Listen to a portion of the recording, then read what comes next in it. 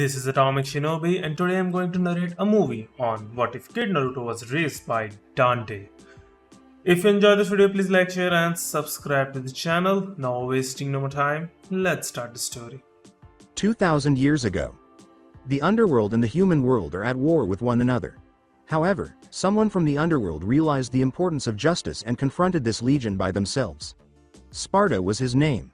Subsequently, he ruled the human world in silence and upheld peace until his passing. He rose to fame as Sparda, the Dark Knight. The sky was covered with dark, ominous clouds. Rain fell mercilessly and heavily on the earth. Few people strolled the rain-soaked streets in search of somewhere to spend the night. Those without or who neglected to bring one were forced to seek cover or brave the rain to cross the street unhindered. A small boy sat in the rain, alone, his knees pressed to his chest, in a dimly lit alley. What were once bright blue eyes now appeared nearly lifeless. Ignoring the rain, the boy sat down on the wet street floor. The boy could care less as the rain mercilessly pounded down on his impertinent body. After all, he had just emerged from death and into a new world. The rag-covered boy looked into a puddle of water, at his reflection. His large, baby blue eyes appeared almost lifeless, and his round, smooth face was laden with baby fat. His blonde hair was casually styled atop his head. His face was covered in scratches and scars. On either side of his cheeks were 3 small whisker marks. People walking down the alleyway hardly noticed his small frame at all. When someone did notice, they could only give him pitying looks, and some chose to ignore him entirely. By the time Dante finished another job for a lady, it was midnight. Just a few months had passed since the Virgil and Arkham incident. Even after the incident, they continued to perform cleaning duties. He had just opened his business when Lady had given him a job in a mansion to exterminate demons. He killed those low-level demons in a short amount of time. He was craving some strawberry sundae at the moment, and it wasn't fun at all. Dante entered a dim alleyway without the rain impeding him. He was walking past a young boy with blonde hair when he suddenly stopped in his tracks due to a strong feeling coming from him. This sensation. He turned and walked back to the small boy, returning his gaze. The feeling grew stronger the closer he got.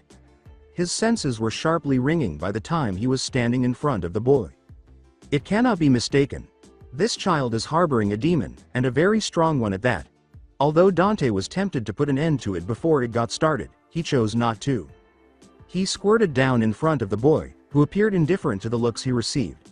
With a raised head, Naruto observed the man with a white head squirting before him. Icy blue eyes met lifeless blue eyes, each assessing the other's owner with curiosity. How come a demon child lives alone in the world of humans? Dante watched the child, who appeared to prefer death to life, and pondered. He ultimately chose to adopt a gentle approach. What are doing alone in the rain? At his first failed attempt at conversation, Dante gritted his teeth. Seeing that the child didn't seem to understand him, he looked at his face and decided to try again, this time using hand gestures. He gestured to a child and a passing couple. He smiled and gestured to the child when he noticed the child's gaze in the peel he was indicating. Where is your family? To help the boy understand, he underlined the word, family. Do you have one? At this, Naruto shook his head. He could see that the white-haired man was attempting to communicate with him despite his odd behavior.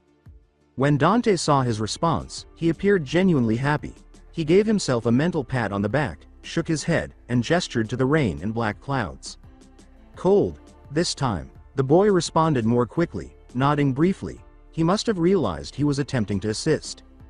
Before picking him up, Dante removed his coat and wrapped it around him. You are safe now. After a few hours. Lost in thought, Dante paced back and forth in his office.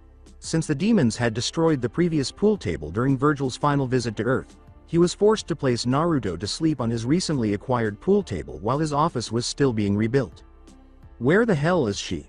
A woman entered the building through the double door that had been pushed open. She's dressed like a schoolgirl, with sleeves that fall past her elbows and a short white shirt that reveals her midriff. She is wearing dark black, purple shorts underneath a utility belt that holds gun magazines, and the skirt looks to be made of protective plating. Kalina Ann's harness is attached to the belt. She wears a submachine gun with a bayonet on the back of it, a pistol on the front of her skirt, a lever action bow gun attached to her left thigh, and a pistol on her right boot. She is dressed in knee high orange, brown boots, black socks underneath, and dark brown gloves. She has a hereditary disorder known as heterochromia, which causes her left eye to be red and her right eye to be bluish, green. If not for the frown that appeared on her face as soon as her gaze met Dante's, her face might have been deemed lovely. She moved with a heavy step in his direction. Lady.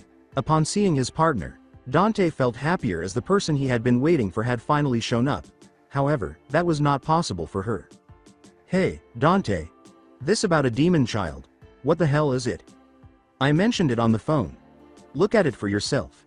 He stepped aside long enough for her to see the kid with the blonde hair dozing on the pool table. When the lady saw the child, who appeared to be a 7-year-old human child, she was shocked. He appeared to her exactly like a typical human child. She looked away from the kid and back at Dante, startled. He is similar to you, isn't he? A hybrid of a demon and a human. When I first learned, I was just as surprised as you were.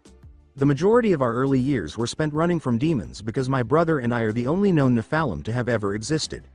I have no idea how difficult it must have been for him to be alone. And you don't think he was left behind when the demon left the human world? Not at all, Lady asked, her expression deep in contemplation. Do you know anything about his parents or his name? Dante said, shaking his head. Not a thing. While returning from the assignment you gave me, I came across him in an alleyway. He is not able to speak or comprehend our language. When Lady heard this, she sighed. The worst part is that this wasn't part of the job description, so things weren't going as expected. So what do you plan to do with him? Dante's straightforward response was, I intend to adopt him. Lady scowled at him while resting a hand on her hips. Then why the hell am I here? Dante answered her honestly, scowling slightly. Because I don't know anything about raising a kid, so I need your help. The lady's glare grew more intense as she wished her eyes could burn a hole in his head. Does she appear to him like a fucking babysitter? Her scowl softened when she realized that the boy would never have a normal life as long as the demons are pursuing him. She still wanted to give him a piece of her mind. Fine, as Dante was about to give her a heartfelt thank you for granting his request, she said something that silenced him. I'm only doing this because of the kid, not you. When Dante heard this, a smile spread across his face that he was unable to shake. Despite his lack of experience in child-rearing, he found it extremely difficult to leave an innocent child behind. The child slept soundly while he and the woman made plans and arrangements all night long. Naruto had no idea that his life was about to take a drastic turn. Tap, tap, tap. A figure dashed through a dimly lit hallway, 5 shadows trailing closely behind him as his coat tail fluttered behind him. With practice, the figure easily navigated through each obstacle in its path. The figure reached into the holster on his back and produced a gun. From the left shadow, a shadow leapt out. The man pulled the trigger, and there was a flash of light. A loud noise reverberated throughout the empty building, and then there was the sound of metal hitting flesh. Dead, the shadow dropped to the earth. The shadow outside the window was illuminated by the moonlight, revealing it to be a deformed creature with a bullet wound to its head. As the figure turned, a large sword materialized in his right hand. With the broad sword swinging as light as a feather, he charged at the other ghouls. The entire building was filled with the sound of gunfire, piercing cries, and sporadic bursts of light. With his blade dripping blood, the figure stood over the ghouls' lifeless bodies. He was hit by moonlight that came through the window. Beneath blonde locks, blue eyes cast a cold gaze upon the lifeless ghouls on the ground, disregarding the puddle of blood growing beneath his feet. His eyes had regained their shine, unlike when he had first come to this world. Standing in the bloody puddle, Naruto's black double tailcoat fluttered in the breeze. He is dressed in a black cloak, black pants, black shin, high boots, a black jacket with purple sleeve ends, and a white button-down shirt underneath the coat. The shirt cuffs are unbuttoned and folded up, and his chest is visible due to the partially buttoned shirt. He has 2 beige belts on, one with silver chain hanging off the bottom and 6 silver studs on the top. The sleeves of his jacket are cuffed to his elbows, and there are lapel flaps. In addition, he has 3 silver pins in the shapes of a sun, a rectangle, and a hexagon on his right lapel of his jacket. In addition, he has an Uzumaki symbol pendant on his necklace. The inside of his cloak is purple, and its open collars are folded down. He has a black fingerless glove and a basic beige bracelet on his left arm.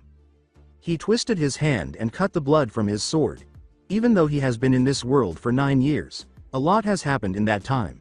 He eventually discovered a great deal about both this world and the so-called underworld, but it took some time.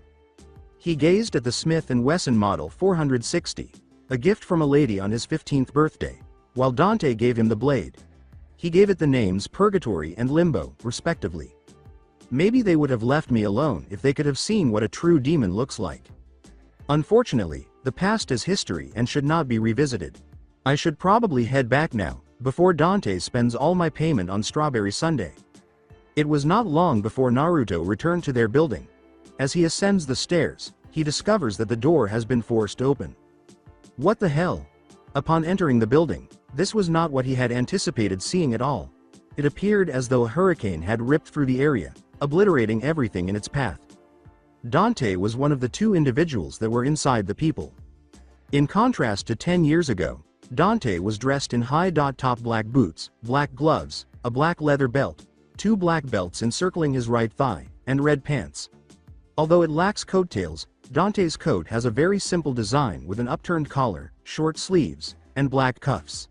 Dante has a red vest with black clasps over what looks to be a long, sleeved black shirt underneath his coat. Beneath his coat, behind his back, is a gun holster. The other person on the floor is the target of said guns at the moment. The woman's long blonde hair was all over the floor. She has a very fair complexion and was wearing black sunglasses. Her front hair is parted slightly to the right, and she is mostly bare on her chest thanks to a black corset adorned with a lightning bolt pattern. She's wearing knee-high black boots and black leather pants with a double belt. She adds fake gauntlets to her left forearm, sunglasses, and a choker to complete the look. Am I interrupting something? One pair of heads turned to face him. Kid, you are back? There's another one? Who is that Dante? As he asked, his hand drew slightly nearer to his gun. It was never a good thing when Dante points his gun at someone, even though he was unaware of what was happening. Exactly what I'd like to know. She stood up after remaining silent for a short while. That appears to be the case. I'm not your enemy, though. My name is Trish. She didn't mind that Dante didn't put down his gun even after she said that. I came to seek for your help. To put an end to the underworld. They were both shocked when she removed her sunglasses and revealed her entire face to them. She appears exactly like. Dante was even more shocked to see his mother's face, who had passed away, than Naruto was, who was forced to hold his breath. 20 years ago, the emperor of the underworld, Mundus, came back to life. Mundus? Hearing that name again surprised Dante, but Naruto was perplexed because he didn't recognize the person. Indeed, Sparda had sealed his powers. He's trying to take over the human world once more. He has been getting ready to let people onto Mallet Island. I see. After that, I'll assist you in putting him to sleep and ensure that he never wakes up again. With a determined expression, Naruto turned to face Dante and said, "Let me go with you, Dante." "Not a chance, kid, it's gonna be dangerous. I'm not the frail child you saved 10 years ago. I'm already capable of self-defense and fighting. I can now control my abilities." Dante let out a sigh. "It's not gonna be the same little demons that you have been fighting. I am aware. I'm capable of handling it. I take it that you've prepared me for this?" Trish cut Dante off before he could argue with him. "Let him come. You should. More is definitely better. You see," Naruto said with a smile. "All right, but I'm not babysitting you." Dante gave in at last. "Got it." Dante turned to face Trish, ignoring him. "So when do we leave?" "Immediately, Mallet Island." The sky was full of dark clouds that obscured the sun and shrouded the entire island. Crows circled the pitch black sky. Throughout the entire island, one could hear their deafening caws. Naruto, Dante, and Trish were standing in front of a massive castle entrance with 2 gates. Naruto stood there for a short while before turning to face Trish and asking, "So, do we knock?" "Whoa." Dante kicked open the door, leaving a dull sound in their ears. "I guess that works too," Trish said, gesturing to the cliff above them. "The castle is up this cliff. Come on, let's go." She leapt up and over the cliff, leaving the 2 of them behind, before they could respond. Naruto's expression took on a frown. "So much for showing us the way. Should we follow?" Dante said. "No, Let's go at our own speed, shaking his head. Dante strolled up the tiny road that led to a gap in the castle's side, seemingly unaffected. Naruto trailed closely in his wake. They arrived at the human-sized opening leading into the castle in no time at all. As soon as they entered the castle hall, the door behind them closed and integrated into the wall. This castle is enormous, Naruto remarked, glancing around the enormous hall. Guess we'll have to find our way through. Leading by example, Dante led them through the ground floor doors until they found a room containing a puppet and an old, rusty key. Dante picked it up, realizing it was the key to one of the ground floor closed doors. The puppet reacted instantly when the key was removed from its hands. It took on a blood-red aura and charged at Dante. It didn't get very far before a headshot brought it down. Dante glanced at Naruto, who was wearing a smug expression. You should watch your back. A second gunshot rang out in the tiny room at this very moment, and a puppet crashed through the roof and broke into pieces. Ivory's barrel was still emitting smoke. Naruto glances from the puppet parts to Dante, who is grinning. What a coincidence. I was just about to say the same thing. Tisk. They went back to the enormous hall after he lost the opportunity to outdo Dante. This time, they used the rusty key to unlock a blue door that had been locked and went on. They found a large blue circle encircled by runes in a corner of the room after looking around and battling some more marionette puppets. Being accustomed to solving puzzles of this kind, Dante approached the circle and proceeded to slash it repeatedly with defiance until the rune symbols illuminated completely, lowering the circular elevator beneath Dante's feet. As soon as the elevator began to move, Naruto leapt aboard. They entered a sizable, deserted space that resembled an arena and had gates on both sides.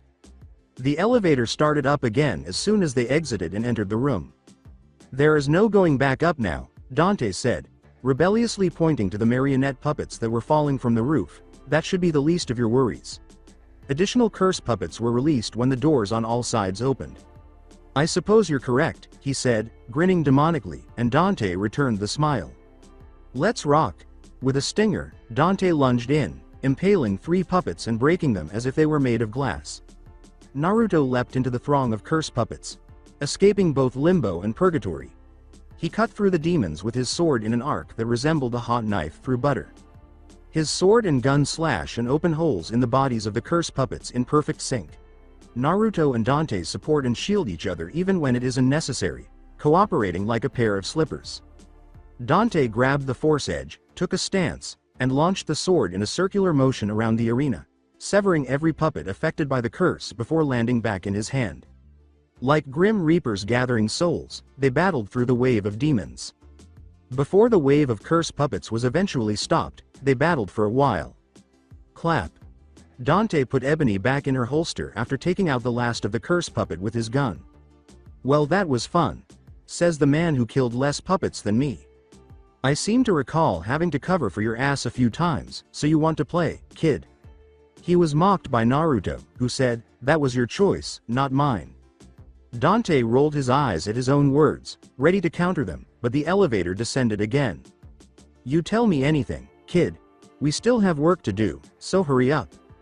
The curse puppets were waiting for them when they returned to the room, and the 2 of them didn't keep them waiting long because they immediately got to work.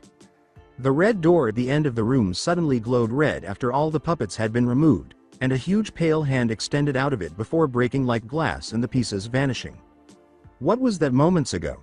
Dante wasn't shocked, in fact, he had anticipated it, but Naruto yelled, shocked at the scene that had just unfolded. That door is locked.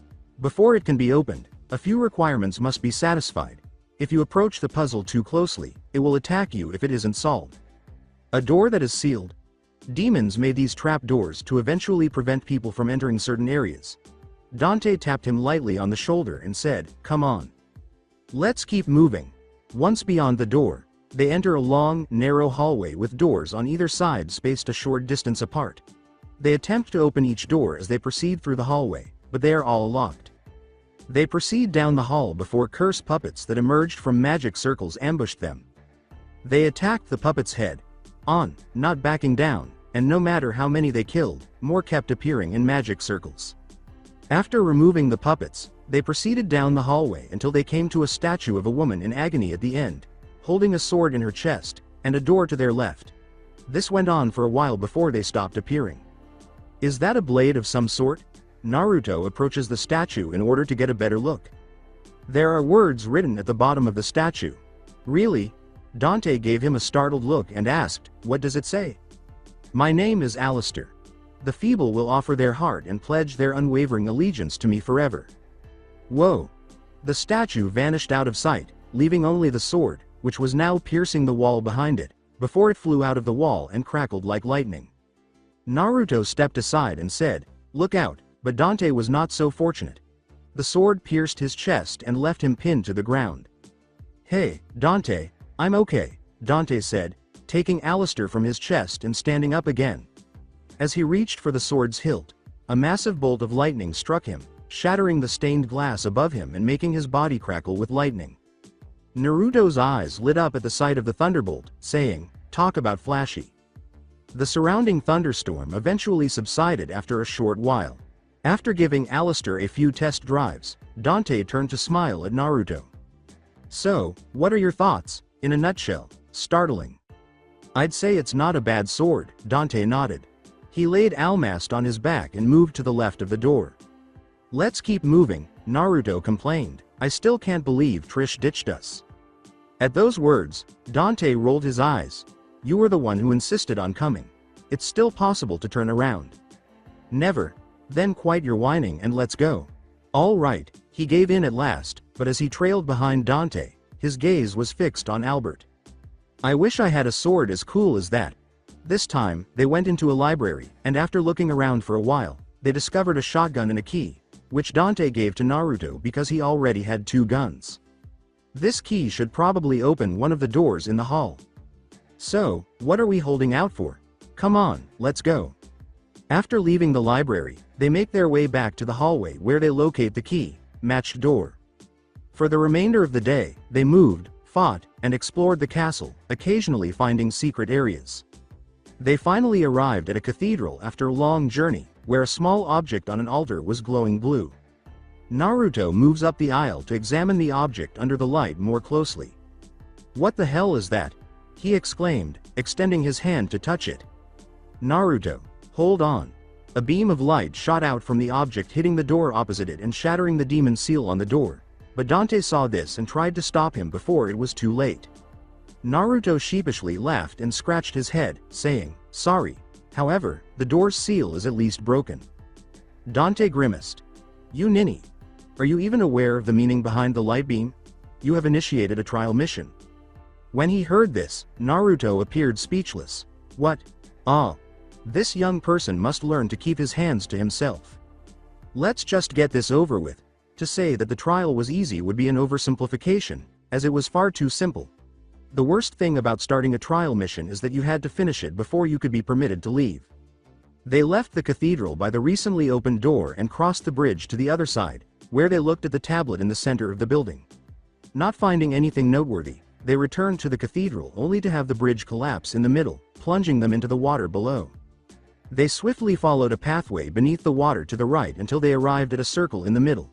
As soon as they stepped onto it, it began to activate, calling forth 6 Sargasso, or enormous skulls, to attack them. When the last of the Sargasso was slain, a magic circle in the center of the room lit up, and Dante and Naruto unleashed a barrage of bullets that shot all over the place, killing them. Does that mean that's all? Naruto appears perplexed because they finished the trial in less than 10 seconds. I suppose so, Dante said, not giving a damn because he was focused on a much larger fish. He stepped onto the room's central platform and warped him out of sight. With a sigh, Naruto entered the circle as well and reappeared above the broken bridge, though he was warped to the side of the cathedral. He hurried to catch up with Dante, who was already heading towards the door. Hi. Hold on for me. When Dante caught up to him, he shot him a glare. You can't just keep leaving me behind, Datbeo. Then attempt to maintain pace, Dante said, ignoring the scowl on his face as they headed back into the cathedral. Dante ascended the cathedral and took from the altar the little square-shaped object with the image of the pride of a lion on either side. Whoa! As soon as he took the lion's pride, a massive figure fell from the roof. What the heck? Just before the enormous figure touched down, Naruto dove into the aisle, exposing itself as a gigantic spider with a lava formed body and a scorpion-like tail. When Naruto saw the enormous spider, he smiled. A boss fight at last. This was no longer the cannon folder that they had been fighting, so contrary to popular belief, he was excited rather than scared. It truly was the real deal. Phantom roared and advanced toward them. It snarled, "One more little one." Surprised, Naruto lifted a brow and said, "It can talk." I felt like there was more going on. What a letdown of a catch. Dante grinned. What a huge shock. He tapped it on the head, infuriating it. I hope you got something inside that big body of yours. You little, pitiful thing. I'll tread all over you like a cock. Phantom tries to attack them with one of its limbs, but they both jump over him to avoid the blow.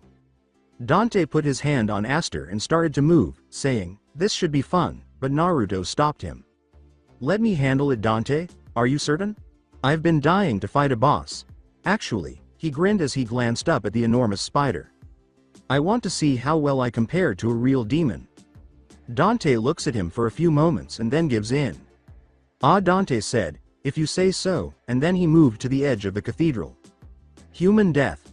Phantom, its front leg already in mid-swing, lunged towards Naruto. "All right, bring it." After blocking the attack, Naruto's hand felt a little numb, and Purgatory met the let midway, causing a gust of wind to explode with them at the center. Stronger, human punching bag. When Phantom attacked Naruto, it didn't hold back and made him take cover. Dante stood by the sidelines, silently observing without moving, but he was ready to intervene if necessary. Lol. Poor. With the flat side of his sword, shit. Naruto deflected the strike from its leg, sending him flying into one of the pillars. I didn't want to do this, but you leave me with no choice. His slitted sky blue eyes turn red, and red bubbles emerge from his body, enveloping him in a red cloak. 3 tails made of the same bubble move behind him, and 2 horn-shaped bubbles emerge from the top of his head in a peculiar way. The human in front of the Phantom suddenly released a demonic aura, and the Phantom's eyes widened in confusion. Is he a demon or a human? If the latter, how come I didn't feel the demonic presence earlier? When Naruto blasted off against the ground and charged at it with such speed that it was rendered speechless, it lost its inner monologue. The ghostly figure swung one of its legs towards him, attempting to slow him down. Naruto quickly dodged the blow, and the spider leg was severed in the next instant. The ghost screamed in agony and took a few steps backward, but Naruto didn't let up and charged at it. The ghost saw this and threw everything it had at him, but he easily avoided it. With a reverse grip on Purgatory, Naruto's red aura gathered and tightened around the sword. When Dante saw this, his eyes brightened up. When the aura reached its maximum density, Naruto released it with a vertical cut. Go into overdrive. The Phantom felt threatened by the attack and fled through a lava pit in the floor, but the attack move was so fast that the spider had no time to dodge or retreat. The energy wave left a distinct mark on the wall as it cut through the pillars and vanished within. Clap loudly. When Naruto heard applause, he looked up. Naruto, not too bad. You were able to frighten him away. Naruto pivoted to observe the gash in the wall. I still can't believe that he managed to escape it. With a sneer, Dante hit him on the back of the head, causing him to stagger forward. Dante, what the hell? The back of his head felt like it had been struck by a train as he blurted out. Why is that face there? In contrast to the previous occasion, you succeeded in propelling it into the air without it exploding in your face. That's a development for the better. Reminded of his first attempt at using the overdrive, Naruto pouted. I guess so. Dante touched his shoulder with a hand. Next time, you'll get him. Let's proceed now. Okay. When the ground beneath their feet began to tremble, Naruto and Dante left the cathedral and made their way back through the hallway. How absurd is that? Die humans. The ghost came running toward them from the other side of the corridor, hurling fireballs at them until they retreated. Naruto gave Dante a strange look. How come Dante can now predict the future? Well, that happened sooner than expected. Give this one to me, Dante said, his body glowing purple, as lightning crackled around Alistair. Phantom was taken aback upon noticing Dante surrounded by a demonic aura. This one too. It was already at a disadvantage, unable to move its body freely in the narrow hallway and only able to fire useless fireballs out of its mouth. It was already struggling to fight one of them, so it was foolish enough to believe it could fight both of them in a confined space. Dante assumed a familiar stance as Alistair said, "You are annoying." Alistair emitted a light glow with lightning dancing around its edge. The Phantom recognized the stance instantly after witnessing the blonde man perform it. It was still able to recall the sinister vibe that preceded the attack, and its instincts told it that this one was far more potent. Without further hesitation, it made its quick escape through the floor. When Naruto saw this, he shook his head. That guy sure knows how to run. At his remarks, Dante grinned. He's just a small fry, we don't have to waste our time with him. All right. It's still that guy Mundus. Dante gave a nod. So we better hurry up. They arrived at the courtyard, where a force field surrounded a statue of a lion. In response, Dante's pride of lion flew into the statue and dispelled the force field surrounding it.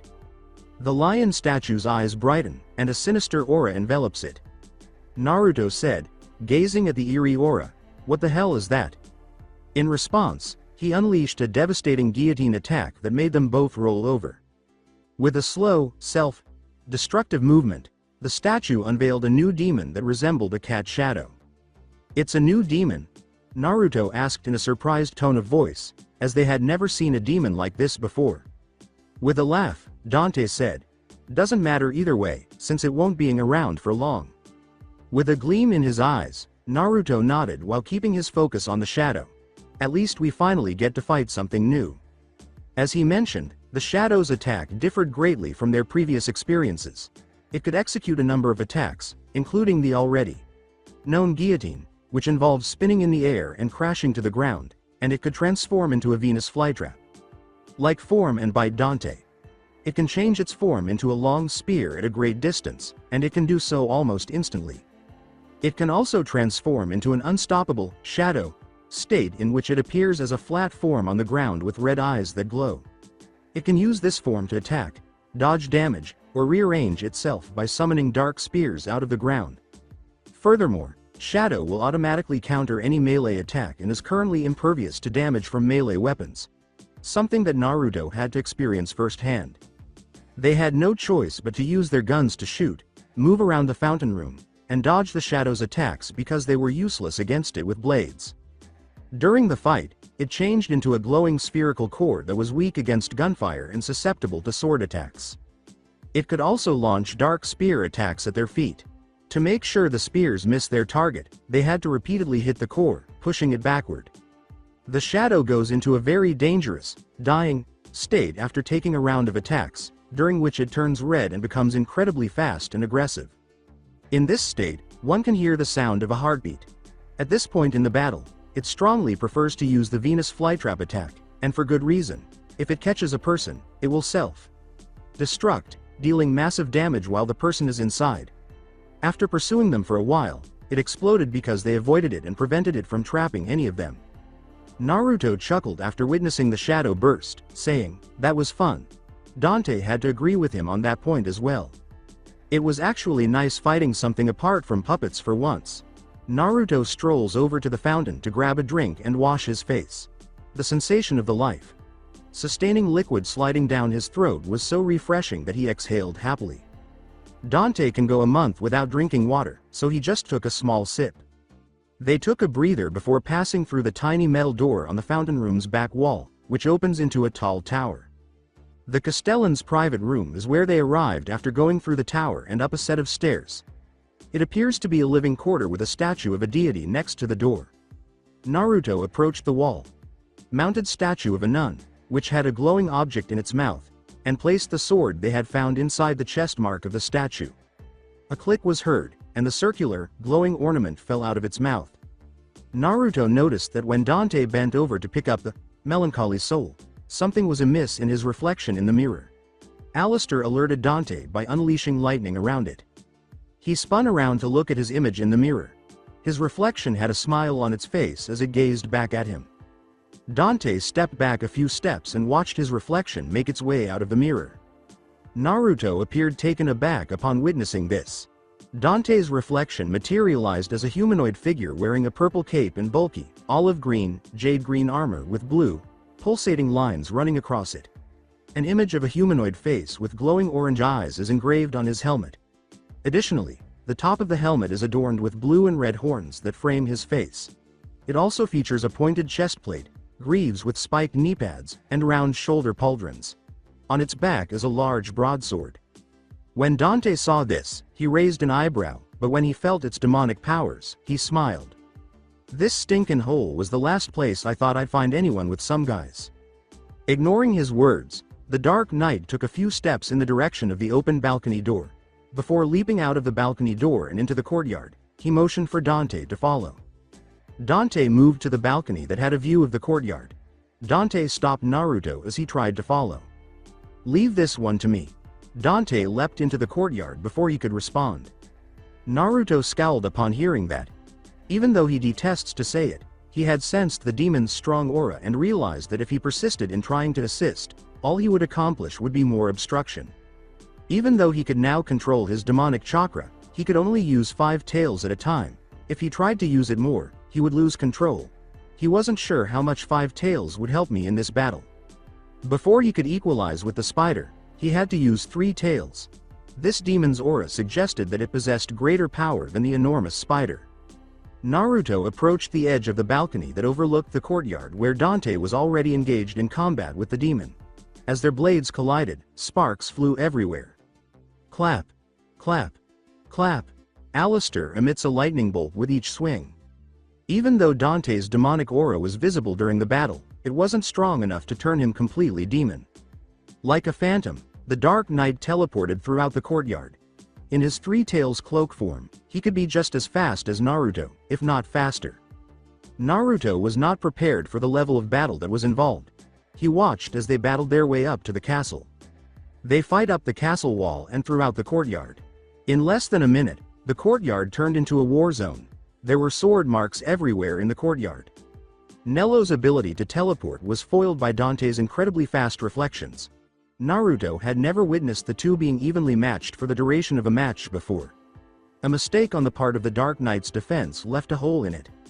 Taking advantage of the situation, Dante slashed at the Dark Knight's stomach, causing him to drop to the ground. He said, "It's over," aiming the next at his neck.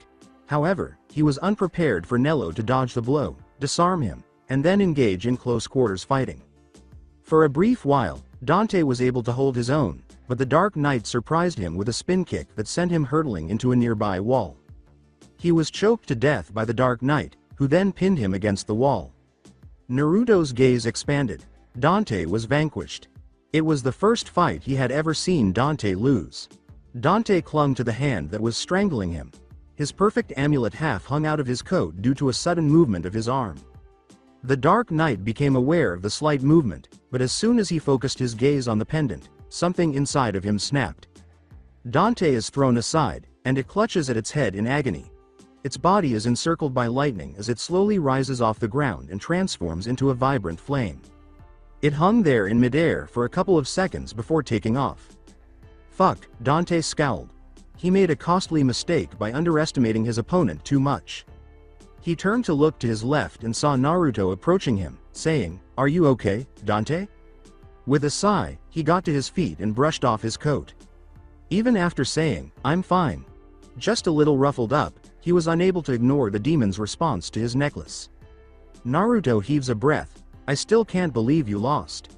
Dante scowled and said, picking up the Alistair, "That was my fault for underestimating the enemy." Naruto looked in the direction that Nelo had gone.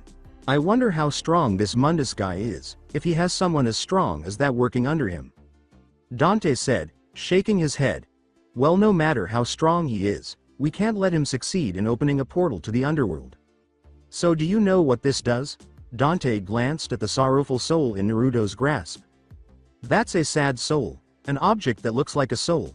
I think I saw something like that on our way here. Let's go." He briefly glanced out of the window before they went back into the room and out the door they had entered.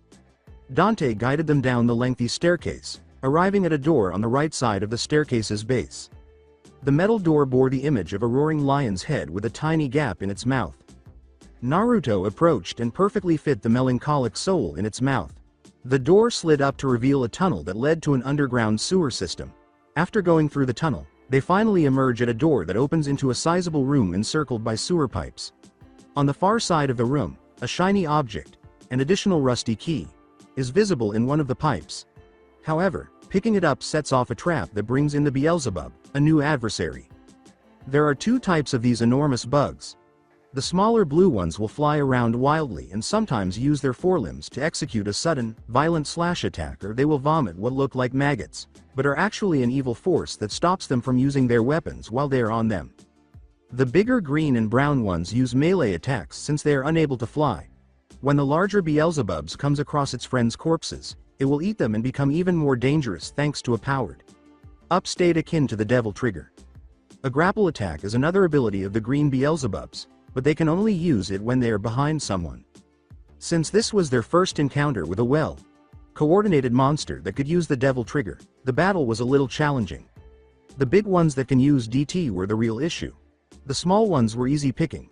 To combat the DT bugs, they both had to use their DT and put in a lot of work. After a protracted battle, they succeeded in eliminating every bug. After taking down the group of Beelzebubs, they emerged from the room to discover that the main tunnel was now also filled with them. Compared to the previous time, this battle was far simpler. They move in the direction of the door at the end of the tunnel and use the rusty key to unlock it after defeating them. This takes them to the second area of the waterways, where they came across a Death Scissors, a more powerful variant of the Sin Scissors, a smaller demon they had previously faced, brandishing a huge and lethal pair of shears. Like its brethren, the creature's weakness is its ram's skull for a head, but unlike its lesser brethren, it is not especially susceptible to guns. They were unable to escape, not that they intended to, anyway, because of the barrier it formed around them. With the shotgun and Limbo working their magic, Dante assumed the vanguard role. Its normal state is much more aggressive than a Sin Scissors, but it still attacks similarly. It usually spins its shears around itself, either in a single spin version or a move powerful variant where it spins them once, pauses, and then quickly spins them 3 times. It can also perform a forward slice, double slice, or spin them around itself. One of the Death Scissors' shortcomings is that they are unable to block while attacking. Its block also dislodges its shears, so a quick counterattack usually stops it from guarding once more. Following a blow to the head, flames envelop the Death Scissors, rendering the creature impervious. With the scissors extended in front of it, it begins to spin around and launch its trademark corkscrew attack. In this attack, it makes 2 or 3 quick passes in a straight line, weaving in and out of the barrier while inflicting damage on anything it comes into contact with. It reappeared and launched one last attack, which Dante stopped before it could revert to its original form. When it moves in this area, there's always a line of splashes in the water ahead of it, indicating its direction. The demon was resilient, but with their combined strength, it would not take long for them to vanquish it. The rest was easy after the demon was killed. They went around the corner to the altar and took the guiding light, a key shaped like a sun. When Dante picked up the guiding light, he felt an electric shock run through his body. His mind was filled with information about the key, guiding him in a specific direction. Now that the guiding light is on, Dante's energy is continuously depleted. They retrace their steps through the tunnels, returning the same route that Dante took in the previous mission. Phantom reappears as Dante approaches the door, adopting his previous corridor appearance. Die maggots. You again. Dante prevented Naruto from grabbing his sword with his hand. We don't have time for that. Let's go. Gritting his teeth, Naruto gave the Phantom a glare. He knew Dante was right, even though he really wanted to deal with it once and for all. However, the Phantom was not in sync with them. They had to duck as they ran as it shot fireballs at them. Through a door at the end of the tunnel, they were able to get away. Naruto bemoaned, "What's with they webhead always showing up only to run away right after they succeeded in escaping the spider?" He wished they could have just stayed behind to give the enormous spider some advice about unexpected guests. Dante gave a headshake. It's just a question of time until he receives what's coming his way. He was also growing weary of it. I sure hope so. Next time I won't let it get away. Re-entering the spacious tunnel that is currently home to Sin Sides. They had to defeat these enemies before they could advance further because they were sealing the exit door to the tall tower. The door's seal broke once they were all vanquished. Still, they emerged from the sewer and enter the lofty tower. At the base of the staircase were Beelzebubs, complete with an elevator and a wheel mechanism similar to the one they had previously used. Naruto let out a moan upon seeing the Beelzebubs. Great. More bugs. Just what we needed. Dante drew out ivory and ebony and told them to quit talking and get moving. The room echoed with gunfire. They sliced the bugs into pieces like a grinder. They had to defeat the Beelzebubs in order to concentrate on the wheel device, so they battled through their wave. They were taken to the room's entrance by the elevator, where they encountered the Dark Knight. When they walked into the room, they noticed a wall panel with the same sun insignia as the guiding light in the Castellan bedroom, and something written under it, right next to the mirror that Nelo Angelo had emerged from. That should be it. Dante opened a wall panel with the guiding light, revealing a door behind it, though he took his time opening it. He said, turning to face Naruto, "Let's take a break." Dante took a seat on the bed, while Naruto nodded and sat on the ground, his back leaning against the wooden frame of the bed. After they had been silent for a few minutes, Naruto finally asked the question that had been bothering him. "You seem really concerned about this Mundus guy, but you have never spoken about him before." Before he spoke, Dante remained silent for a short while as he thought, "Because I hoped that I would never have to." Naruto turned to face him, his expression bewildered. "Why?" With a sorrowful sigh, Dante recalled his lowest point. "I lost my family to Mundus. I watched him kill my mother and eat her heart right in front of me."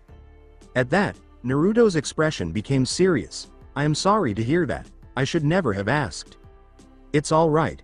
Trish's timely appearance was like a blessing in disguise. Talking about Trish, Naruto said as he peered out the window and toward the distance. "Where do you think she is?" Dante looked at the horizon as he followed Naruto's gaze. "I can't say. But she better not think of skipping my payments." Naruto scoffed at his statements. "Now you sound like lady. Must have rubbed off on me, no kidding." After a few more minutes of conversation, Naruto finally nodded off. It was finally his weariness from moving and fighting all week that caught up with him. Dante stared at him for a few minutes, then looked back out over the horizon. "Wherever you are, brother, I hope you are having a great day.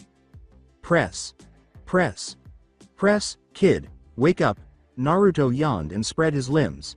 A pop sound could be heard, and a cool sensation appeared. He opened his eyes after giving them a quick rub. Dante put his hand in his shoulder and bowed down in front of him. "Did you sleep well?" That's when it dawned on him. He asked, glancing up at the sky outside. "How long was I asleep?" "A few hours." With disbelief, Naruto turned to look at him. "That long? Why didn't you wake me?" Dante gave a headshake. "I was the one who said we should rest before we continue, and you did just that. Come on. We have to keep moving, okay." Proceeding through the door they had previously unlocked with the help of the guiding light, they encountered a slender platform situated above the main hall they had visited earlier. A void divided them from the door situated on the opposite side of the slender platform. They leapt over the opening and went through the door into a room that contained a statue of a divinity and an upper floor with a door. They leap to the platform, go through the door, and emerge into a ring-shaped arena with a locked gate. There is a circular stained glass in the center of the circular arena. When Naruto looked up at the clear sky, he said to himself, "This looks like the rooftop." "Looks like it," Dante remarked, casting a sidelong glance. He sensed that something was off. Thud. The sound of a rock falling behind them caused them to turn around. The Phantom's enormous spider form materialized in their field of vision. "Webhead. You finally showed up." Phantom leapt and landed in front of them, its body ablaze with flames. It screamed at them and said, "Recess time is over, humans. Here there's plenty of room to get real nasty. This time, there is no holding back." Naruto gives a smug smile.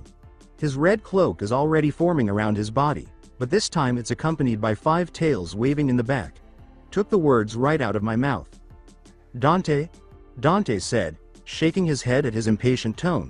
"He is all yours." Die. Purgatory retaliated against the blow with its leg. In the middle, a gust of wind blew alongside them. Naruto swings Purgatory, pushing its leg back, saying, "Don't disappoint me, Spidey." He moved so quickly that the spider could hardly react as he charged at it. The Phantom was helpless, like a leaf in a storm, and could only kick itself around. The difference between 3 and 5 tails was beginning to show.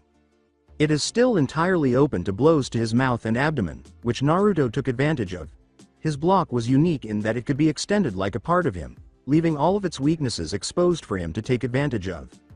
Every time the two collided, sparks flew and a tiny wind gust was released.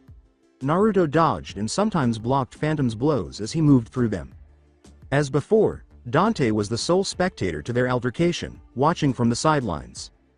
With his tails, he pinned the Phantom legs, rendering it immobile and opening the door for a round of combos. After the round of attacks, the cloak became noticeably weaker, and he was left with only 4 tails.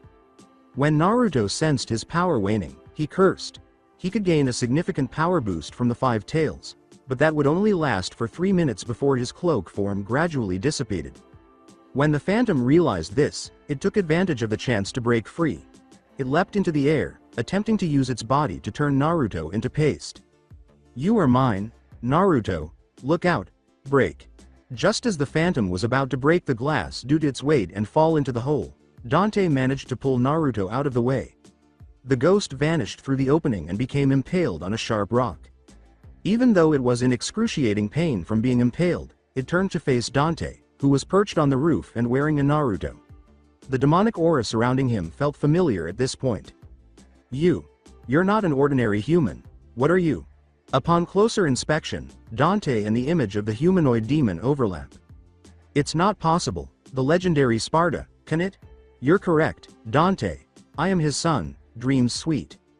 After giving the slowly rotting ghost a long look, Naruto remarked, "I won't have to worry about seeing your stupid face anymore." With a proud smile, Dante gave him a shoulder slap and said, "You did well, kid. I didn't do much, stop acting humble and just roll with it." Unaware that Trish is observing them from below, the two of them slowly move away from the shattered glass. Her expression was one of surprise. The child vanquished the ghost? Remarkable. She had witnessed all that had happened, and to be honest, she was taken aback. Until now, she had only thought of Dante as a threat, but little did she know that the young man was also a human with demon blood. She gave the broken glass one more long look before turning to leave. "I need to correct my evaluation of that kid." Step down to an area where 2 horse statues stand with a human-sized crack in the floor between them and a trident stabbed into the ground in front of them after leaving the arena through the now open gate. Dante kicked the lever to open the drawbridge, and as they made their way around the mechanism, they discovered a skeleton leaning against the wall and clutching a grenade gun next to a floor hatch.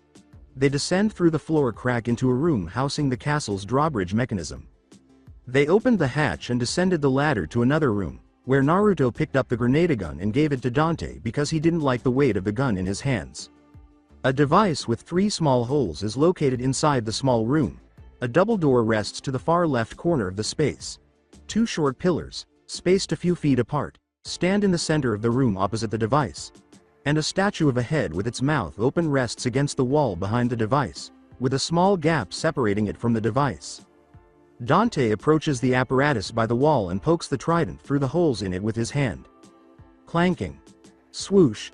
Water spurted from the statue's mouth as the pillar's chains began to move, raising a portcullis from the opening in the ground. Dante leapt through the portcullis and came face with Naruto. "How do you suppose that went?" Dante shook his head, "I'm not sure. We'll just have to find out, I suppose." They pass through the door, descend the stairs, and open a door at the base of the stairs to their right. They enter a room with a portcullis that lowers gradually, a metal double door behind it, and another double door across from it. "So that's what it does," Naruto said, his expression full of enlightenment, as though he had finally figured out the greatest mystery of all time. Dante shook his head, accustomed as he was to this irrational conduct. They squeeze through before the portcullis closes all the way and out the other side. When the Naruto emerged through the door, he saw the sky above them, with a drawbridge leading to the opposite side. "Are we not inside the castle now? I have a feeling that we are only just getting started." Naruto turned to look at him, eyebrows raised. "You say that, but why? Mundus is regarded as the underworld's ruler. However, we have only faced down 2 formidable demons thus far." Naruto wasn't naive. He had also felt that their journey had been a little too simple up until this point. "So you mean that there will be more powerful opponents coming up?" he asked. "Be on guard from now on, got it?" Dante was anything but a serious person, so hearing the seriousness in his voice made him uneasy. The bridge rose back up again as soon as they crossed it and entered the new area, but neither of them found it surprising. In the center of the new area is a massive stone tablet, with a stairway behind it. There are several tall pillars standing parallel to each other, 2 of which have diamond-shaped tops and the other 3 do not. There is also a divinity statue in this area. They descended the stairs and arrived at the top where there was a wooden double door. Rumble, rumble. As they emerged through the doors, they were met by a new foe known as the Blade. 3 reptilian, like demons with green bodies and scales growing all over them save for their bellies, suddenly rose up out of the ground, brandishing swords and shields and wearing helmets. Raising an eyebrow, Naruto said to the new demons, "So we are fighting overgrown lizards in gears? I think they went a little too far this time," Dante scoffed. "They ought to have merely adhered to the walls." With murderous intent in his eyes, Naruto grasps onto purgatory and says, "How about we chop them down to size?" Agreed. Their armor protected them from weaker firearms, so their only options were the grenade gun and shotgun. The reptilian demons were very aggressive, lunging at the 2 of them with fast claw slashes, occasionally burrowing underground and shooting their claws at them at long range, and having a mid-air recovery move that prevented them from being juggled to death. Outside in the main area, a dark, foreboding archway with a raised portcullis is indicated by 2 rows of cold, blue flames burning on the ground. Glancing at the flames on the ground, Naruto grinned and said, "It seems like they truly intend to extend a warm greeting to us." Before they continue through the arc, Dante stated, "Then let's not keep them waiting any longer," with a smug expression. They emerge into a new area that seems to be the castle's barbican. On their left and right, respectively, are walls with a ladder leading up to the 2nd floor and a hallway connecting the 2 walls. A collapsed entrance stood opposite them, preventing them from going any farther. When Naruto saw the collapsed entrance, he scowled. "Did we already outlive our welcome?" Dante gave a headshake. He turned to face Naruto and mentioned, "It doesn't feel like it. Let's take a look around." Naruto gave a nod. "Okay." They proceed to the hallway by wall, climbing into the 2nd layer. The main feature of this hallway is another wheel device that, when activated, causes a wall-mounted stack of platforms to form a spiral formation on the far wall, allowing Dante to climb up to a stone platform that is suspended in midair. Dante exchanged a glance with Naruto. Naruto said, gesturing to the platforms, "First one to the top. The loser has to perform 1 request for the winner." Dante nodded, grinning. "Agreed." Then he said, lifting 3 fingers, "On 3. Naruto gave a nod. He was ready to cross the platforms and get to the top as soon as the countdown ended. However, he was unprepared for what transpired next. Before Naruto could respond, Dante yelled, 3. He leapt over the platforms and used air hike to get to the higher ones fast. After being stunned for a short while, Naruto realized that Dante had just pulled a fast one on him. "Wait. What?" he exclaimed. Naruto ran after him and exclaimed, "Hey, that's cheating," but it was too late. When Naruto reached the top, a floating gazebo, he discovered Dante's arms were completely covered in flaming gauntlets. As he was climbing, Naruto had noticed 2 flaming run laps in a circle at the top. Dante was amazed by Ifrit in his embrace. He was not at all bothered by the heat the flames produced. With the help of these formidable fire element gauntlets, Dante will be able to deliver punches and kicks that will deal extra damage to anything or anyone they come into contact with. With a cheeky look, Dante looked up at Naruto and said, "Looks like I won, kid." When he saw the new devil arm, he was initially shocked, but Dante's words made him realize that. When Naruto realized how Dante had used him, his rage flared again. "Hey, Dante. You cheated." Dante gave a slight smile to his face and shrugged. "Sorry, kid. But I won fair and square, so now you owe me a favor, don't forget it." Gritting his teeth, Naruto did his best not to leap Dante at that very moment. Having pulled himself together, if not completely out of his frown, he asked, "What would you have me do?" Dante stood for a few moments in a contemplative pose, then shrugged. "I can't decide for now. I'll think about something later. First, let's get out of here." Naruto let out a defeated sigh. Fine. The reason he had initially proposed the challenge was to repay him for a favor that he intended to use as a covert tool against him later on, but it backfired on him. "One day, I'm going to get him." Leaping from platform to battle the ground spawned marionettes. Dante uses them as Ifrit's test subjects. The explosive force of the gauntlets broke the fragile bodies of the marionettes, shattering them into pieces. Dante glanced at the gauntlets, a tinge of excitement and joy. A shiver of excitement ran down his spine. Things. Rock, he exclaimed as a tiny ring of fire erupted and spread outward. Naruto protected his face from the fire ring. Really, Dante? Dante didn't try to hide his excitement as he looked at him with bright eyes. What? This devil arm is awesome. They remind me of the gauntlets I used to have. And I'm supposed to be the kid, Naruto says with an eye roll. Let's just go. All right, Dante responded after regaining emotional equilibrium. They had just stepped outside when the sound of thunder erupted from the shadowy heavens. When they look up, they see red lightning streaks coming together at one spot in the sky and then changing into a massive, demonic bird called Griffin. Naruto was astounded by the sight. What a flashy entrance. Dante gave a nod of approval. Griffin came to rest on a building's edge. Flashes of red lightning encircle its body. It said, glancing at Dante. Are you the human, the son of Sparda who challenges the darkness Mundus? Seems like you are already getting famous around here, Dante. Dante gave him a mocking sneer before turning back to face the evil bird. Flock off, Featherface. Or you can stick around and find out the hard way. With a roar, Griffin sent a bolt of energy through the ground separating them. Naruto's eyes shifted from the flaming hole in the earth to the struggling bird that had taken off. I take that as a yes. With a smile, Dante watched the bird as it approached them. Gripping the grenade-gun, he uttered these words. I wouldn't have it any other way. They swerved to avoid the Griffin's plunge. The Griffin turned around and started to dive again, not seeming upset that they were able to avoid its attack. When Dante realized this, he stopped it in its tracks with his grenade-gun. Hold me close, Naruto lunged in. The light of purgatory was a dim red glow. In order to boost its damage output, Naruto had given it the chakra of the 9 tails. The Griffin, not one for close quarters battles, released a gust with its wings. Shit. A gust of wind charged at Naruto, making him swear. He was swept away by it because he was already within its range. Dante kept the Griffin at a distance with his grenade-gun. It appears to have worked, as the Griffin was gradually pushed aside.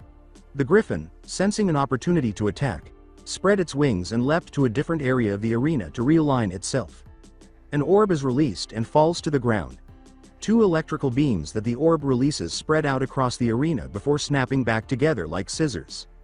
Sensing the threat, Naruto and Dante quickly leapt up to avert the attack. With shivers running down his spine, Naruto realized that he had been narrowly missed by the bolt of lightning. They barely had time to unwind before Griffin, carpet, bombing the arena in a straight line, droops his wings into a downward V shape and glides forward, unleashing clusters of lightning balls beneath him. They could easily evade the attack because it was delivered in a straight line. Dante held a grenade-gun, and it never stopped firing. Lightning bolts descended from the sky, yelling, "Die, humans!" throughout the arena. Unfortunately, Naruto was struck by a massive lightning strike. When one of them was struck by the lightning bolt, Griffin laughed savagely. Naruto. After the lightning bolt passed, Naruto was seen kneeling and still smoking. Beside him, Purgatory plunged into the earth. If the Kyuubi chakra cloak hadn't been used in time, he would have suffered serious injuries. Upon observing that the Griffin was unharmed, suffering only minor wounds, Dante's furious gaze was fixed on it. He let loose the full force of his devil trigger. The Griffin is caught off guard by the power. How is that possible? Dante struck Griffin with a barrage of blows, dual-wielding Force Edge and Alistair, saying, "I'll make you regret ever hurting him." He is resistant to the majority of its attacks thanks to his DT. Naruto stood by the sidelines, panting heavily. It had taken all of his strength to repel that attack, and he required more time than Dante to regain his chakra, but Dante's lightning fast reflexes allowed him to avoid them. Although he had been trying not to admit it, he had been struggling to keep up. The Dark Knight, the Phantom, and now this evil bird. The demons seemed to get stronger the farther they traveled. I feel like I'm becoming a burden. Perhaps I should have stayed away. That point is made clear when you watch Dante square off against the bird. A few minutes into the fight, it finally reached a climax. Dante ultimately prevailed in their brief tug. of war against Griffin despite their intense confrontation. It crashed into a wall after being slashed by a force edge. Impossible. How could I have lost? Its expression turned one of disbelief. How could it have fallen short against something so much lesser? It simply couldn't comprehend it. It's easy. I'm just stronger than you, but that shouldn't be possible. The force edge took on a pale tint, saying, believe whatever you want. You can think about as much as you want in hell. As he readied himself to unleash misery, his body exuded ki. Disappear. Overdrive shot forth like a bolt of lightning, racing in the direction of its target.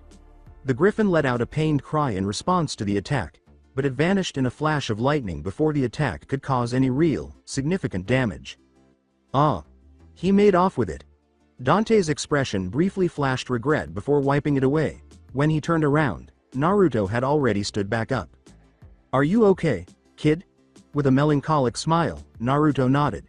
Since being almost completely destroyed in one attack, he had been feeling a little down, but other than that, he had been fine for a while. Ignorant of his inner turmoil, Dante nodded and spoke. The bird managed to escape before I could finish it off, but it shouldn't be coming back for a while. He said, shoving his melancholy thoughts aside.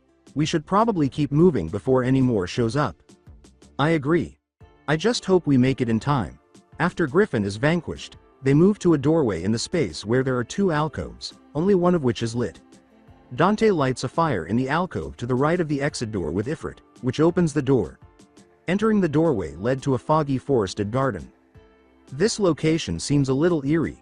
It kind of reminds me of when you still used to be scared of ghosts, Dante added, taking in his surroundings.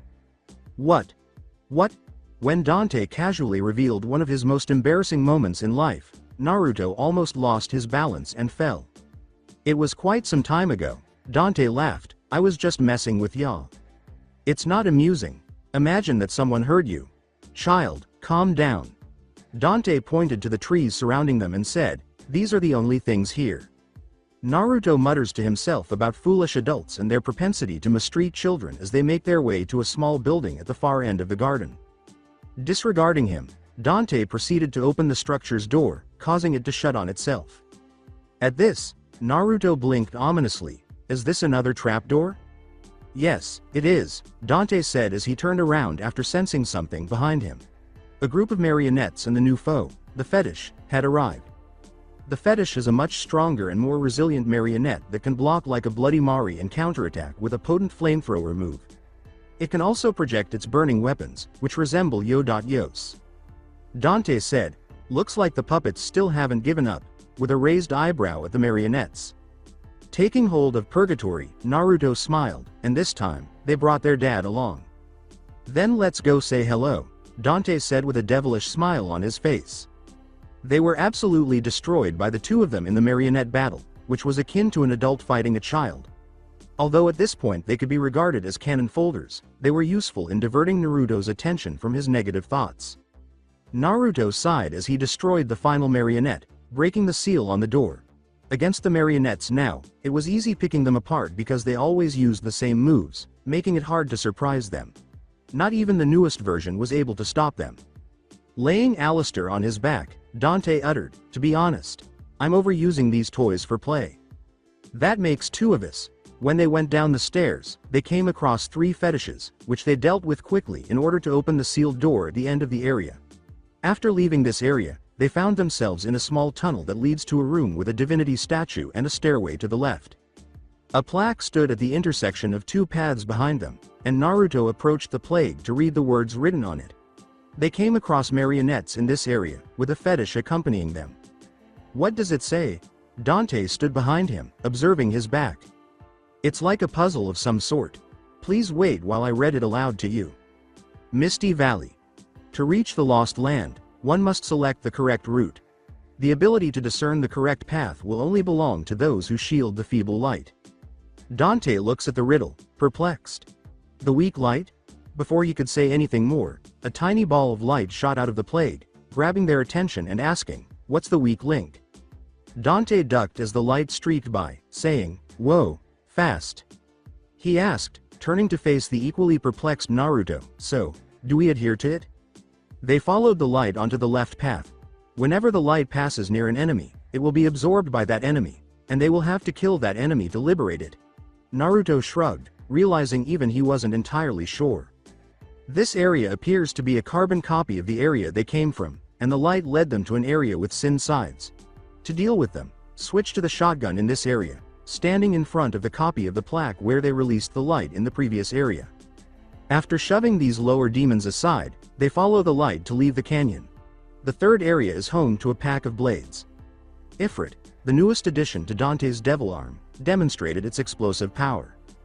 After guiding them to the next area, which is large and home to two Cyclops, the light vanished, and they divided the two Cyclops between themselves. This was a child's play compared to how easily Naruto had defeated the Phantom, as it fired a shotgun. Like burst of boulders from their mouth, which he sliced in two with Purgatory. A red aura surrounded his body and he ran at the Cyclop at the speed of a bullet, attacking it mercilessly with a series of lightning fast attacks, leaving it unable to do more than stand there and absorb his blows before crumbled to dust. They walk out inside a large greenhouse with a well, like opening directly in front of the door, and are immediately accosted by a new enemy, the Death Scythe. This is the most powerful of the Sin, Death enemies. It is virtually immune to firearms since it can twirl its scythe to deflect bullets. It largely attacks by diving for a dashing swipe with its scythe, and can also shoot out red beams that place rotating circular signs on the floor. If they touch one of these, the person will be flung into the air by a tornado. Like pillar that springs up under his feet, and the Death Scythe will rush to his location to attack. The pillar will follow the person around after being triggered and keep tossing him into the air for several seconds if it can. The Death Scythe's head is the target as usual. And like the Death Scissors, it is capable of blocking. Due to the fact that guns were essentially useless, they were only able to attack enemies up close with their blades. Dante's sure hike and Naruto's chakra powered jump allowed them to attack the Death Scythe mid-air. Eventually, the camel's back broke under their relentless attack, and Naruto's helm breaker was the final straw. The two of them met at the well, like hole in front of each other before exchanging glances after the Death Scythe was vanquished. "After you, my good sir," Naruto said with a smile as he motioned for him to go first. Naruto glared at Dante as he jumped down the hole, calling him, "Stupid Dante," and unleashing waves of blades on him. Dante jumped down in time to help, and together they used the grenade gun, or shotgun, in Naruto's case, to deal with the wave. "What? Next occasion. You go first," Naruto said, leaving Dante in a state of hopelessness as he walked past him and through the breach in the wall where the second wave of blades had broken out. They proceeded through the wall and jumped up the shaft, emerging into a sectioned-off area where Dante picked up the sign of chastity, a crystal-coated taxidermic organ on an elevated platform in a dead end. Gazing quizzically, Naruto poked the crystal and said, "Looks like a brain. Do you want it then? It's impossible to have too many. Actually, I believe you require it." Dante gave him an ominous glare, but Dante pretended not to notice, and Naruto scowled at his veiled suggestion that he was a moron. As soon as he jumped back down the shaft and into the underground area, he stored the sign of chastity in his spatial storage, and the blades that had reappeared while they were gone attacked Dante. While Dante was happily giving the demons hell for noticing anything, Naruto watched him fight all the blades on his own, telling himself that a man with brains can handle everything himself. It wasn't until the last demon fell of this deadly weapons that Dante noticed Naruto standing a short distance to the back. With a curious look on his face, he said, "What are you doing all the way back there?" With a tight smile, Naruto said, "Just enjoying the show." As if. Going back to the greenhouse, they exit through one of the two doors at the far end. They enter the room through the lower door, which is ahead of the lower door, and pass beneath the structure to a little pedestal where a cup rests, shielded by a strong light. After sweeping the pedestal clean, Naruto read the writing there. "Prove yourself worthy with the sign." After taking the sign of chastity out of his pocket, Dante declared, "This should be it, right? There's no harm in trying." Dante nodded and inserted the sign of chastity into the platform's open hole. As soon as the light vanished, the chalice was released, and when Dante picked it up, the room locked. Already on high alert, Naruto looked around and inquired, "Did we unintentionally set off a trap?" "Ha ha ha ha." Simultaneously, they turned to face the recognizable figure perched on high ground. "I don't think that's the reason." With his sword drawn, Nelo Angelo charged at them, but Dante moved to block the blow. He looked at Naruto and said, "Support me." With excitement, Naruto responded, who had been waiting for those exact words, to the question. Got it. This time, Dante didn't waste any time in going all out against Nelo, and Naruto didn't hold back either, enveloping his body in a five-tailed cloak. If Dante couldn't defeat this demon, what chance does he have? If fighting Dante alone was hard before, then things just went to another level. Their coordination was perfect, like they had been practicing this for a long time. While Dante had Nelo Angelo's full attention, Naruto moved in and out attacking his blind spots. Nelo Angelo had to take the brunt of their attacks. Oh my god! When Nelo had had enough, he released his aura, pushing the two of them back, and teleported to another location before they could attack him once more. This time, he didn't just do it once, but twice. Naruto let out a loud curse, his eyes straining to keep up with Nelo's. Swish! His cloak was able to react in time on its own and managed to block the attack, but the force behind it sent him flying into a pillar. He could barely react when he heard an attack coming from behind. While Naruto watched the sword approach him and braced himself for the worst, Nelo Angelo sprang at the chance to finish him off. A purple aura encircled the sword as it descended upon him. Clank! Dante used Alistair to block the attack. The demonic aura he emitted clashed with Nelo's, canceling each other out. Have you stopped thinking about me? Dante grinned, though it appeared more like a devilish grin in his demonic form. Go! Just in time, Dante flipped backwards, causing a luminous red energy wave to pass beneath his body. He felt time slow down as the red slash and his body stood parallel to one another. Not bad, kid, Dante grinned, recognizing this tactic. Sadly, Nelo was not so fortunate as the overdrive struck his uncovered chest, propelling him into a wall and creating a cloud of dust in the process. Naruto grinned as his attack struck, using the moment Dante paused to keep Nelo at bay to unleash an overdrive that caught him off guard even though he hadn't anticipated it would. Is this the end? In an attempt to answer Naruto's question, a bright ball of fire shot up into the sky and then vanished in a stream of lightning as he stared into the dust cloud. I suppose it's concluded, Naruto exhaled with relief as his chakra cloak withdrew, his eyes still fixed on the location where Nelo had vanished. With a gentle shove, Dante turned to face him and remarked, "You did good, kid." His shape went back to normal. Hearing the paise, Naruto grinned proudly and said, "Thanks. Let's find our way out of here." After taking care of Nelo Angelo, they ascended to the top floor and made their way to the alcove at the far end of the space, which was the platform above where Dante obtained the chalice and the platform across from it. Dante made a long jump straight into the entrance, Naruto trailing closely behind. There was a statue of a knight's torso with a helmet on, and a small platform with a small circular in the center. Dante placed the chalice in the circle that happened to fit, and then they heard a loud clattering noise coming from behind them. What was that? Dante, who was familiar with the workings of demons, could already guess what it was, and Naruto appeared suspicious. It came from back there, Dante remarked, turning to face the direction they had come from. Let's investigate it. The sealed doors were now open when Dante led them back to the floor from which they had originally arrived. Naruto looked perplexed at this and said, "So the chalice was a key and a trap at the same time?" Dante nodded, though. "Pretty much." Naruto was a little taken aback when Dante emerged from the large area they had come from, which had transformed into a small underground tunnel with a few marionettes strewn about that they had to deal with. Dante went through the door, and Naruto followed behind him. After passing these tunnels, the route leads into a sizable cave that is dominated by a massive, three-masted shipwreck. Naruto observed the abandoned ship in the dock and remarked, "Looks like a ghost ship." "I think it would fetch a nice sum of money in a museum," Dante continued, nodding. "Hey Dante, how about we get aboard?" Since there was no board tying the ship and the dock together, Naruto questioned, "Only you can jump that high." As he trailed behind Naruto, Dante shrugged and said, "I guess we will have to make our own entrance." A playful sparkle flashed in his eyes. When Naruto heard Dante say, "Make our own entrance," he moved to the edge to observe the water. "How? Like this?" Dante kicked Naruto in the butt with such force that it sent him crashing into the ship's side before he could react. Dante nodded, pleased with his prompt thought and idea. Before diving into the hole, he studied it like an artist in a gallery. An enraged shout came from the ship, "Dante! After Dante leapt through the hole into the ship, an enraged and humiliated Naruto launched a barrage of vicious attacks against him. Ha ha ha. Dante laughed slyly as he used Alistair to block Naruto's attack. Following a few exchanges, Dante pushed Naruto back and prevented him from charging in again by raising his hand.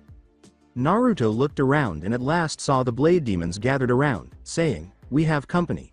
He wrote it down in his list of embarrassing things to do to Dante to enact revenge. Because, as much as he wanted to carry on the fight and teach Dante a lesson, he understood that they had work to do. He showed them no mercy since the blades denied him the chance to exact revenge on Dante. It was clear from the beginning of the fight that it was brutal.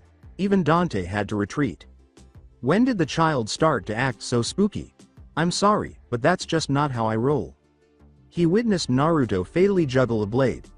Its agonized scream reverberated throughout the area before it broke in half. One had its head blown off for wandering too close. For Naruto, dealing with the blades didn't take long. When he turned back to face Dante, he saw that he was brandishing a big gun that resembled a machine gun. "What is that?" Dante pointed the gun at Naruto and said, "Oh, this. It's a needle gun, but it's limited to submerged use." Dante said, "I discovered it while you were preoccupied," and then he stored the needle gun in his spatial storage. "Since it only works underwater, then why keep it? We don't know what to expect, so it might come in handy." Naruto turned to walk up the stairs in this section of the ship, scowling, and saying, "If you say so." Dante silently followed, not masking the sly smile on his face that only served to enrage Naruto. He could tell that Naruto was still furious after the cheap shot earlier, and they passed through the door at the top of the stairs that leads onto the ship's deck. Naruto exclaimed, "This is a huge ship." The ship was indeed large, with 3 separate masts and a cauldron on each part, as well as a main mast that was divided into 3 separate people arts housing each mast. The view from the outside was nothing compared to what was inside. "Are we really going to look all over this enormous ship?" Bong. With a scowl, Naruto said, "Ow." To Dante for hitting his head. "What was that about for?" "Use your head for once, dummy." "Wah." He started to say, but he stopped when he noticed where Dante was pointing, up to the door at the ship's stern, which had 2 glowing swords crossed over it. "Hey, hold on." He hurried up the stairs to catch up with Dante, who was already making his way there. "Hey kid, there's something written on it." Under his breath, Naruto mused, "Can't you read it yourself for once?" "If I am going to do everything myself, then why did I need to bring you along?" Dante asked, raising an eyebrow in response. Naruto approached the door with an unpleasant expression and said, "Just read it. I am the vessel that transports the lost souls near the edge of the underworld. It says, if you keep the ship safe, you'll receive the St. Elmo fire." Dante said thoughtfully, "The underworld, huh? Looks like we are on the right track. What is the ship protected from?" Scring. Clank. A scythe emerged from the door, and Naruto stopped it, sending sparks flying everywhere the blades touched.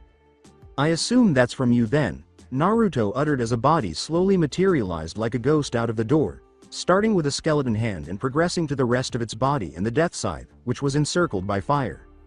When Dante saw the death scythe fully emerge, he pulled out Alistair. Lightning danced around the blade, and the 2 of them worked quickly to bring it down. Naruto parried the death scythe's blow with Purgatory, which stunned the weapon and gave Dante the opportunity to seize it. Alistair then delivered a series of lightning fast attacks, giving the death scythe no time to react before Dante ended it with an aerial stinger. The red chakra cloak appeared around Naruto with a single tail acting as his defense, blocking out any attacks that Naruto might have missed. Dante was like a punching machine with Ifrit on, making the death scythes into nothing more than punching bags for him. 3 more death scythes appeared around them on cue, engaging in a fierce battle.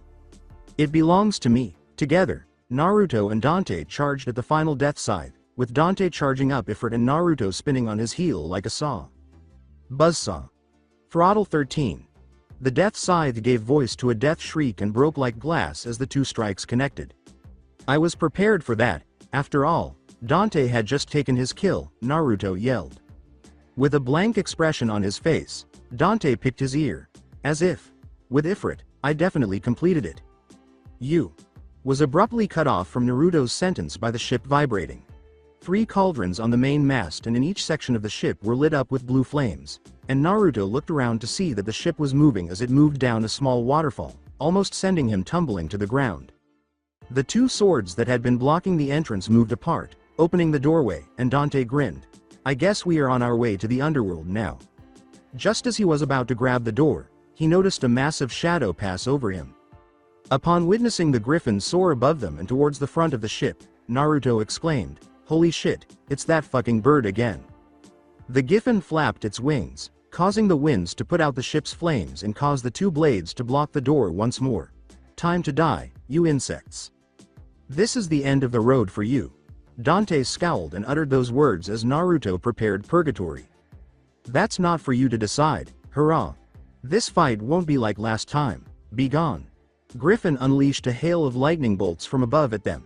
Using his tails to propel and steer around the lightning bolts, Naruto dove out of the way.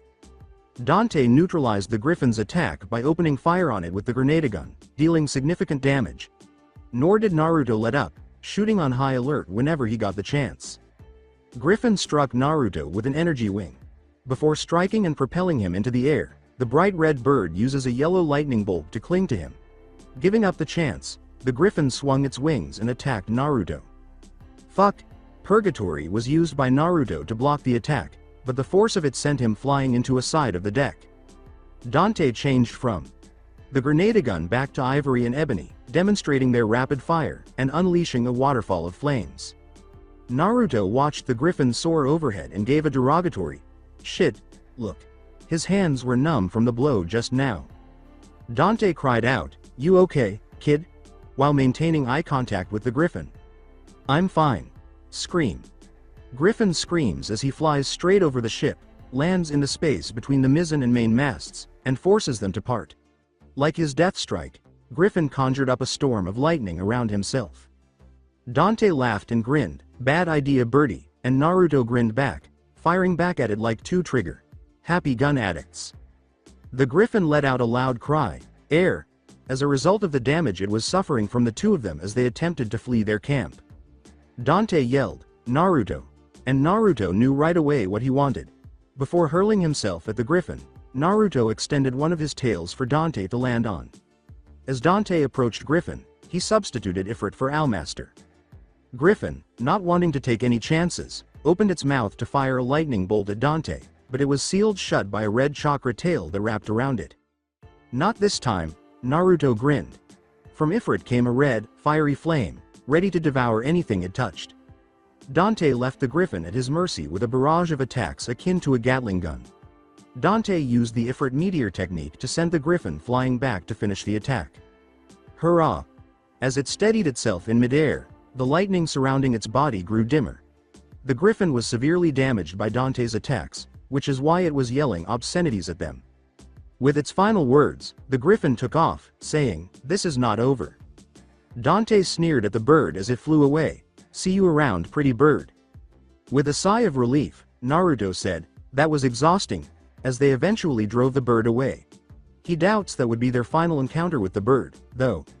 The cloak of red chakra that covered his body withdrew. With nothing preventing it from happening now, the captain's cabin opened when St. Elmo's light returned to the ship. They enter the captain's cabin, which is furnished with a few antiques and a divinity statue. Naruto nodded affectionately at the antiques in the cabin, saying, "Whoa. Not a bad collection." The captain had to have been a collector, obviously. "I suppose there are hobbies for the dead."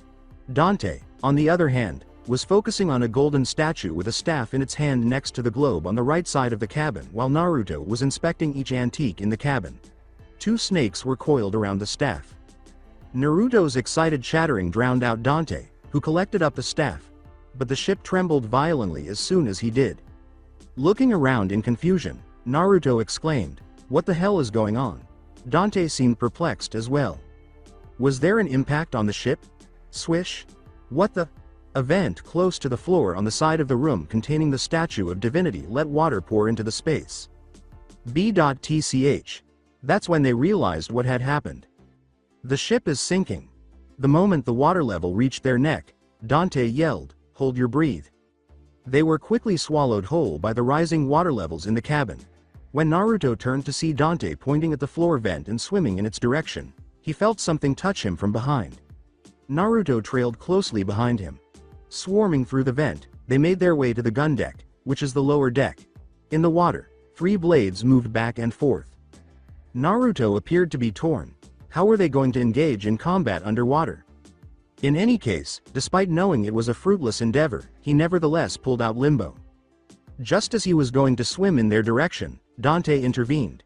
His eyes fell on the needle gun Dante was holding and he remembered, turning to stare at him questioningly. In actuality, the needle gun was an underwater weapon. MMHMMPH. Let me handle it, Naruto nodded, understanding what he was trying to say even though he couldn't hear him. Dante swam toward the 3 blades without waiting any longer. When he came into close proximity to the blades, they became aware of him and launched an attack. Additionally, Dante didn't hold back and went all out, piercing the blades like a piñata and killing them with the needle gun. After they were vanquished, Naruto trailed Dante through a stairwell and into the ship's hold, where they came across additional blades. As before, Dante took care of them swiftly. With nothing better to do, Naruto pointed out the hole in the hull's side to Dante, who promptly followed him out of the sinking ship. Naruto saw light at the surface of the water as he emerged from the ship, and he eventually followed it until they emerged from the small pool of water outside the ghost ship, which had run aground once more and into a pitch-black cave. The moment Naruto set foot on land, he gasped for breath. He was not able to breathe underwater like Dante, but he could at least hold out longer than most people. It took him a few moments to gather his thoughts before he could look around him. Where the hell are we? Dante shrugged and said, I don't know. Then he noticed an open doorway not too far away in a cave corner. But I think we'll find out answers there. Naruto reached the entrance by following his outstretched hand. When he saw the doorway, he almost gagged. How could he have overlooked that earlier? In the dim and deserted cave, the flickering torch near the entrance was a dead giveaway. Then we should keep moving, sighed Naruto. They proceed in the direction of the entrance, discovering a passageway that led up to some marionettes, which they promptly destroyed. They went through a door at the top of the stairs and up a flight of stairs. After emerging into a corridor, Naruto and Dante find themselves in a curved space with a spiked wall and peculiar floor hole patterns. They pass through the opening halfway along this corridor, which has a barred dot-off shaft and an engraving of a skull on the wall to the left. Reaching the other end results in another lengthy, curved hallway. There were tiny holes in the ground everywhere they went. When they reached the end of the hallway, they were met with a wall covered in spikes and a skeleton wielding a shield pinned to the wall. Without pausing to think, Dante approached the skeleton and took the emblem shield. Dante saw that the skeleton's right arm was now leaning against the wall. He reached for it and pushed it downward, and as he had anticipated, it functioned as a lever, leading him to believe that it might have a specific purpose. The floor began to move as Naruto studied the tiny holes in the ground. Arg. SHWRING. What's that? Their attention was drawn by the sharp sound, and they both looked up at the same time to see spikes emerging from the holes in the ground. Oh shish.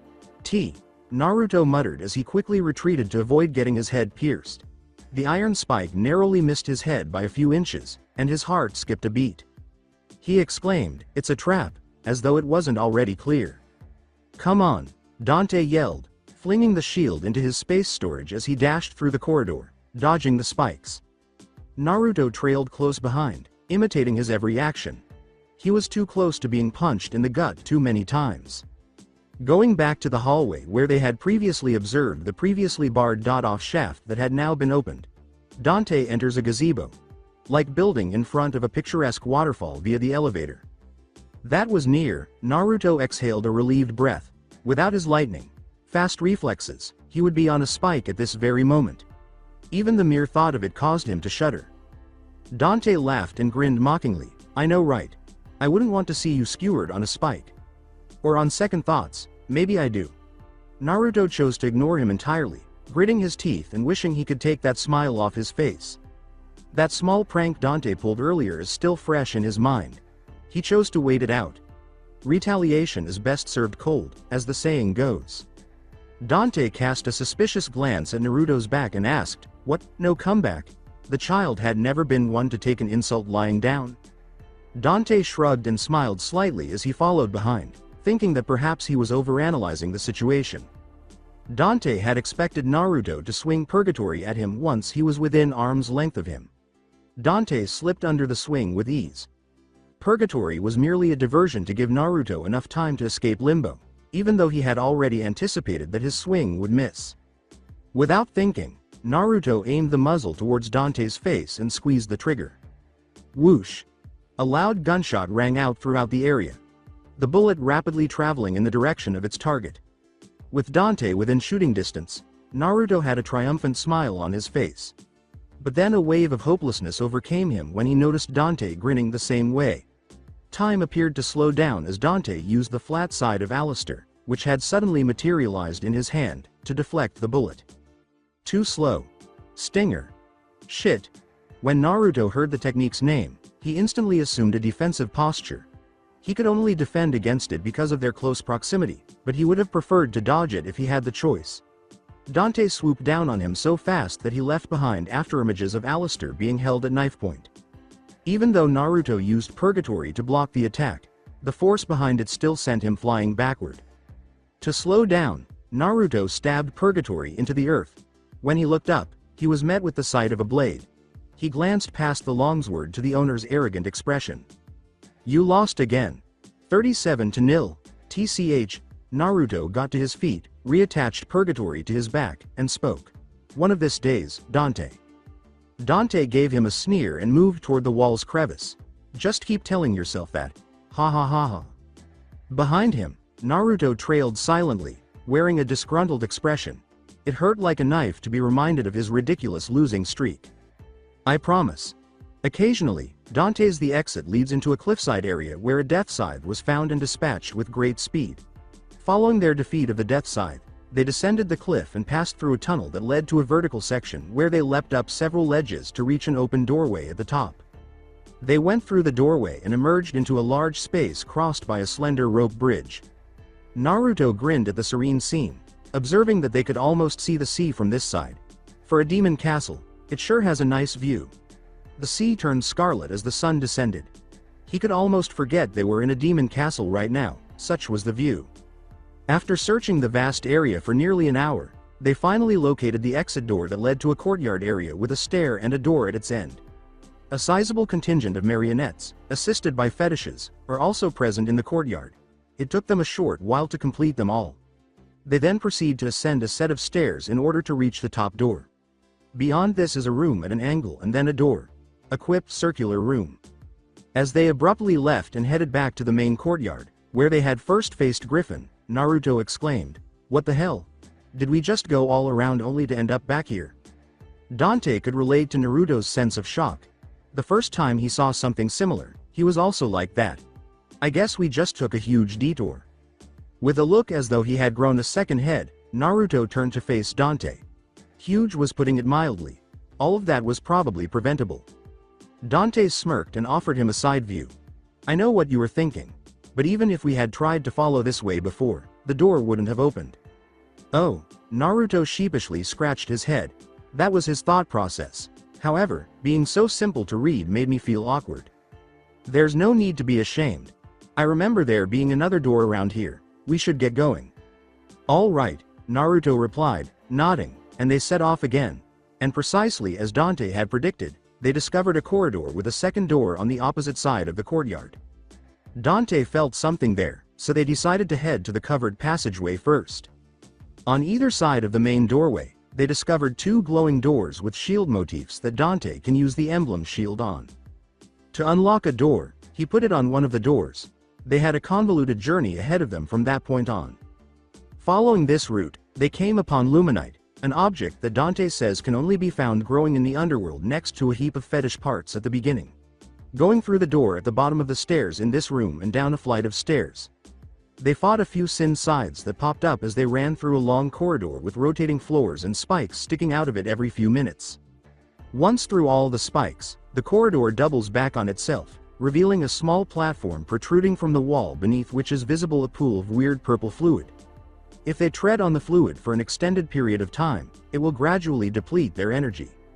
They can see an equally tiny pedestal with an object on it, a pair of lances, which they had to jump across the platforms to get to, by jumping to the small platform. Because they had no one to slow them down, they made the return trip faster. Upon exiting the room, Dante guided them to the door on the right that also featured a shield motif, instead of guiding them to the main entrance. Naruto didn't question Dante's choice because he was accustomed to how the demon castle operated by this point. Similar to the first path, but with everything going in the other direction, was the second path.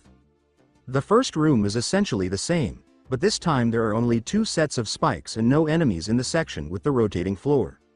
Instead, they must both activate 2 wheel devices that will lower 2 platforms into the area containing the pedestal, creating a path to it.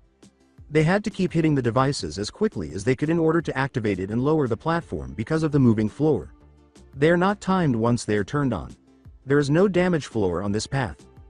As they approached the pedestal, they discovered the nightmare Beta, a weapon with an unusual shape, lying on it. Removing it from the pedestal made the platforms rise again. So they had to make a brief detour before going back to the main chamber, where 2 Sin Scythes had ambushed them. The conflict was less of a fight and more of a one-sided beatdown. Ah! Naruto let out a cry of relief upon dispatching the final Sin Scythe. He sighed, wiping the perspiration from his brows, as he slid off the wall and onto his butt. Damn! All that work just for a stupid piece of metal. They had been running constantly for several hours. He would have given up by now if it weren't for his incredible endurance. His legs would have given out by now if it weren't for the 9 tails. When was the last time he had a healthy meal? Now that I think about it. He turned to face Dante, who was seated against the wall next to him. His expression was one of boredom, as if he didn't mind if someone fell and died in front of him. Now that I think about it. Dante has worked as a demon hunter for a very long period. Does he experience this? He had no idea that his admiration and respect for Dante had just increased. Well, Dante pretended not to notice Naruto's disapproving glance. To be honest, he could have continued working without stopping for a few more days, but he had to think about the child, which is why he always made sure to give them breaks. He works alone all the time for a reason. Others are unable to keep up with him. Even so, it was astonishing that Naruto was able to match him. Is his incredible endurance the result of the demon inside of him, or is it something else entirely? They took an hour off before continuing on with their journey. Dante approached the main door, which was adorned with a picture of 2 knights holding something, with a space between their hands. Dante took out the 2 lances and held them in their hands, setting off a mechanism that let them enter the massive, eerily empty amphitheater. When Naruto noticed the glowing blue-green magic circle in the center of the arena, he exclaimed with excitement, "Is that a giant magic circle?" And he moved closer to get a better look. Dante rubbed his chin and stepped forward to study the magic circle, saying, "Be careful. It looks like a pain in the ass to make." Naruto sneered at him and bowed down to touch the magic circle, telling him to stop being paranoid. A slight shiver ran up his body, and then he had a slight headache. Dante questioned Naruto, "What is it? Are you okay?" after he noticed him acting strangely after touching the magic circle. After getting over the strange sensation, Naruto replied, "I can hear someone speaking to me inside my head." What did it say? "Offer a sacrifice to the Colosseum. It shall connect the Wheel of Destiny." Dante stroked his chin, thinking, "The Wheel of Destiny?" But then he felt something in the sky and hurried to warn. "Naruto, look out." Snap. A flash of red lightning struck the spot Naruto had been standing on a few seconds before, and Naruto dove out of the way just in time. He barely avoided the attack, and when he looked up at the sky, he saw red lightnings congregate into a massive sphere that would later burst outward to reveal. Griffin was the name that Naruto spat out as if it had a bad aftertaste. Without saying anything to them, the Griffin launched a diving attack on them right away. Before Dante gave the Griffin a smug look, the 2 of them sidestepped the blow. "I guess you won't be giving us a little speech this time. What a shame. I was already getting used to your pretty voice. You 2 together will." Whoa! It became even more enraged when Dante interrupted it with a grenade fired directly at its mouth. "Ruar. That's more like it." Dante gave up in its agony, and Naruto broke out in a sweat at the thought of making fun of the Griffin. "Really? You only needed to agitate him. What? Boring boss fights are disliked by all." After fluttering its wings and taking off into the sky, Griffin launched a bombing run, showering lightning balls all over the arena. The Griffin stuck to the air and continued to attack them with a series of lightning attacks as Naruto dodged the wave of attacks. "Enough of this," exclaiming as he rushed forward and leapt at the Griffin, his chakra cloak made of 5 tails instantly forming around him and turning purgatory red. "Come to Earth, you obese chicken," Hey, kid, hold on. The deed was already done, so Dante's warning was ignored. Stupid ant. Perish. The Griffin shot a ball of lightning at Naruto after gathering it in its beak. Oh my god. Before a massive bolt of lightning struck him and sent him crashing to earth, he quickly set Purgatory in front of him, wrapped his tails around himself, and braced for the attack. Dante grimaced, saying, "Impatient, dead peasant." With lightning encircling his body, Griffin dove down in a comet-like fashion toward Naruto. No backing down. Naruto prepared himself by grabbing Purgatory and refusing to back down. Whoa! Before it could reach Naruto, a green beam of light struck the Griffin, pushing it several meters away. Naruto was taken aback by the green beam of light and looked at the other person beside the Griffin, his gaze instantly drifting to the nightmare. Beta in Dante's arm. Dante. I could have managed it. With a mocking glance in Naruto's direction, Dante said, not in the slightest. How about you dance with me? He smirked as he turned to face Griffin. Not too long ago, the Griffin that had stabilized himself turned to face Dante and growled fiercely. Before you meet Lord Mundus, you will pass away here. We'll see about that, Dante said with a smug smirk. He changed into his DT and pointed it at the Griffin as a dim green light began to gather around the barrel's mouth. His expression turned smug as the nightmare. Beta charged to its maximum capacity. Place your order now. Winged chicken, whoa. The green bean moved at a dizzying speed in a straight line in the direction of the Griffin. A red orb appeared in the Griffin's mouth as he fired a double check at Dante, swerving in time to prevent the attack from ricocheting off the wall behind him. Naruto let out a familiar, oh, as the two of them were struck by two beams of electricity that snapped together like scissors. Go. Unbeknownst to Dante, he had no intention of waiting for the attack. Instead, he moved to avoid it by wrapping his tail around the top of a pillar and flying up in his DT form, allowing the attack to pass beneath him without effect. That was close. Ruer. The Griffin waved its wings, scattering a burst of wind everywhere. Naruto leapt from the pillar, unable to see beyond the gust of wind. Naruto remarked, he seems a little mad, as Dante, still in his DT form, landed next to him. Be careful, I can sense his power fluctuating. You little beings. This will be your last resting place. Abruptly, the entire amphitheater became dark, and then lightning struck the ground surrounding the Griffin, as if I was attempting to keep them out. Go away, snap. Be careful. A twin bolt of lightning struck the ground, and Dante and Naruto rolled aside to avoid it. Before he could think, another struck, and then another, and the chain of lightning continued to close in on them, attacking for a few seconds before coming to an end. Shit. Naruto started to move, but a hand on his shoulder stopped him. He turned to look at Dante, but as soon as he saw him pointing, he was rendered speechless. A dim red light was directly in front of him, and his body was only a few inches away from touching it. Lightning arcs across the amphitheater, and he saw the same faint red light all around it. Shit.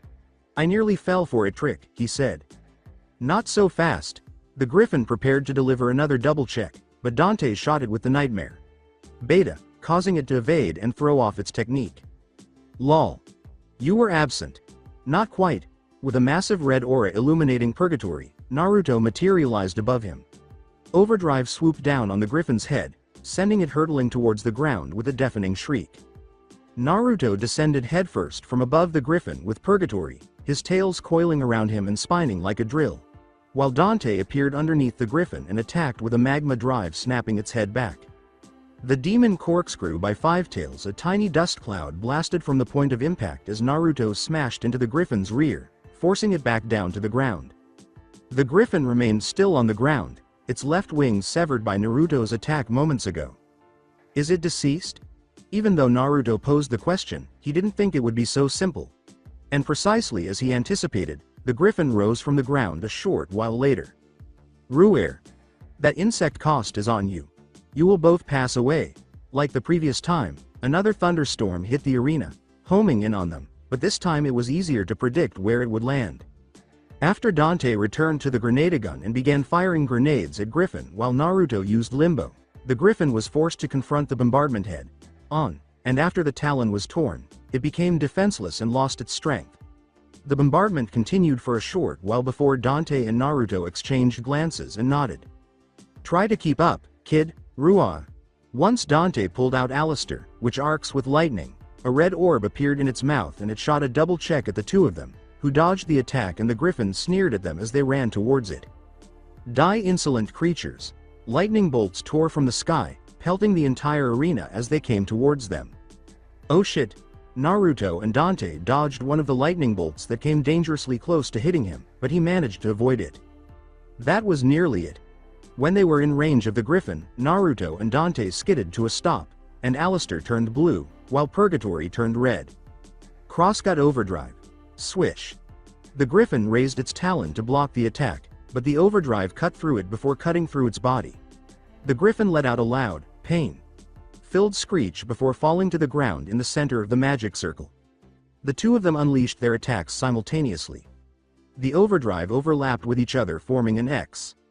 When Dante watched the Griffin drop to the ground following their joint attack, his DT lessened. I guess the early bird took the wrong worm. Its eyes eventually wandered off to the two who had caused it misfortune, but its gaze lingered on Dante. Naruto said, "Hey Dante, I think it's still alive." At that movement the magic circle gave off a faint light and the Griffin started floating up, taking the two by surprise, thinking it was going to get up again, only for a stone pillar to fall from the sky and hammer it back down to the ground. It let out another pain-filled screech. "You are unquestionably the strength of Sparda. Greater still. But since I work for Mundus, my master, I am unable to let you live. You can't use that wound as leverage. For you, the game is already over. Mundus has a powerful power. Ah, master. Please give me one last power boost so that I can. The ability to defeat him." Crackle. Boom. Naruto had only listened in on their conversation up until this point, so you can imagine his surprise when Griffin chose this precise moment to speak and three glowing red orbs in the shape of a triangle appeared in the sky behind the dark clouds. "Professor. Mundus. That is Mundus," Naruto exclaimed, his eyes widening as he realized that Mundus was the true Demon King and that Dante's demonic power was nothing in comparison. It immediately said, "Griffin, you have failed me. You are no longer worthy."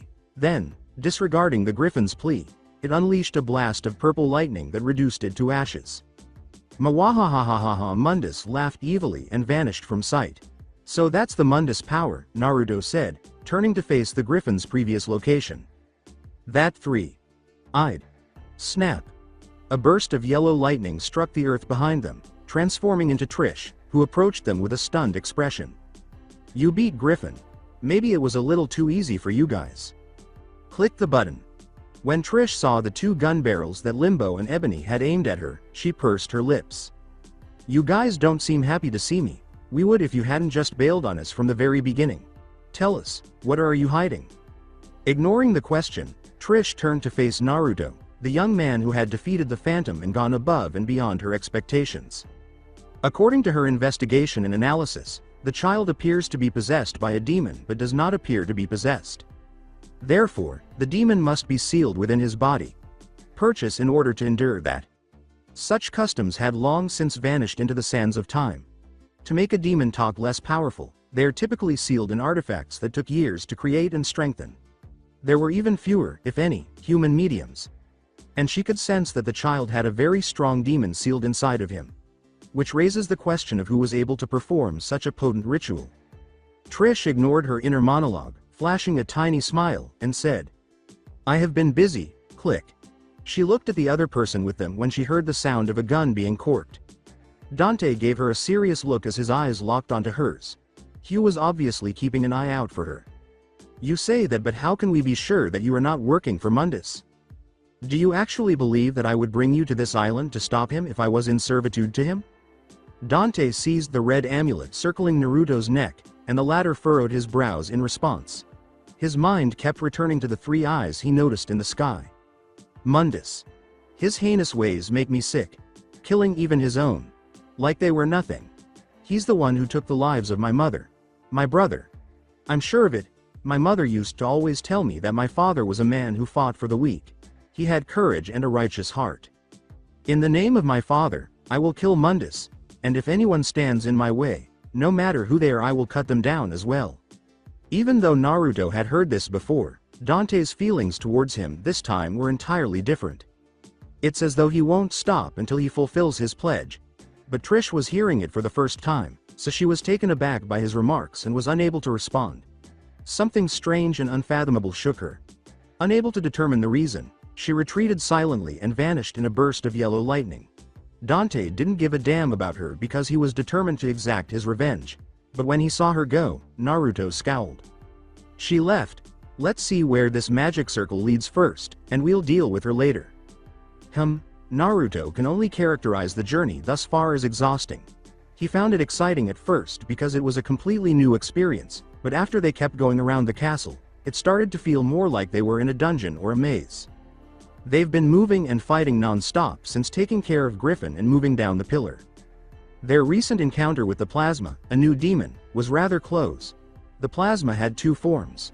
A bat that could only use projectile attacks and was relatively easy to deal with guns, and a human that could use Dante style melee attacks in addition to their beam attack. Even though their melee attacks are sufficiently slow for them to avoid, they are nevertheless extremely dangerous because there is very little notice before they land a blow. Since they are also impacted by their beam attacks, it is conceivable for plasmas to turn on one another and murder one another. When they are in human form, their primary trick is their ability to proliferate, breaking into 3 copies when hit. He couldn't help but wish he could follow suit every time this occurred. Perhaps then he wouldn't have to deal with as much difficulty.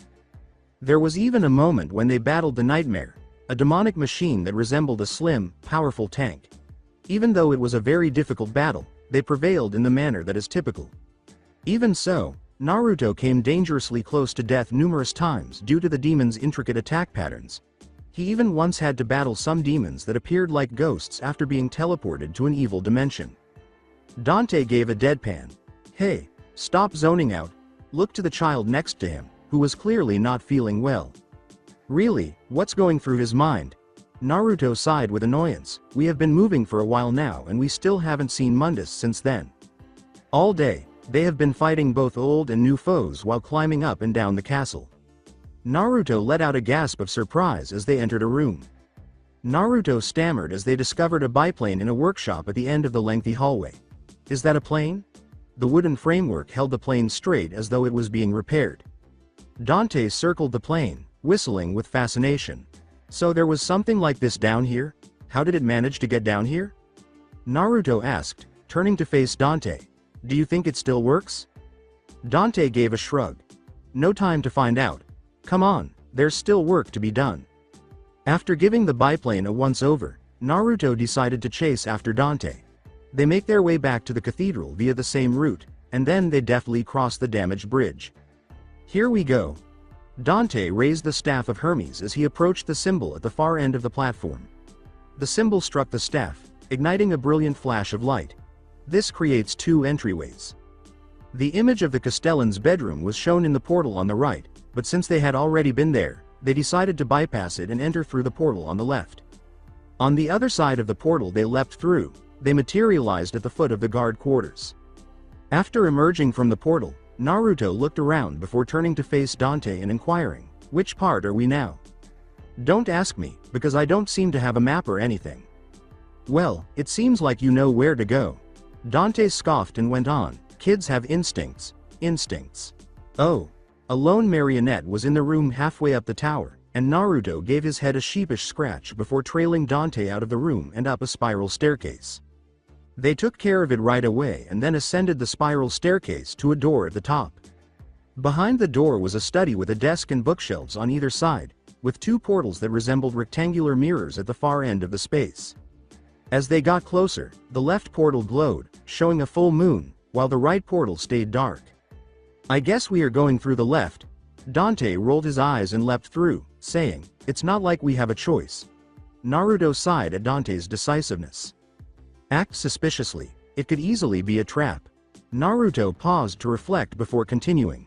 The portal led them to a spacious, open square room with a door at one end and the sky overhead illuminated by a full moon. The sky erupted in thunder. As they got closer to the other side of the door, Naruto exclaimed, "What a beautiful sight," as he was struck by the moon's serene appearance. But as they inched closer to the door, Dante was on alert. When they eventually arrived at the door, Dante lifted his hands to try to pry it open, but as soon as he did, the door was sealed and a deafening roar filled the square. "Not again. When Naruto saw the seal, he sighed. But as he turned to face the pair of new demons that resembled the blade, standing on the square's wall and radiating a chilly, white aura, Dante's expression softened into a smile. And at this point, I believed that nobody would greet us. Don't, however, simply observe ceremonies, come on. The Frosts charged at Naruto, but the one that charged was blown back by the grenade gun. Dante engaged the other one in combat, quickly realizing after a few exchanges that swords were no match for them. If that isn't satisfactory, how about this? When the Frost opened a gap in the demon's defense, Dante pounced quickly, charging at the creature with a right hook just as the blow was about to land and Ifrit materialized around his extended arm. See how much heat, tolerance you have. When the punch made contact, the Frost was blasted into fragments akin to a meteor. I guess that was too hot for it to handle. When Dante turned around to check on Naruto, he was sitting by the door looking bored as he walked up to him. Took you long enough, don't get cocky, kid. Dante pushed through the door and entered without turning around. With a slight smile on his face, Naruto followed him without saying anything.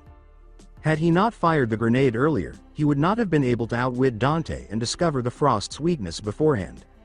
Entering through the door brings one to a lengthy hallway lined with tables, several suits of armor, and an array of marionettes and fetishes. They could no longer regard these lesser demons as an appetizer, much less a challenge, at this point. Along the way, they battled with the marionettes and fetishes until they came to a section of the corridor that leads to a door. However, the door was locked, so they had to look around the corridor until they found another door at the far end. Whoa! Whoa! As soon as they entered the room, a fireball shot into their field of vision, but the two of them easily avoided it, sending it crashing into the wall behind them. Upon turning around, they noticed a strange-looking dragon statue on the opposite side of the room, which gave off an orange glow when it lit up. After whirling Alistair around and gripping it like a baseball bat, Dante said, "So that's how it is," and assumed a stance. "Give me your best shot." With anticipation, Naruto stood behind Dante and observed. And the Pluto dragon did not hesitate to launch a fiery projectile towards Dante from its mouth. The fireball was moving too slowly for Dante to miss, and Alistair's blade made contact with it with its flat side, sending it hurtling backwards. When the dust settled, there was a noticeable crack in the dragon's skull where the fireball had struck it and caused a small explosion. I suppose it can still be attacked by itself. When Naruto saw that, he nodded in comprehension before turning to face Dante. Hey Dante, how many explosions do you think it can withstand before failing? Examining the crack in the Pluto dragon's skull, Dante uttered these words. 2, wanna bet? Then it's a bet. If you lose you will cancel the favor I owe you. Dante considered it, his gaze never leaving the Pluto dragon. Deal. But if I win you'll have to buy me strawberry sundae for a month. Deal. At this precise moment, the Pluto dragon shot a fireball as if to seal the deal. Dante sent the fireball crashing back into the Pluto dragon, not too fast, as he was already daydreaming about how to drown Naruto in debt. The Pluto dragon's fractures grew wider still and farther apart. First attempt. When Dante realized this, his smile grew, and Naruto held his breath, waiting for Pluto to fire another fireball at Dante. The second attempt.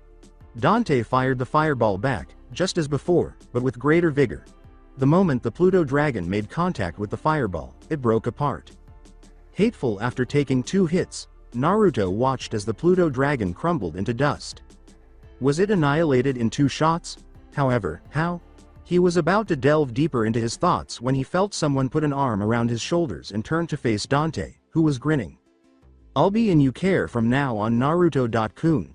Ha ha ha. When Naruto heard Dante's derisive remarks, all he could do was grit his teeth in mild rage. But Dante was smiling to himself. To tell the truth, the child had guessed correctly. His only mistake was not realizing he had added the Ifrit meteor to the previous attack. If not to cheat, what good is gambling? After pushing that thought from his thoughts, he turned to face the mirror that had emerged from the spot where the Pluto dragon had been, along with a crank on the wall next to it. Stop sucking, kid. We've got work to do.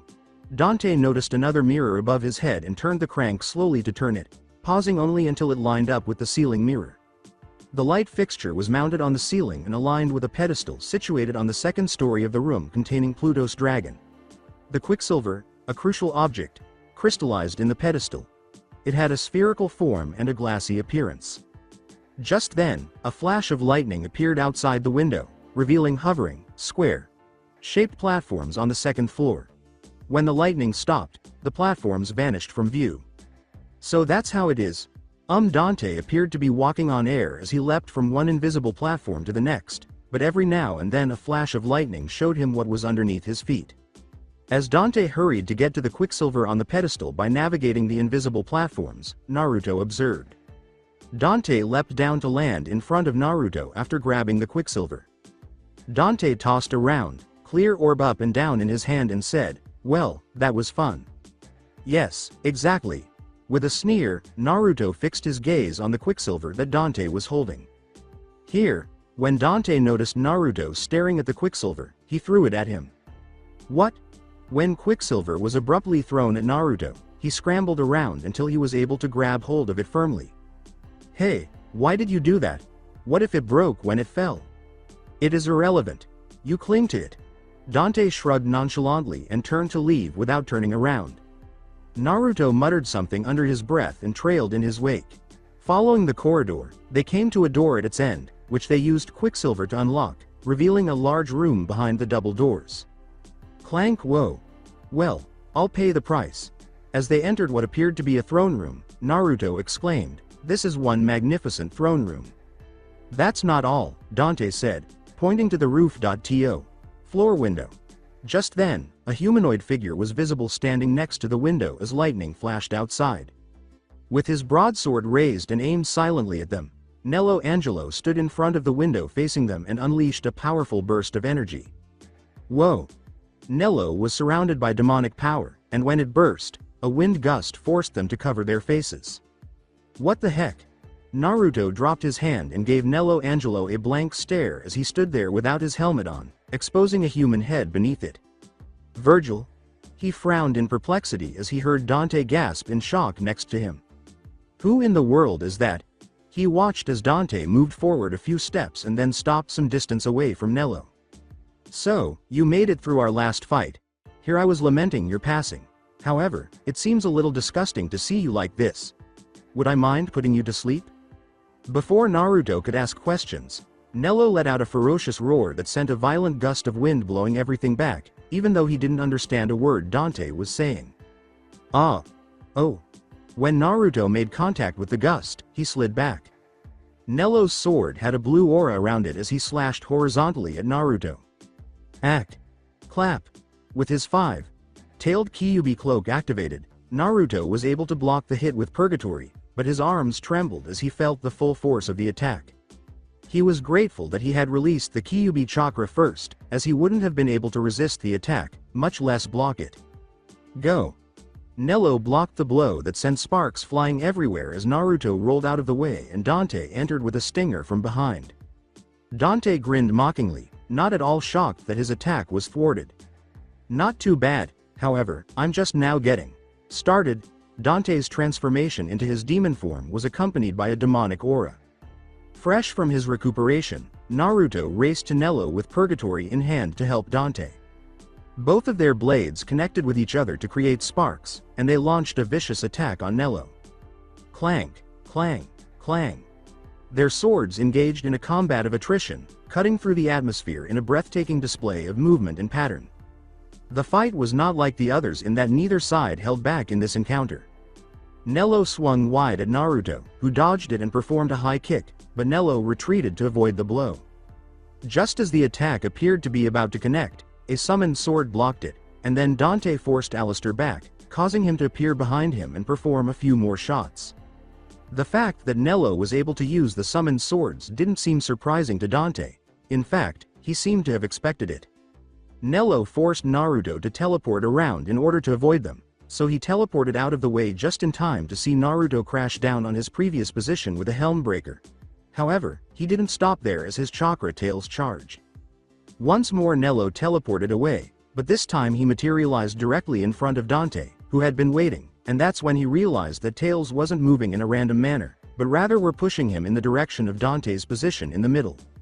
Grasping his broadsword tightly and preparing to defend himself, he realized he was trapped. With lightning crackling from Alistair's mouth, Dante zipped towards Nelo without pausing for ceremony. An explosion resulted from the blades slamming into one another. Whoa! The whole floor trembled with the explosion. In order to protect himself from the explosion that split the surrounding pillars and walls, Naruto's chakra tails withdrew. After the explosion subsided, Dante and Nelo resumed their ferocious swordplay, clashing again until they reached a standstill. Dante grinned demonically before pushing Nelo away and yelling, "Naruto, all right, swish." Nelo was about to pursue after Dante stopped him in his tracks when a blood-red aura in the shape of a crescent moon zipped towards him. Naruto flashed a small smile as the technique zeroed in on Nelo, but the smile vanished as 5 ethereal summoned blades materialized out of thin air and destroyed the sword aura. More swords that had been summoned materialized out of thin air and hurtled toward them. Clanking, clanging, clanging. Alistair and Purgatory moved like lightning, easily deflecting every sword that was called forth. Move! As Dante's former position was stabbed into the ground by summoned swords, he kicked Naruto out of the way. Upon witnessing the swords embedded in the ground, Naruto scowled. It would have been too late for Dante to respond if it weren't for him right now. When Nelo saw this, he laughed evilly and motioned for them to come here. With a severe frown on his face, Naruto glared at Nelo and spoke without taking his eyes off of him. "It seems like you want us to attack him again. So let's not rely solely on formalities, come on." Swish whoa. Both of them vanished in an instant, and when they collided with Nelo, there was a loud boom that broke all the glass windows in the throne room. They were locked in a struggle with Nelo. Dante said, grinning mockingly as he peered into Nelo's glowing eyes. "Try and keep up, kid, I'm way ahead of you." One clang, one. Whoa. A battle broke out between 3 shadows around the throne room, sending sparks and fissures everywhere they went. The struggle carried on for some time with neither side winning, but the level of intensity in the conflict kept rising. Naruto parried Nelo's blade, but the force of it sent him flying into a pillar, and as he tried to move, 5 swords that had been summoned flew out and pinned him to the structure. Oh my god, the chakra cloak on Naruto's body visibly dimmed as the blades went deep into his body, causing him to spit blood. Arg! Oh no! As he watched Dante and Nelo engage in ferocious combat, Naruto displayed an expression of unwillingness. He was losing the battle that had just ended because he was unable to keep up with Dante and Nelo, which made him curse inwardly. "It's still insufficient, I require more authority. I can't afford to give up right now." Gritting his teeth, Naruto pried more chakra from the seal with force.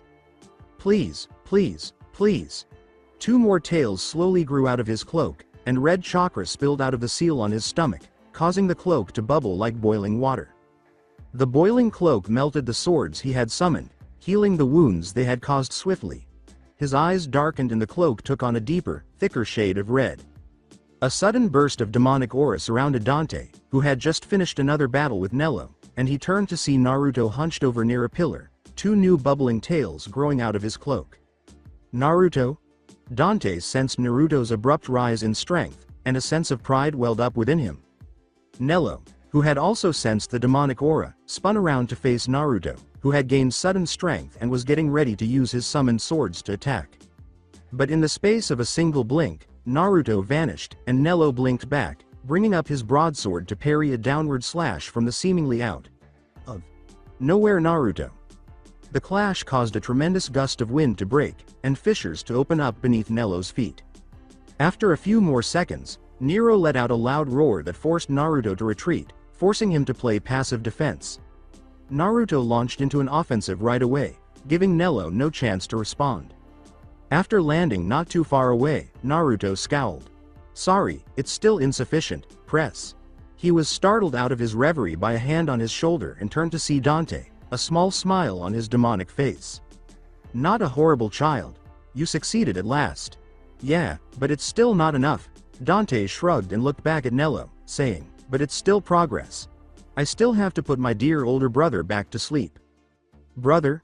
Naruto cried out, turning to face Dante in a startled manner.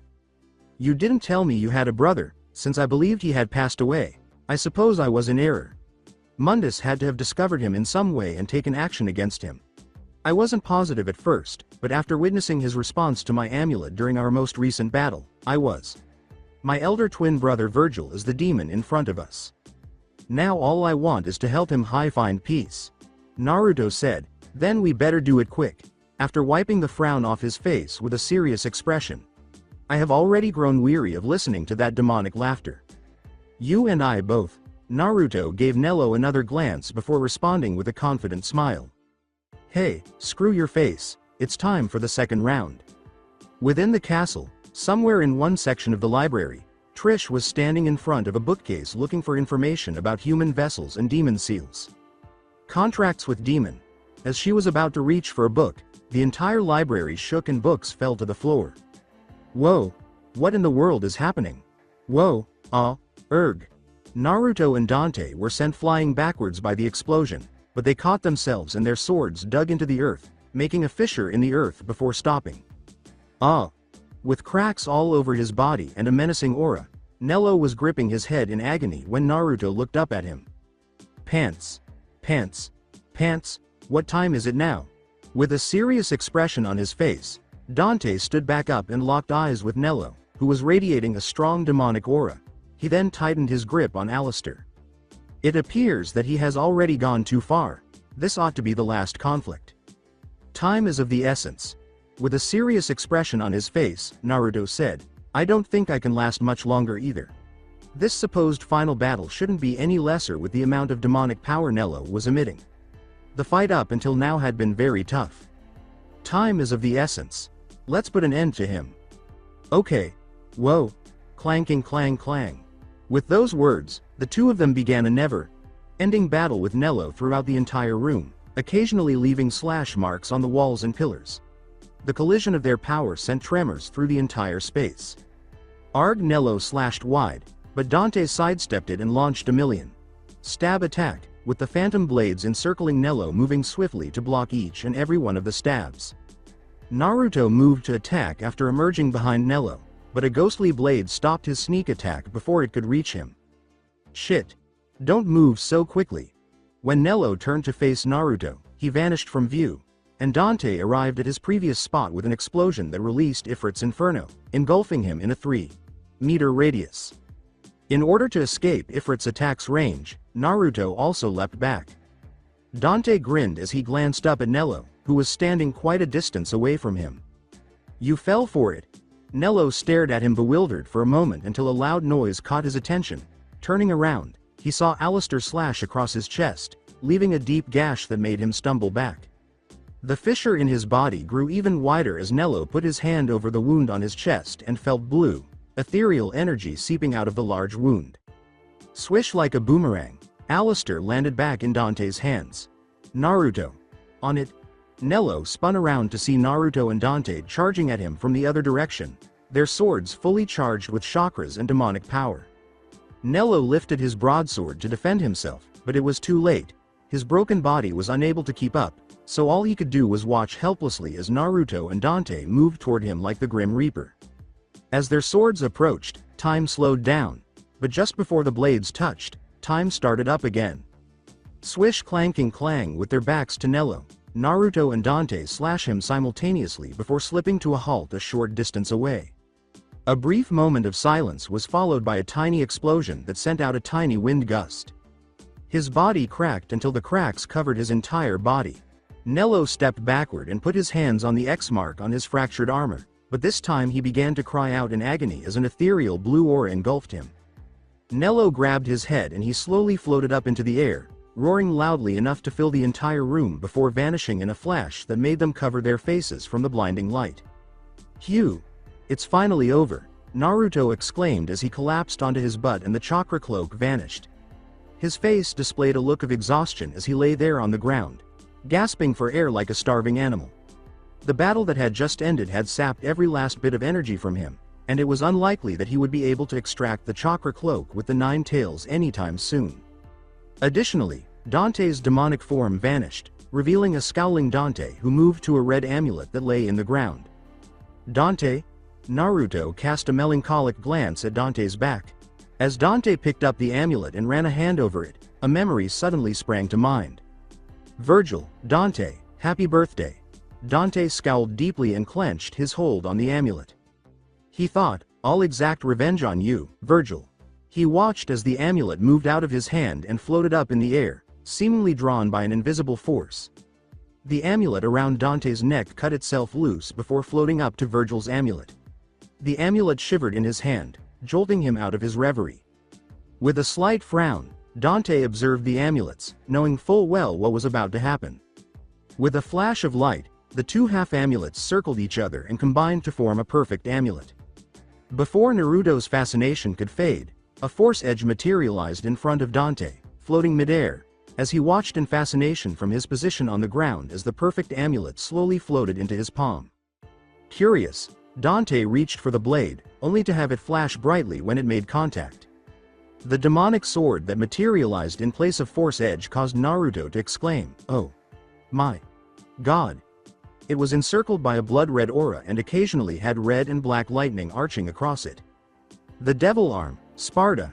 Dante nodded satisfiedly, examining the demonic sword in his arm with a look of recognition and wonder.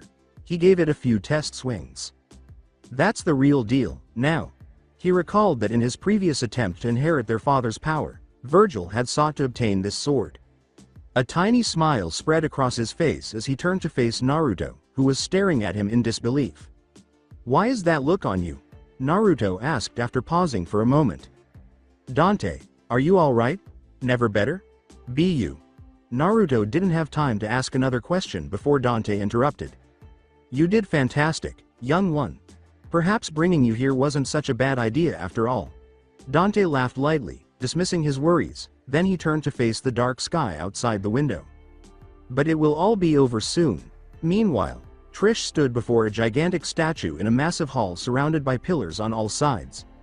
The statue, which had 3 eyes arranged in a triangle, could have passed for a regular statue except for the voice that emanated from it. "Trish, you've defeated Virgil. You are aware of your obligations." "Yes, master." They took a breather and moved on to the next area by stepping onto the magic circle on the floor. In the upper level of the guard rooms, the portal resurfaces, and this time it's open on the right. Dante jumped through the portal without second thought, taking Naruto with him. When they emerged from the portal and found themselves in a cell within a submerged prison area, Naruto scowled. He had breathed in a tiny bit of water without realizing it. An alert ought to be sent out for situations like this one. When Naruto noticed Dante giving him a sidelong glance, he silently cursed inside, but it seemed like he was making fun of him. Dante swam off, waving for him to come along. Though he was unable to speak underwater, Naruto was forced to follow Dante through the wall hole that led to another cell on their left, where he grudgingly wanted to say something. The bars on this cell were bent open, just like the one they had left, and they had to swim through them to enter the hallway. After swimming around the underwater prison for a while without coming across any demons, they eventually discovered a path that leads to a sizable underwater chamber, where 3 sin scissors abruptly jumped them. Shit. A scissor that was headed straight for Naruto's head was narrowly avoided. He swerved to avoid the counterattack and then swam away from the sin scissors. All he could do, being helpless underwater, was sidestep the blows directed at him as Dante used the needle gun to deal the sin scissors. Naruto avoided a deadly blow from a sin scissors and then had an unpleasant expression on his face. "I should really find a way to counter my underwater situations," he said.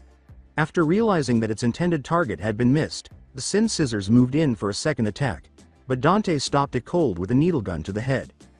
A piece of the wall between the 2 horse statues in the room slid open to reveal a new path for them to take after all the sins were conquered. When the new path opened, Naruto and Dante looked at each other and then swam in its direction. As soon as they swam through it instead of water, Naruto felt a chilly wind strike his face and landed on solid ground, looking stunned. Naruto gasped as he turned to face the opening they had just gone through. "What the?" He reached out of the opening with his right hand, not believing that it was wet when he pulled it back. After observing this, Dante surmised, it must have been a portal. It was his first as well, but even with its surprise value, it was nothing compared to some of the wild things he had witnessed. Naruto gave a nod.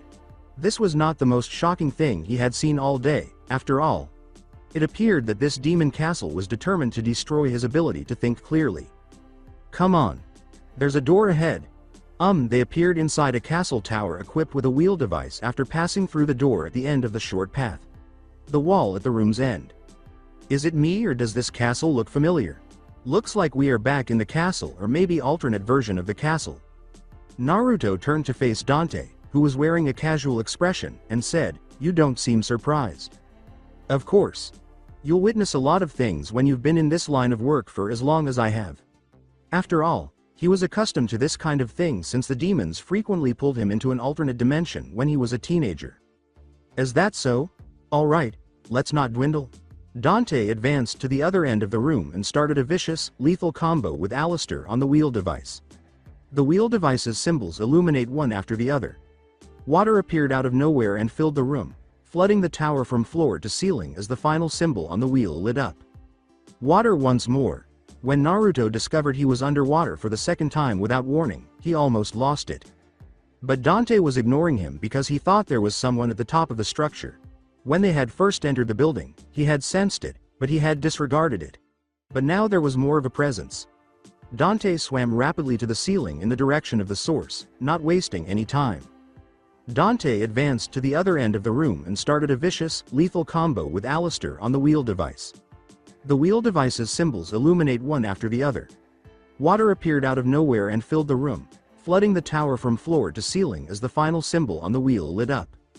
Naruto wanted to yell when he saw Dante suddenly swimming upward, but he was only able to swim quickly after him because he was unable to communicate underwater.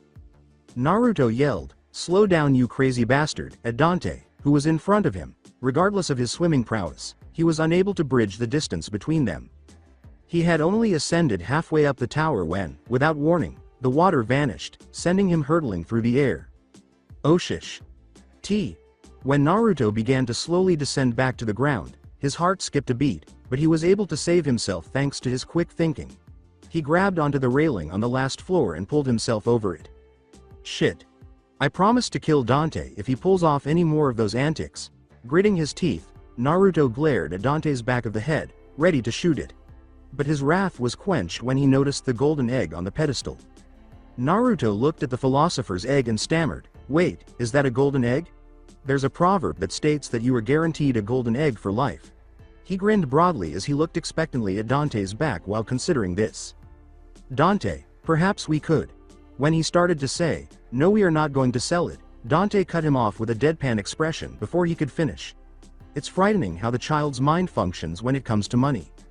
The philosopher's egg on the pedestal abruptly disappeared from Naruto's view before he could respond, indicating that it had entered Dante's pocket dimension. "Why?"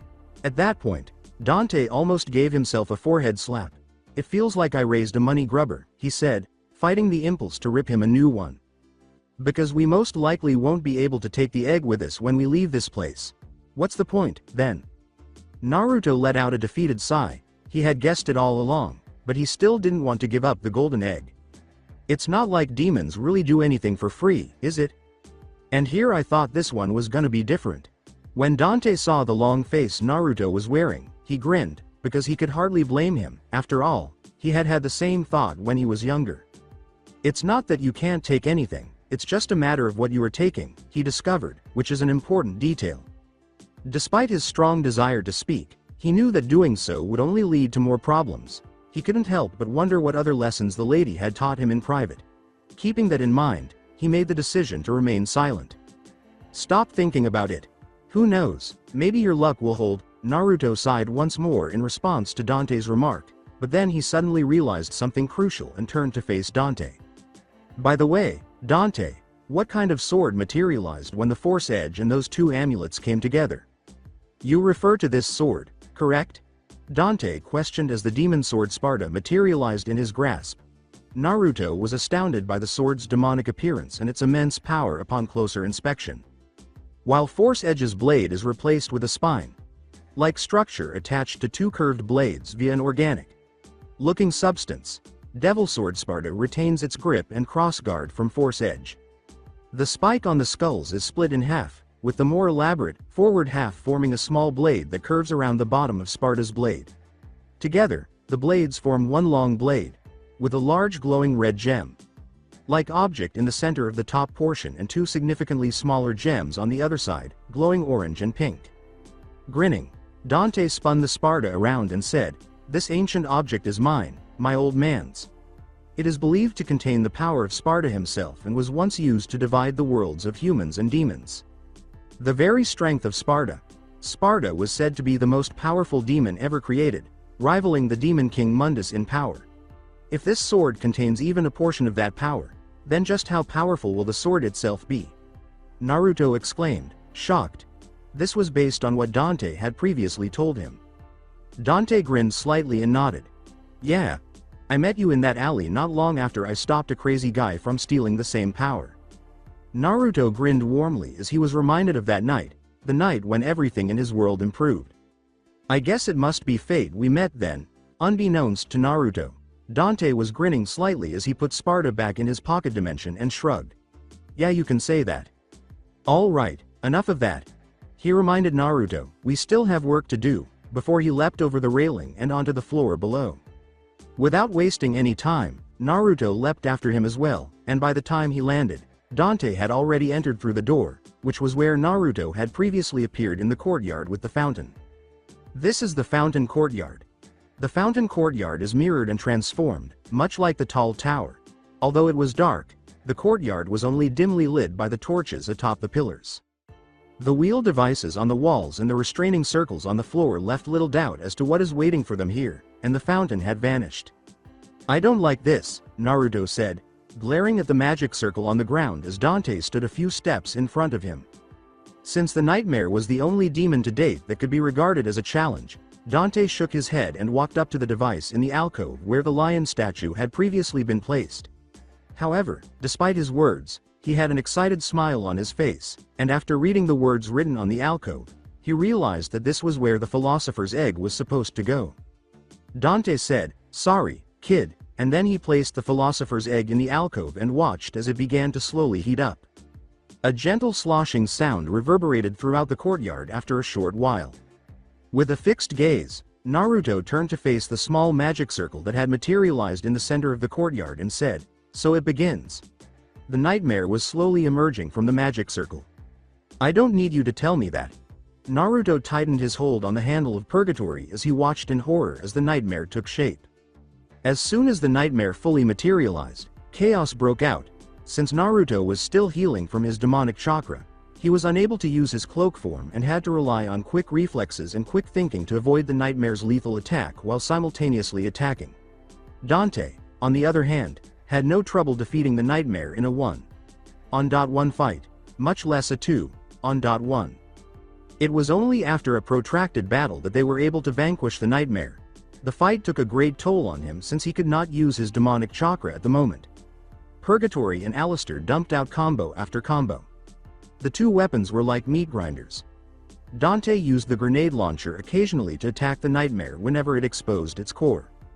Naruto could honestly declare that, since coming to this castle, the nightmare had been the scariest demon he had faced. The phantom was nothing compared to it. With a frown, Naruto examined his own fist and realized that even with his current level of power, it would not have been enough to defeat the nightmare on his own. In fact, he doubted he could have done so without Dante's support. He was startled out of his reverie by a gentle tap on his shoulder, and when he looked up, Dante was standing in front of him, Alistair resting on his shoulder. "You okay, kid?" Naruto gave a small smile to his face and shook his head. "Yeah. You ask, but why?" "Because you had that whole, 'I hate myself and I am powerless' expression on your face once more." "That's not the case." Naruto unconsciously blurted out, but Dante merely shrugged, not asking further, but inwardly he was concerned. "If you say so. We're running out of time, so hurry up." "Okay. I hope you don't end up like Virgil because you really remind me so much of him." Dante gave Naruto a worried glance and moved to approach the teleportation seal in the center of the room. Clang! As Naruto turned to face the sound, he saw an ethereal blue object with pointed sides on the ground next to the alcove, just as he was about to leave the room. He went to pick it up so he could have a closer look at it because his curiosity got the better of him. "Kid, are you coming?" Naruto runs after Dante and pockets the elixir as he says, "Coming?" When the two of them step on the seal, the guard room's seal teleports them back there. Once more, this location. Is it comparable to a checkpoint? Since they had visited this location more than 3 times, Naruto cast a quick glance around the room to see what made it so unique. If we keep coming back here, it must mean that this old castle still holds a lot of secrets. Naruto complained, I just hope it's not the demons playing a trick on us.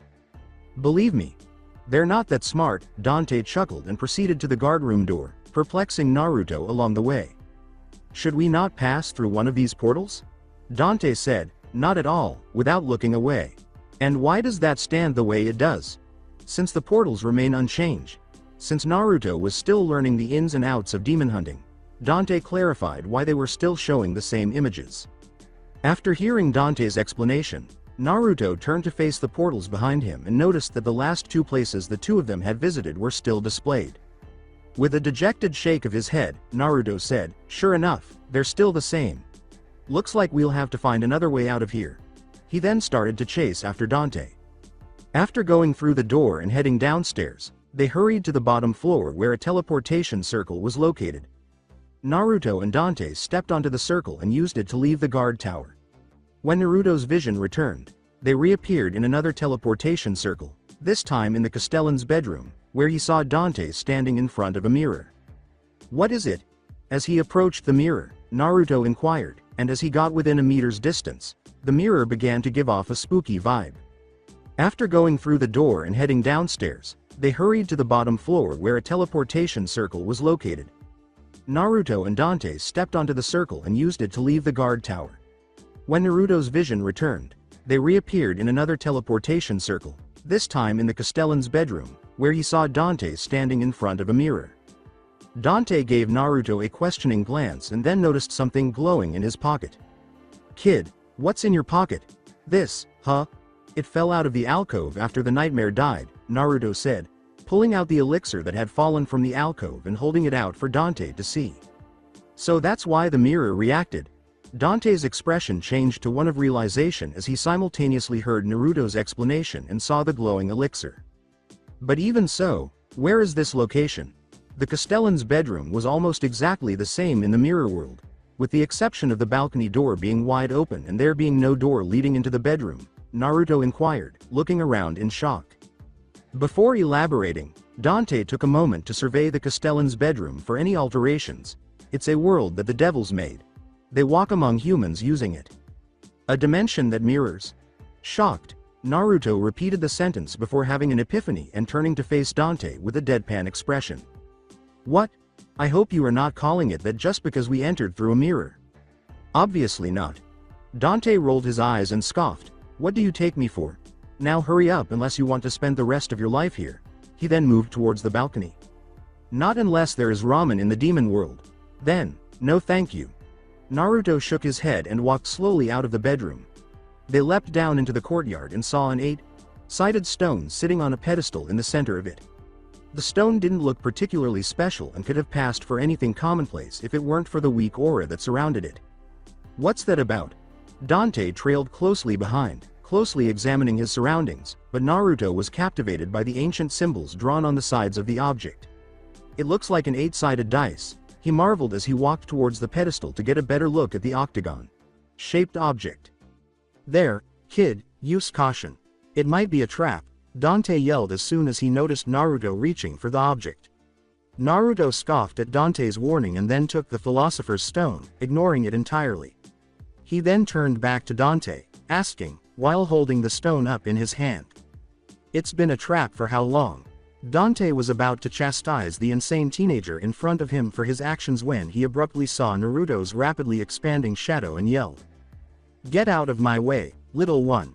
Naruto eventually saw the shadow and was able to roll clear of it in time to avoid being hit by a figure that was about to fall to the ground because of Dante's warning. Whoa! When Naruto stopped next to Dante, he was startled to see a strange demon that resembled a monkey standing on all fours where he had been only a few moments before. The demon had 4 walking limbs that ended in hands and a larger hand that protruded from the middle of its back, giving it a vaguely humanoid appearance. It emitted whooping cries and had a bald head that resembled a human head with empty eye sockets. Naruto silently muttered, "What kind of a demon is that?" Upon seeing the empty room. Still, a big smile was fixed on his face. Though he had previously faced other strange demons, this one was undoubtedly the most unsettling and strange. It also, predictably, brought friends. Gazing at the four other nobodies that had materialized in the courtyard, Naruto pondered. Seems like another one of your buddies, Dante, grinned Naruto, and Dante returned the grin as a Sparda materialized in his right hand. Dante said with an evil glint in his eyes, well, I do appreciate the surprise visit. After all, I was starting to get kind of bored. How about we give them a 5-star service? The evil aura emanating from the demon sword Sparda also made the onlookers back off. Like a bloodthirsty demon, Naruto charged towards the closest person, saying, then let's show them some hospitality. He was attacked with a large hand on its back by someone who didn't notice him. Naruto responded with purgatory, calling it predictable, swerving the hand aside and slamming his blade into its head. But the person acting on instinct quickly leapt back to avoid the blow. But when Naruto saw that nobody was flying, he smirked instead of becoming enraged. It also, predictably, brought friends. Gazing at the four other nobodies that had materialized in the courtyard, Naruto pondered. The other nobodies' reaction to seeing Naruto continue right in front of them caused them to all jump at him at once. Upon approaching their target by a few meters, a white-haired individual with a playful expression in his eyes materialized in the space between them. Do not move so quickly, Sparda said, extending his blade into a scythe that emitted a malevolent aura. Whirlwind cut. Dante assumed a specific stance with the scythe and waited for the nobodies to approach before spinning around and slashing someone with a round slash that sent out a red aura that instantly killed two of the weaker nobodies. The blade's display of power, especially the way it changed from a sword to a scythe, astounded Naruto. Wow, thus, this is the Sparda's power. In Dante's hands, the devil's sword Sparda changed into a spear. With a stinger that changed into a million. Stab, Dante charged at the demon. Dante immediately stopped the million stab and sent the demon hurtling through the air. Before the gullible demon, Dante materialized and began parrying blow after blow. After emerging from his daze, Naruto charged at the other. Naruto was shocked to see that no one else noticed the person charging at it and standing there doing an odd dance. Is it moving? No, that sensation is. Whoosh, the nobody appeared to Naruto's right, and he dodged as a fist flew past his head. Quick! With a handstand and a left leg kick, Naruto pushed the person in front of him back a few feet, creating space between them. The individual collapsed to the ground with a loud thud and then got back up on all fours. Its body was enveloped in a faint red glow that made it seem more demonic. When Naruto noticed the demonic aura emanating from its body, realization hit him. Naruto laughed, so that's why. You can also use a miniature form of the devil trigger, but all you did is just extend your time by a tiny bit, before launching himself at the inanimate object once more. He held nothing back this time. It was difficult for the nobody to react because of the abrupt increase in speed. Then, out of nowhere, Naruto attacked, severing its right leg with a cross slash, sending it reeling from the sudden loss of weight. The nobody, having a limb severed, screamed in agony. Furious that its prey had injured it, the nobody launched a violent big hand attack on Naruto. But Naruto scoffed as he easily avoided the move and attacked the nobody with a series of combos that gave it no chance to defend itself. Finally, he ended the fight with a helm breaker that broke its mask into pieces and killed it. That's the last of them. When Naruto looked up, he saw Dante approaching him. The demon they had been battling had long since vanished into thin air. Dante smiled proudly and said, "You are getting better at fighting demons now." Naruto was looking at him. He was impressed after witnessing Naruto's battle with the nobody. With no fancy moves or demonic chakra, Naruto had defeated the formidable class of lesser demons known as the nobody. But Naruto was ignorant of this fact. His demonic chakra was still healing from his battle with Virgil, so he refrained from using it excessively during the fight. This is why he didn't use any chakra at all. Nonetheless, he regarded Dante as a father figure, so hearing his compliments made him smile broadly. Naruto questioned, "So what to now?" Since they now had the Philosopher's Stone and nothing else was down here. But before Dante could say anything, they heard a glass breaking, which made them both look up to the second story, from which they had descended. Is a new foe emerging? Oh, I recognize that sound. Naruto turned to face Dante, and saw a small smile there that confirmed his suspicion. After all, I've been hearing about it ever since I arrived on this island. That was a curse breaking, wasn't it? Naruto asked, turning to face Dante, who was grinning bitterly. "Looks like we are heading back the way we came." Naruto grimaced and said, "Unbelievable." Then they ascended once more to the bedroom, passing through the mirror and out of sight of the mirror-verse. As they entered the teleportation circle, Naruto thought, "I guess we are through with this area." He was praying that nothing would ever bring the Castellan back after returning to their bedroom twice in a row, or else he might go insane. When Naruto's vision returned, the teleportation circle flashed and they materialized on a massive circular platform equipped with 2 teleportation mirrors. The image of the Castellan's bedroom, where they had just been, was projected onto one of the mirrors. "That was a curse breaking, wasn't it?" Naruto asked, turning to face Dante, who was grinning bitterly. "Looks like we are heading back the way we came." Dante approached Naruto from behind and gave him a back hug. Naruto stammered as a result of the abrupt move taking him off guard. What are you doing, Dante?" Dante ignored his glare and said, "Hold on tight, kid," before flying them over the collapsed bridge in his devil form. When Dante reverted to his human form and landed them in front of the cathedral's doors, Naruto was still glaring at him. Dante asked, naively, "What? Is there something on my face?" before examining his face for anything out of the ordinary. With a shameless click of his tongue, Naruto responded to Dante, "How about a little warning next time?" "Yes, but it seems like we are running out of time," Dante said gravely, glaring at the cathedral doors. "Why is there such a strong sense of danger emanating from those doors?" After giving it some thought, Dante glanced over at Naruto, who had a serious expression on his face that surprised him because Naruto was also staring at the door. Is he able to feel it too? Does he have the capacity to do that? Naruto was able to sense the demonic power emanating from behind the doors, in contrast to Dante's belief. But in reality, he detected a strong feeling of danger. His senses were warning him to flee immediately from that place, believing that nothing positive would come from going through that door. Naruto was struggling with his identity. Despite his best efforts, his body defied his instructions. A bead of sweat began to form on his brows, and just as he thought he was going to lose it for good, a voice interrupted him.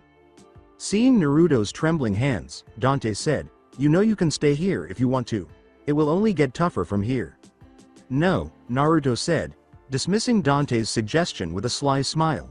With a determined gaze, he turned to face Dante and said, "I've come too far to stop now." Dante, who had been concerned that he might lose the will to go on, grinned at the determined expression in his eyes. After saying, "Well said, kid. A real man should always see his journey to the end, no matter how difficult they may be," Dante gave up on his plans to convince Naruto to go back and started to move in the direction of the cathedral's door. Dante put his hands on the massive double door and pried it open. "Come. Our journey is almost at an end, Naruto. I will not allow you to perish under my watch." Somewhere, in a dimly lit chamber, 2 blue eyes suddenly opened and peered off into the distance. "You are finally here. Dante," Naruto remarked, "so this is the underworld," as he emerged from a teleportation circle and took in his surroundings. The new place was entirely unlike what he was accustomed to. He felt as though he was inside a monster's stomach rather than the underworld because the walls and ceilings resemble bloody flesh. This place smelled strongly of blood, which made me queasy. The atmosphere, which was gloomy and dark, belonged in the underworld. But Dante was not fazed by any of this. This was not his first visit to the underworld, after all. "Child, never let your guard down. We're not here to take in the sights." With a serious nod from Naruto, recollecting the original reason they had come here. Naruto glanced around once more before following Dante to a tall opening in one of the fleshy walls that opens into a throbbing hallway. When Naruto noticed the walls wriggling about as though they were alive, he became extremely frightened. He ultimately made the decision to include it on his ever-expanding list of the most bizarre things he had ever witnessed. They proceed down the hallway that leads to a door that is blocked by a red membrane that pulses. An attack is all that is necessary to remove these obstructions. Naruto and Dante entered a new area carrying a divinity statue after removing the membrane. But in addition to the divinity statue, there were 2 frosts that paraded around the area. They took care of them right away, breaking through the massive pulsating red membrane that was obstructing the door on the other end of the room and heading straight for the next section. There was not much time to waste now. The next place they entered had many stalactites and stalagmites, resembling a cave. "What at that?" Naruto gestured to the many red kanjis that were glowing menacingly on the cave's ceiling. As soon as they entered the roof, he became aware of it. Since it was glowing so brightly and lit up the entire cave, it was really difficult to ignore it. In addition, there are a few circular luminous formations strewn throughout the cave. They heard a familiar voice yell toward them as they continued to look around. Dante. That voice, similar to a magnet turning, Naruto and Dante faced the voice's origin, which lay on the ground at the far end of the cave. "Hey, Dante! Assist me! Trish!" As soon as Dante saw her figure, he yelled. Before he knew it, he was sprinting in her direction. "Wait, Dante!" Even though Naruto hurriedly pursued him to stop him, it was too late. As soon as the two got to the center of the cave, a circle appeared around them, preventing them from moving forward. When Naruto saw the pale green dome that encircled them, he scowled. "What is this? I have never seen anything like this before." He turned to ask Dante if he understood what the obstacle was, but before he could, he noticed something moving out of the corner of his eye. That is, when Naruto noticed the black liquid material seeping out of the ground and progressively taking the shape of a well-known figure, he became tense. Nightmare. Naruto scowled as he observed the nightmare forming before him. He quickly removed Purgatory's sheath from his back and prepared himself. Dante saw the nightmare, too. "I apologize, Trish."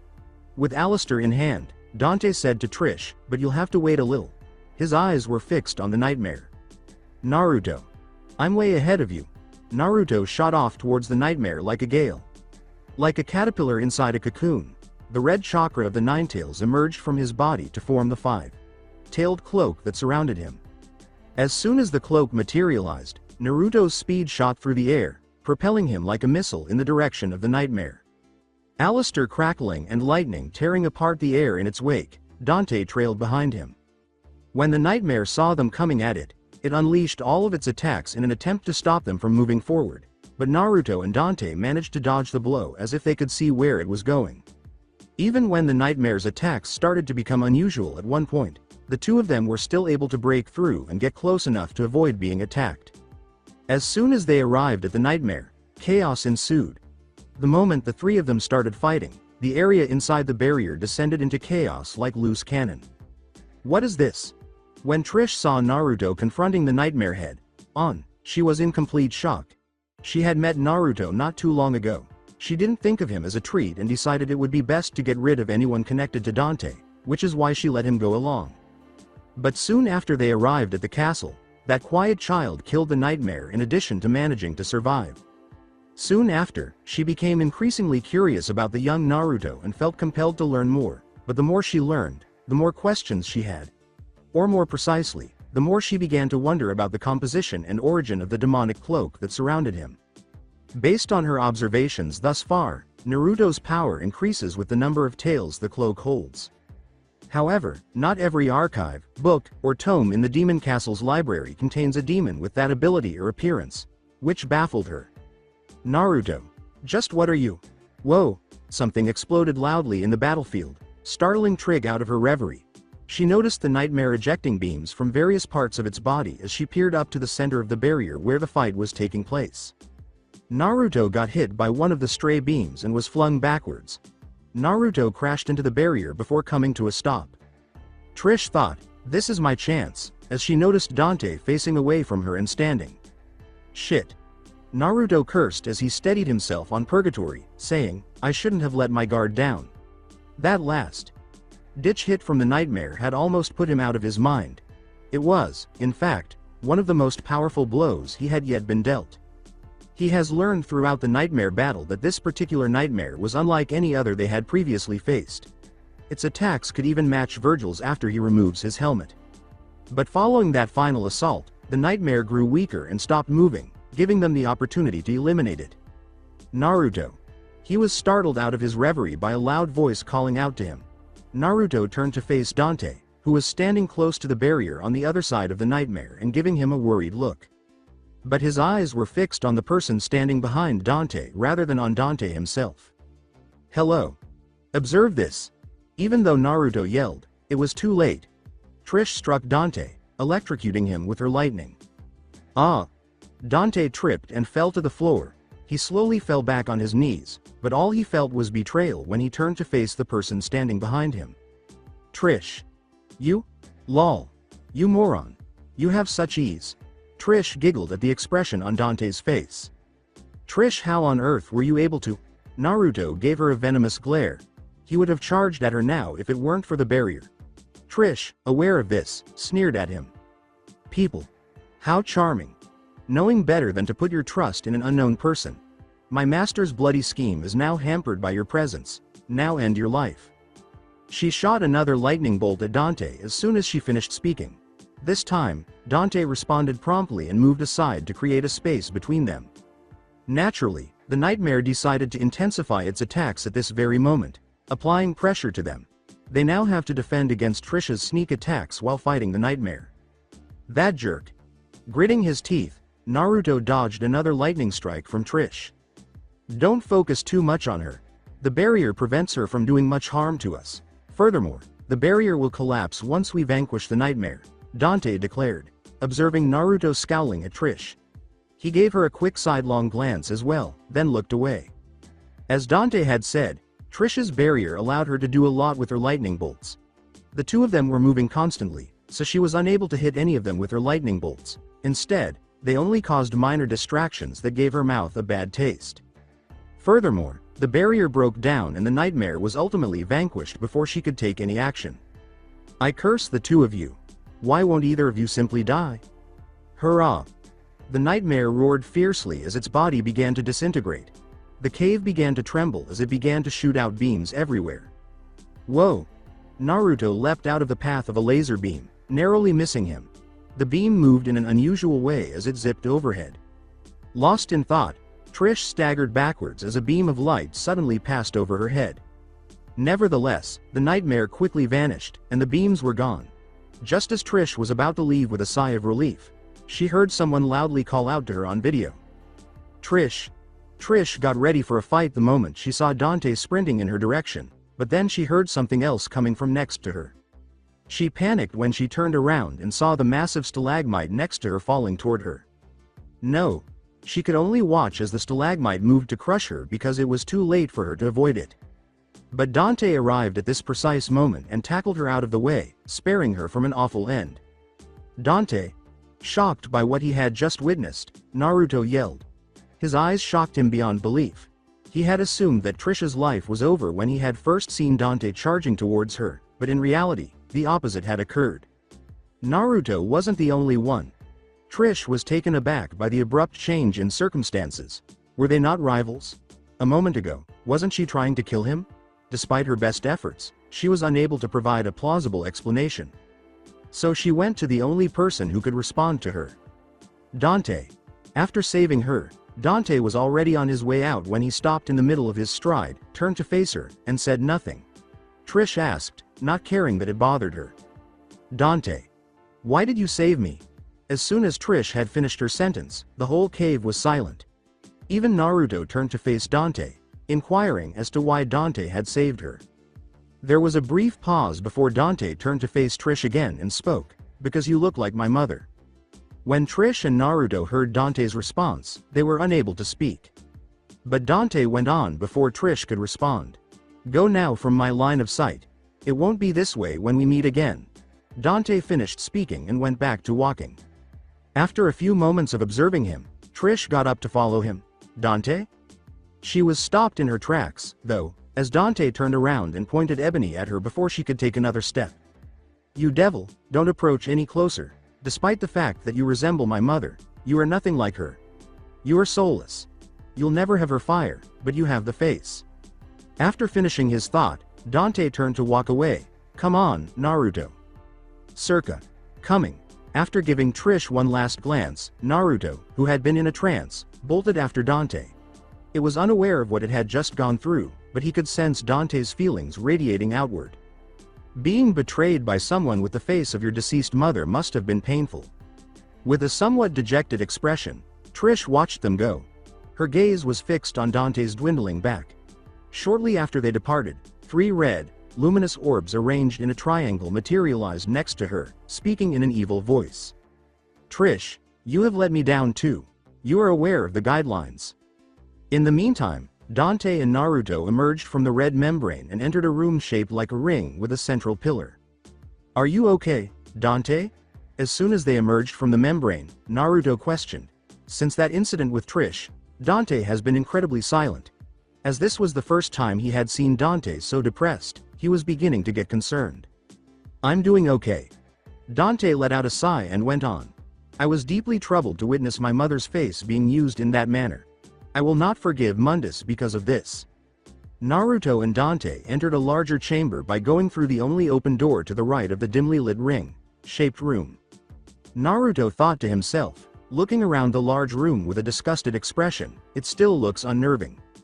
The room was dimly lit, and at the far end was visible a large door covered in several white seals, and next to the door they came in through was a massive, lifeless heart with blood vessels running the length of the room to meet the main door.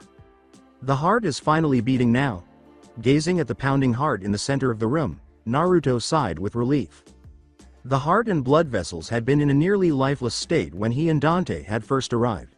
One of the blood vessels did not begin to move until they destroyed a sizable blood vessel that had a circular white demonic seal that they discovered within the chamber. Following a few false starts and attempting to open the sealed door, Dante surmised that before they could unlock the locked door, they might need to get the heart to begin pumping blood again. It made more sense because the blood vessels were attached to the door. However, what followed would be among the most agonizing experiences of his life. It brought back memories of their past back and forth inside the demonic castle. Luckily, they were able to finally break the seal on the door after all that hassle. Naruto sensed a powerful presence emanating from behind the door as each seal on the door broke. "This is the last one. What's behind that door is what we want. Finally, our trip has come to an end." "All right. Come on, Dante." Pulling himself together, Naruto said as the door's seal broke completely. But before he could advance, someone reached out to grab hold of him. "Dante?" Naruto turned to face Dante, his expression questioning. Now that the door's seal has broken, why was he stopping him? Did they not want to prevent Mundus from assuming control of the human race? "What is it, Dante?" With a serious tone, Dante said, "Naruto, it's not too late to turn back now. Though it may seem implausible, what was on the other side of those doors was a force greater than anything the two of them had encountered." "Dante, what are you talking about?" Naruto remarked. "We've gone too far for me to go back now." Now that they'd accomplished their goal, there was no way he could have left.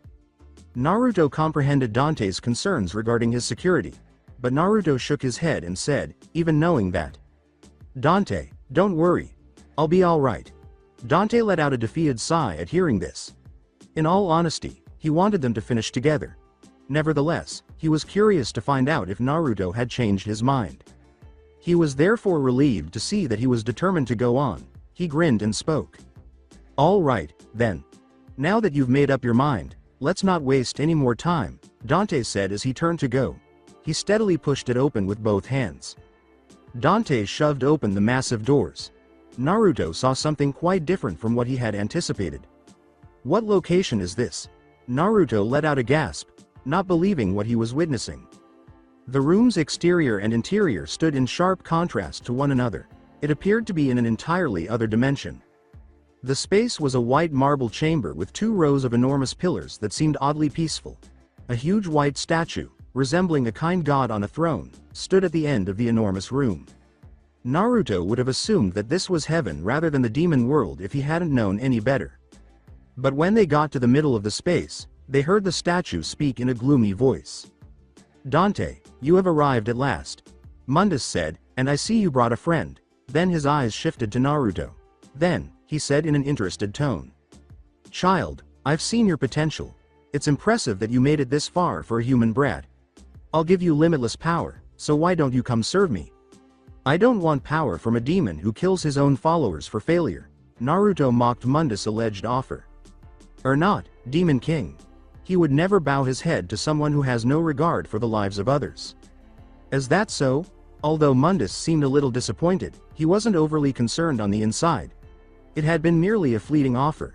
It doesn't matter if Naruto accepted or not. Either way, he never intended to let him go. "Mundus." Dante pointed Sparda at him and said, "I'm here to make you pay for the crimes you committed against my family." That Mundus had disregarded him irritated him. Mundus frowned as soon as he saw the devil sword aimed at him. Again I must face a Sparda. Strange fate, isn't it? Strange and ironic that it will end the same way. Dante shot back, but instead of becoming upset, Mundus chuckled and remarked. This time, irony has worked in your favor. Examine. His third eye produced a white beam of light that pointed behind them as soon as he finished speaking. Naruto and Dante cautiously spun around, but they gasped when they saw what the light was pointing at. Trish. Naruto let out a cry. When they battled the nightmare, that was the last time they saw her. For what purpose was she using her? And, for that matter, bound up? When Trish heard her name called, her eyes fluttered open. She turned to look down, struggling, but when she saw Dante and Naruto, she screamed quickly out of panic rather than with joy. Look out! Trish attempted to alert them, but it was too late. Naruto was struck by a light beam from behind, which caused him to collide with the wall at the far end. Naruto.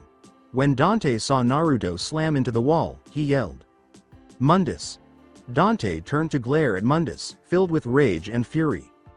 But no sooner had he done so than 3 red beams emerged from Mundus's eyes and pierced Dante's body.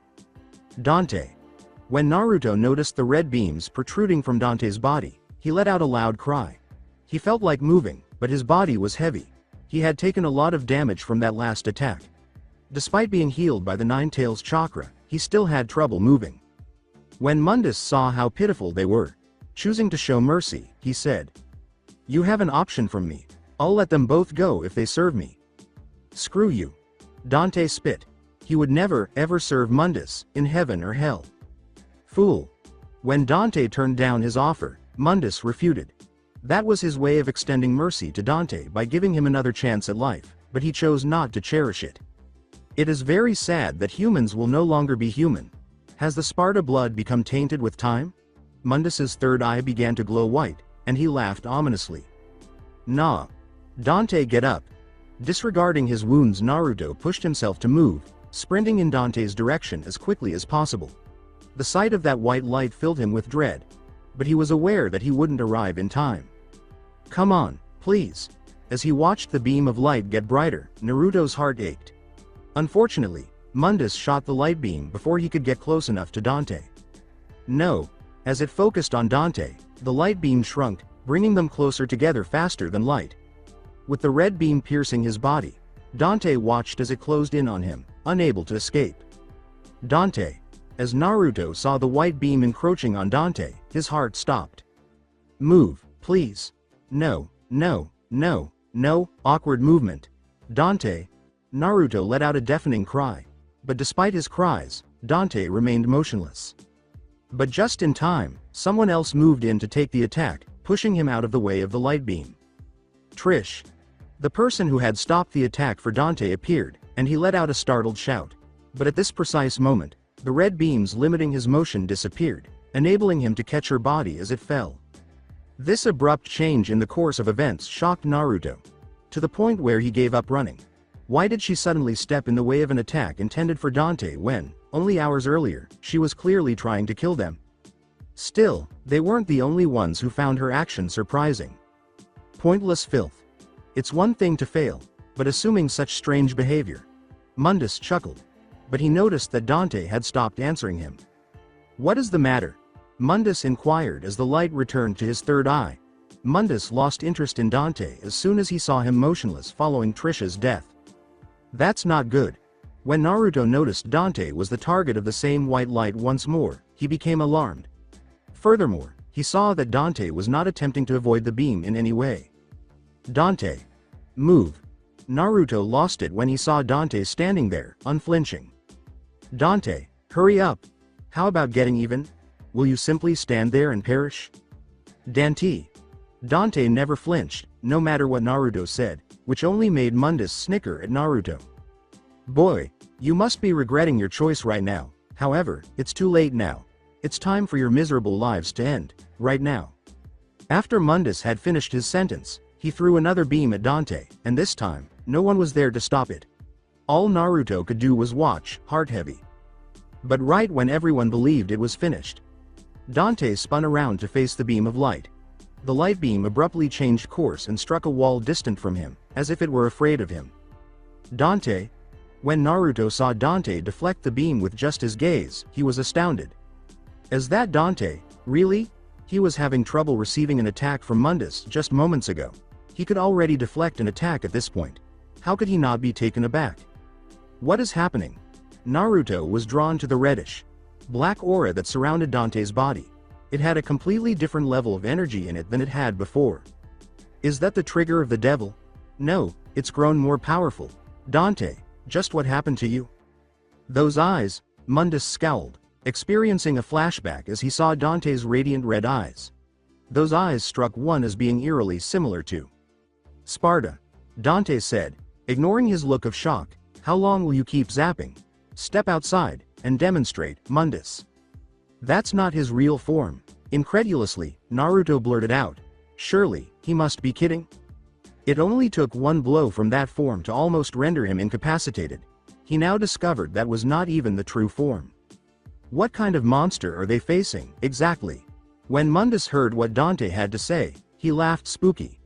The enormous statue's body begins to fracture, and all of a sudden the room trembles. Vibrant lights illuminated the room as they peeped out from between the cracks.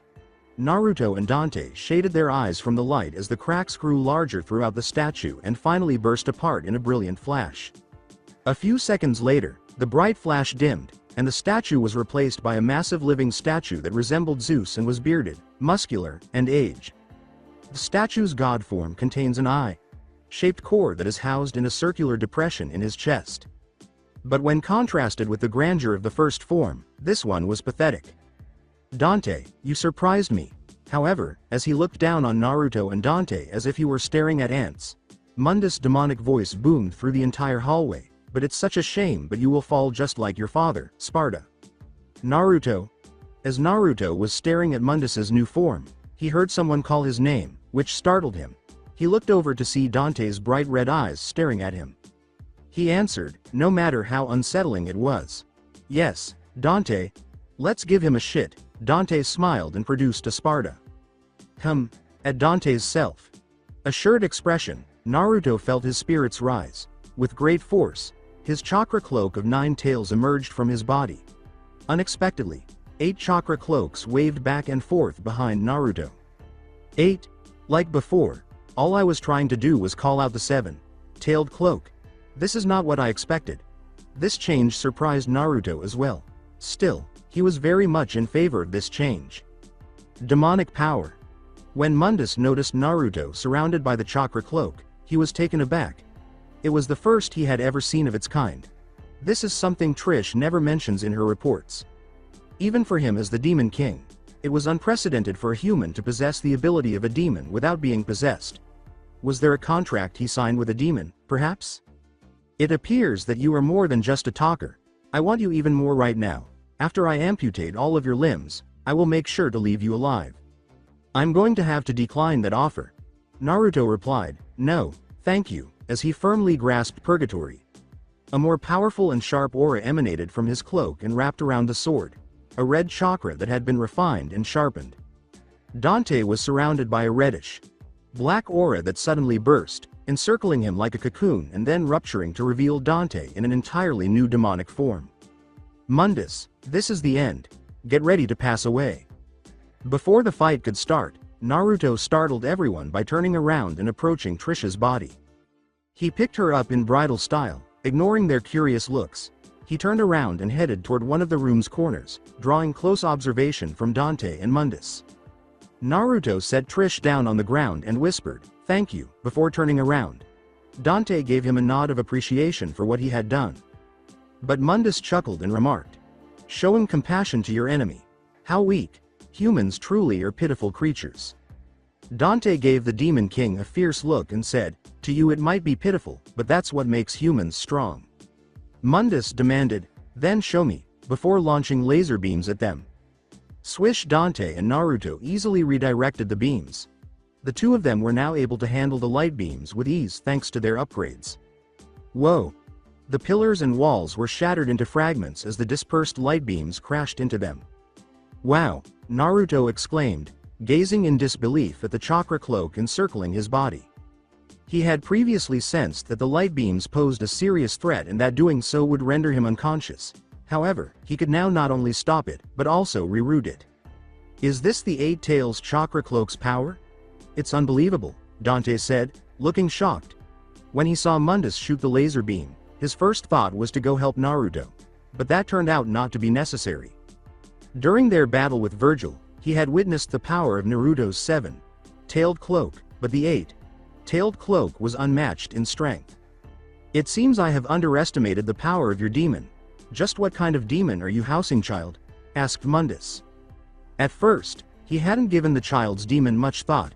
However, after witnessing him divert his light beams, he was unable to ignore it any longer. The demon inside of Naruto must be a higher class demon, since there was no way a lower ranking demon, much less a middle ranked demon, could block his attack. It raises a question. How did you manage to get the protection of a high ranking demon? An extremely powerful demon. Incredulous, Naruto repeated himself. He was aware of the status of a demon. The best he could come up with, though, was the Kyuubi being a middle class demon, even after Dante had taught him everything he needed to know about demons and the demon world.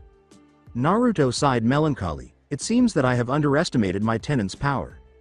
It doesn't matter either way, Mundus. It doesn't change the fact that we are going to take you down. Dante responded. Even so, he was interested in learning how a powerful demon in Naruto was sealed. There are still larger fish to fry. Mundus said, yes, your demon is stronger than I had anticipated, but that won't change your fate, just as a massive red magic circle materialized above them. The demon inside of Naruto must be a higher class demon, since there was no way a lower ranking demon, much less a middle ranked demon, could block his attack. It raises a question. How did you manage to get the protection of a high ranking demon? Sadly, Mundus pointed at them and multiple fireballs rained down from inside the magic circle on them before the two could take any action. As soon as possible, Naruto and Dante reached for their weapons and began slicing the flames into pieces while moving faster than anyone could see. In addition, his cloak with 8 tails functioned as an automated self-defense tool, deflecting any approaching attacks. They could not get closer to Mundus as he kept hurling fireballs and incorporating lightning bolts into his attacks. Dante scowled as he observed Mundus keeping his distance while launching blows at them, thinking, what a coward. Two people can play that game if that is how they wish to play. Dante took out ivory and ebony and opened fire on the Mundus. Strangely enough, though, the bullets emerged as massive energy bolts bearing runic symbols. As soon as possible, Naruto and Dante reached for their weapons and began slicing the flames into pieces while moving faster than anyone could see. In addition, his cloak with 8 tails functioned as an automated self-defense tool, deflecting any approaching attacks. Mundus ignored the runic symbols that were aimed at him because he didn't think they posed a threat and carried on with his attacks. But his expression quickly changed as soon as the first bolt touched him. Without delay, he took off backwards to evade the others. Some of them did, however, still managed to strike him before he could flee, leaving bruises on his body. How dare you? Was Mundus's furious cry. He never meant to take their fighting seriously, all he wanted to do was try to teach them a lesson. But Dante had managed to injure him with that final strike. As the king of the demons, that was beyond forgiveness. Seems like the shots worked, Dante smiled, watching as Mundus threw a fit following his attack. Naruto asked, Dante, what were those runic symbols? Mundus had stopped attacking Dante after taking a bite out of him, giving him some breathing room. Dante remarked gravely, I don't know, but playtime is over now. Things are about to get serious. He was aware that Mundus had previously played with them. He was the king of the underworld, after all. He wouldn't feel good about himself if he lost to them right away. However, Mundus won't bother holding back after that prank he pulled. From this point on, it was a war for life or death. Mundus made a loud roar shortly after he said that. His right hand suddenly held a light spear, which he pointed at them while saying, for your crimes against me, I'll make sure that not even your souls survive. Mundus finished his sentence and shot like a bullet toward them. He was small in stature, but his flight speed was faster than sound. Swish before them, Mundus materialized, the light spear already arcing in their direction. Everywhere it passed, space became warped. They both lacked the courage to confront the assault head on. Dante moved out of the spear's range right away by performing an air hike. Naruto moved aside with the help of his cloaked tails. The spear created a large hole in the ground and broke the room's pillars, creating a massive cloud of dust and debris. As soon as the attack subsided, Naruto and Dante emerged from the cloud of dust. With Dante flying at his side, Naruto raced down the spear's shaft. They left behind afterimages, the two of them. When Mundus saw they were still alive and unharmed, he began to shoot red beams at them. Like skilled athletes, Naruto and Dante dodged the beams with amazing smiles. Mundus was unable to aim at them accurately as the two of them darted across the room, leaving him defenseless against their blows. They attacked him from several angles, leaving his body covered in cuts and scratches.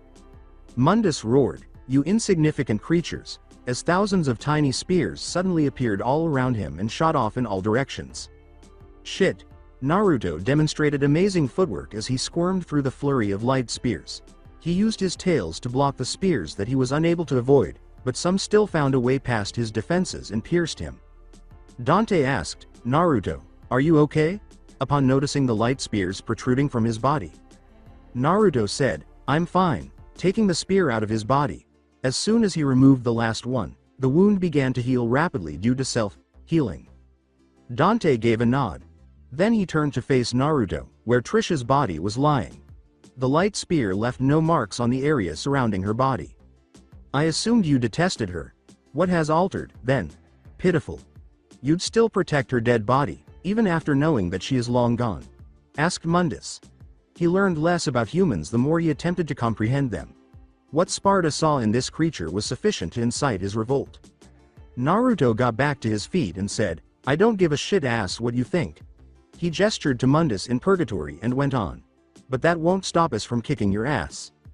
A daring statement for those who are on the verge of passing away. Mundus chuckled and spread his wings. A powerful gust of wind filled the room, scattering debris everywhere. "Let's go, Naruto."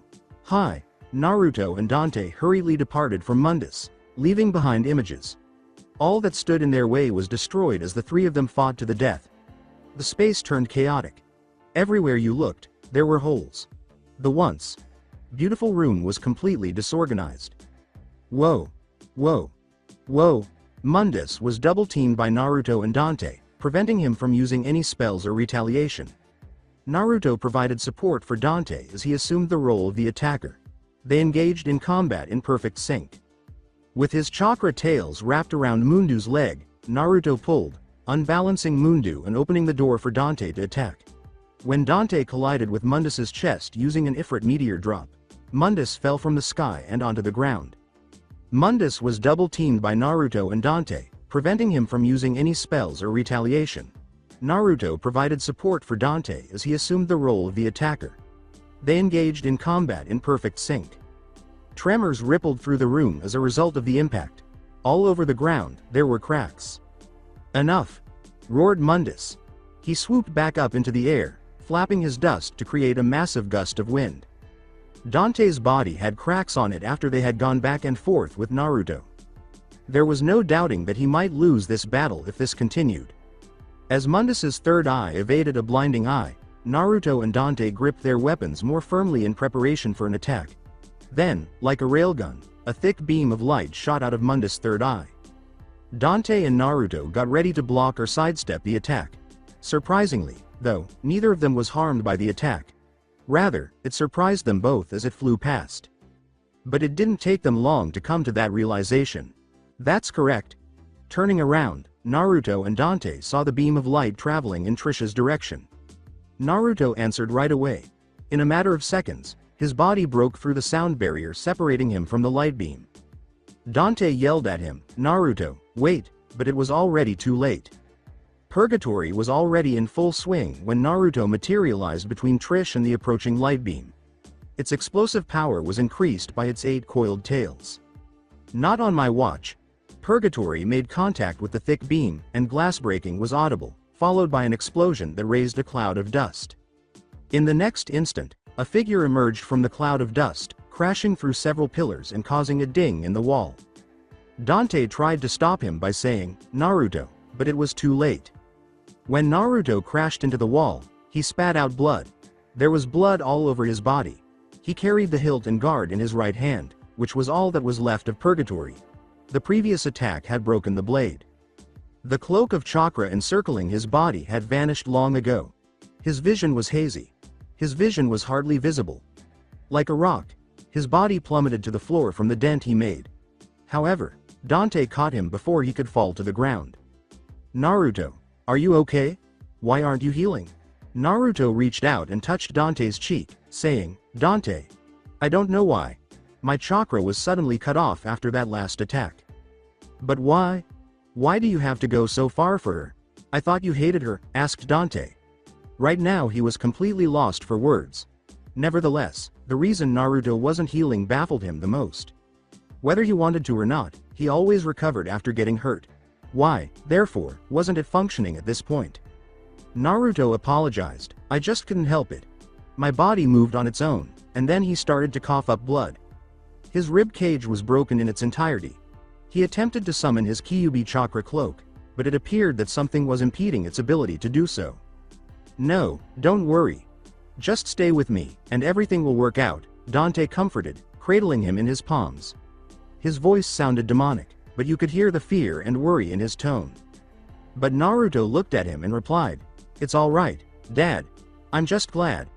Meeting you and Mom has been the greatest thing to have ever happened to me. You taught me what it means to be loved and cared for. I'm sorry for not being of much use when you needed me the most. With blood streaming from his eyes, Dante begged, No, you are not. I'm glad to have called you my son. So don't leave yet. I still have a lot of things I haven't shown you yet. He was not going to let him go. Not right now. Not after all that they'd experienced.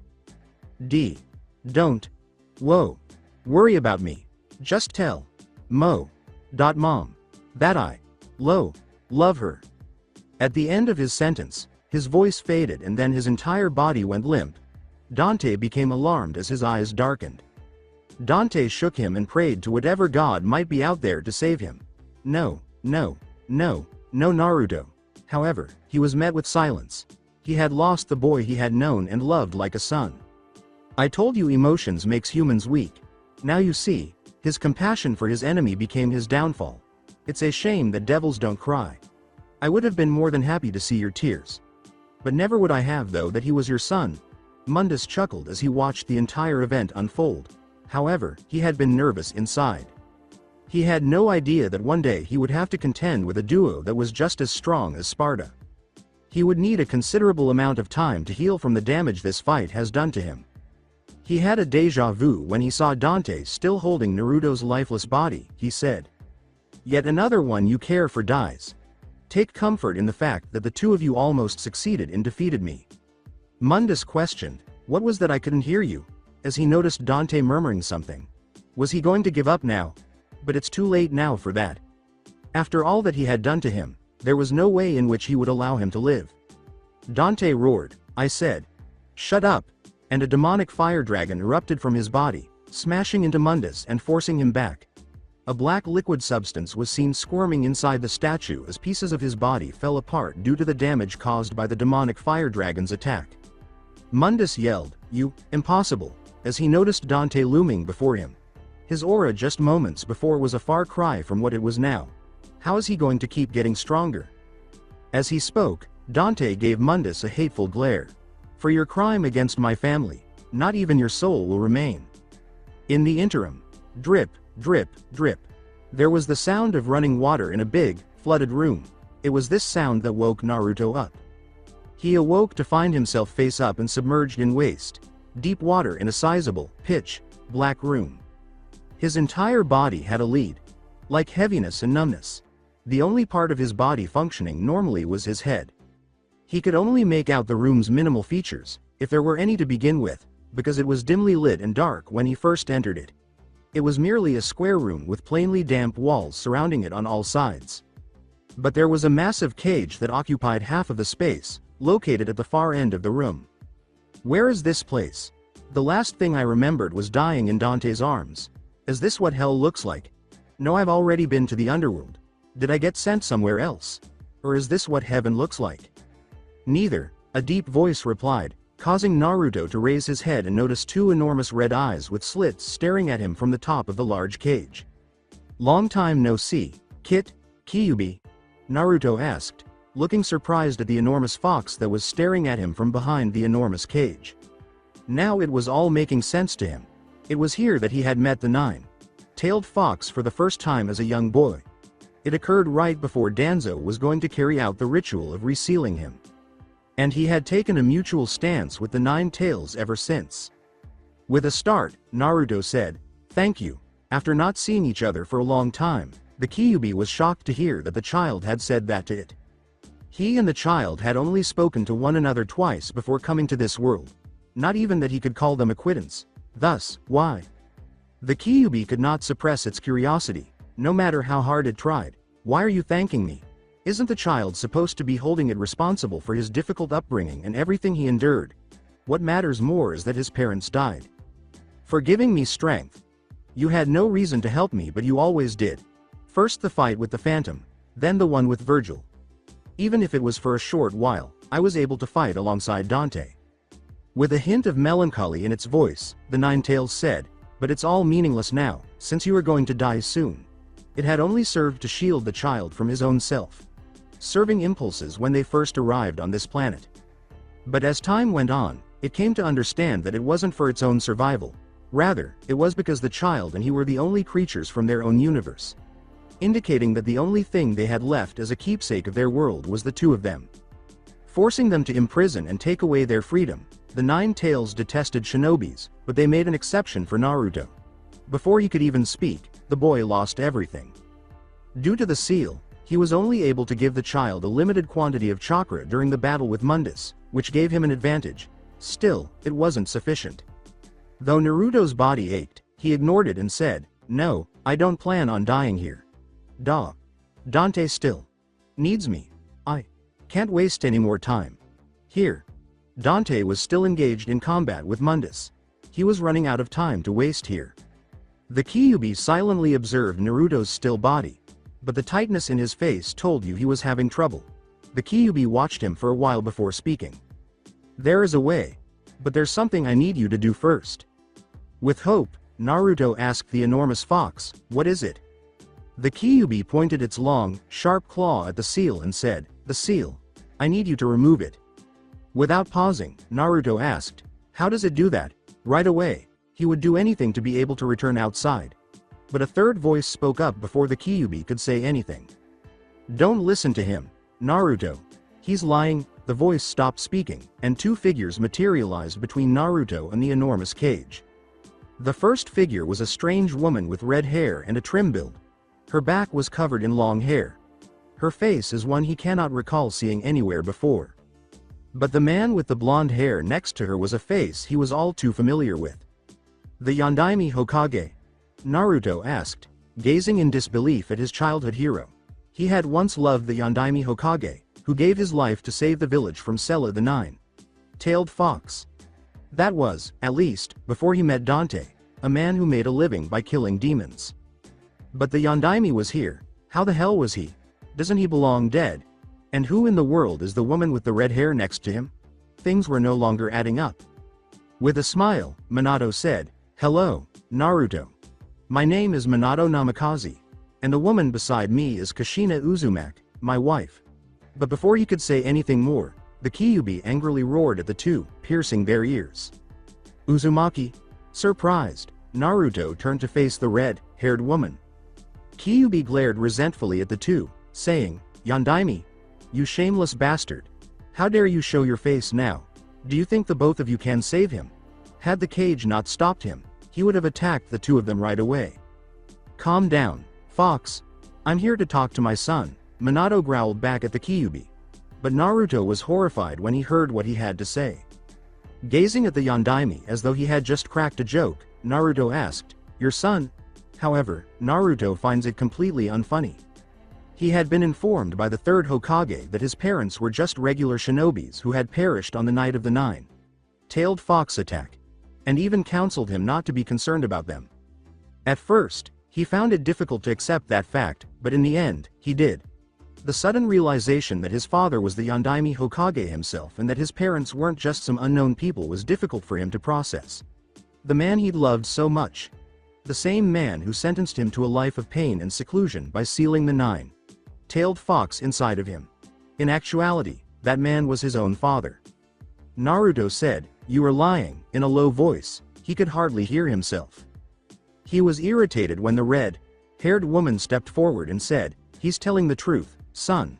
We're your real parents." Naruto yelled, cutting her off, "I don't know you fuckers." He couldn't take it anymore. Who the fuck are these people to come into his life and start laying claims on him? Minato reprimanded Naruto, saying, "Naruto, you can't talk to your mother like this," but it turned out that was a mistake. Mom, I have no idea who that bitch is. Just to clear things up, neither of you is my parent. Dante and Lady are entitled to those roles. You two are lost souls who have become trash. Consequently, go away from me." As soon as he was done speaking, the entire room became quiet. By the time he finished speaking, the fury on Naruto's face was overwhelming him. Were these really the parents he had always imagined? He felt as though his time in the elemental nation had been nothing more than a lie.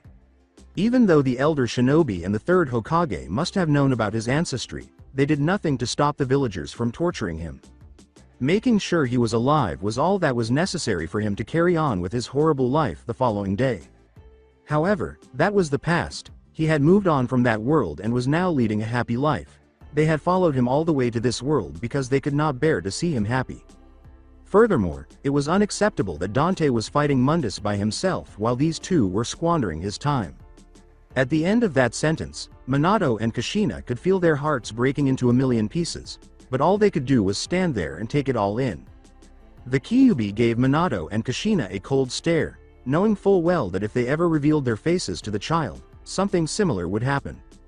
Had it happened in the past, the child might have happily welcomed them, disregarding the fact that they had been gone from his life for all of its existence, a fact it was aware of since it had been able to read the child's thoughts. A lot of time was spent reading the child's thoughts, the majority of which expressed his desire for affection from his parents. But when he arrived on this planet, everything changed.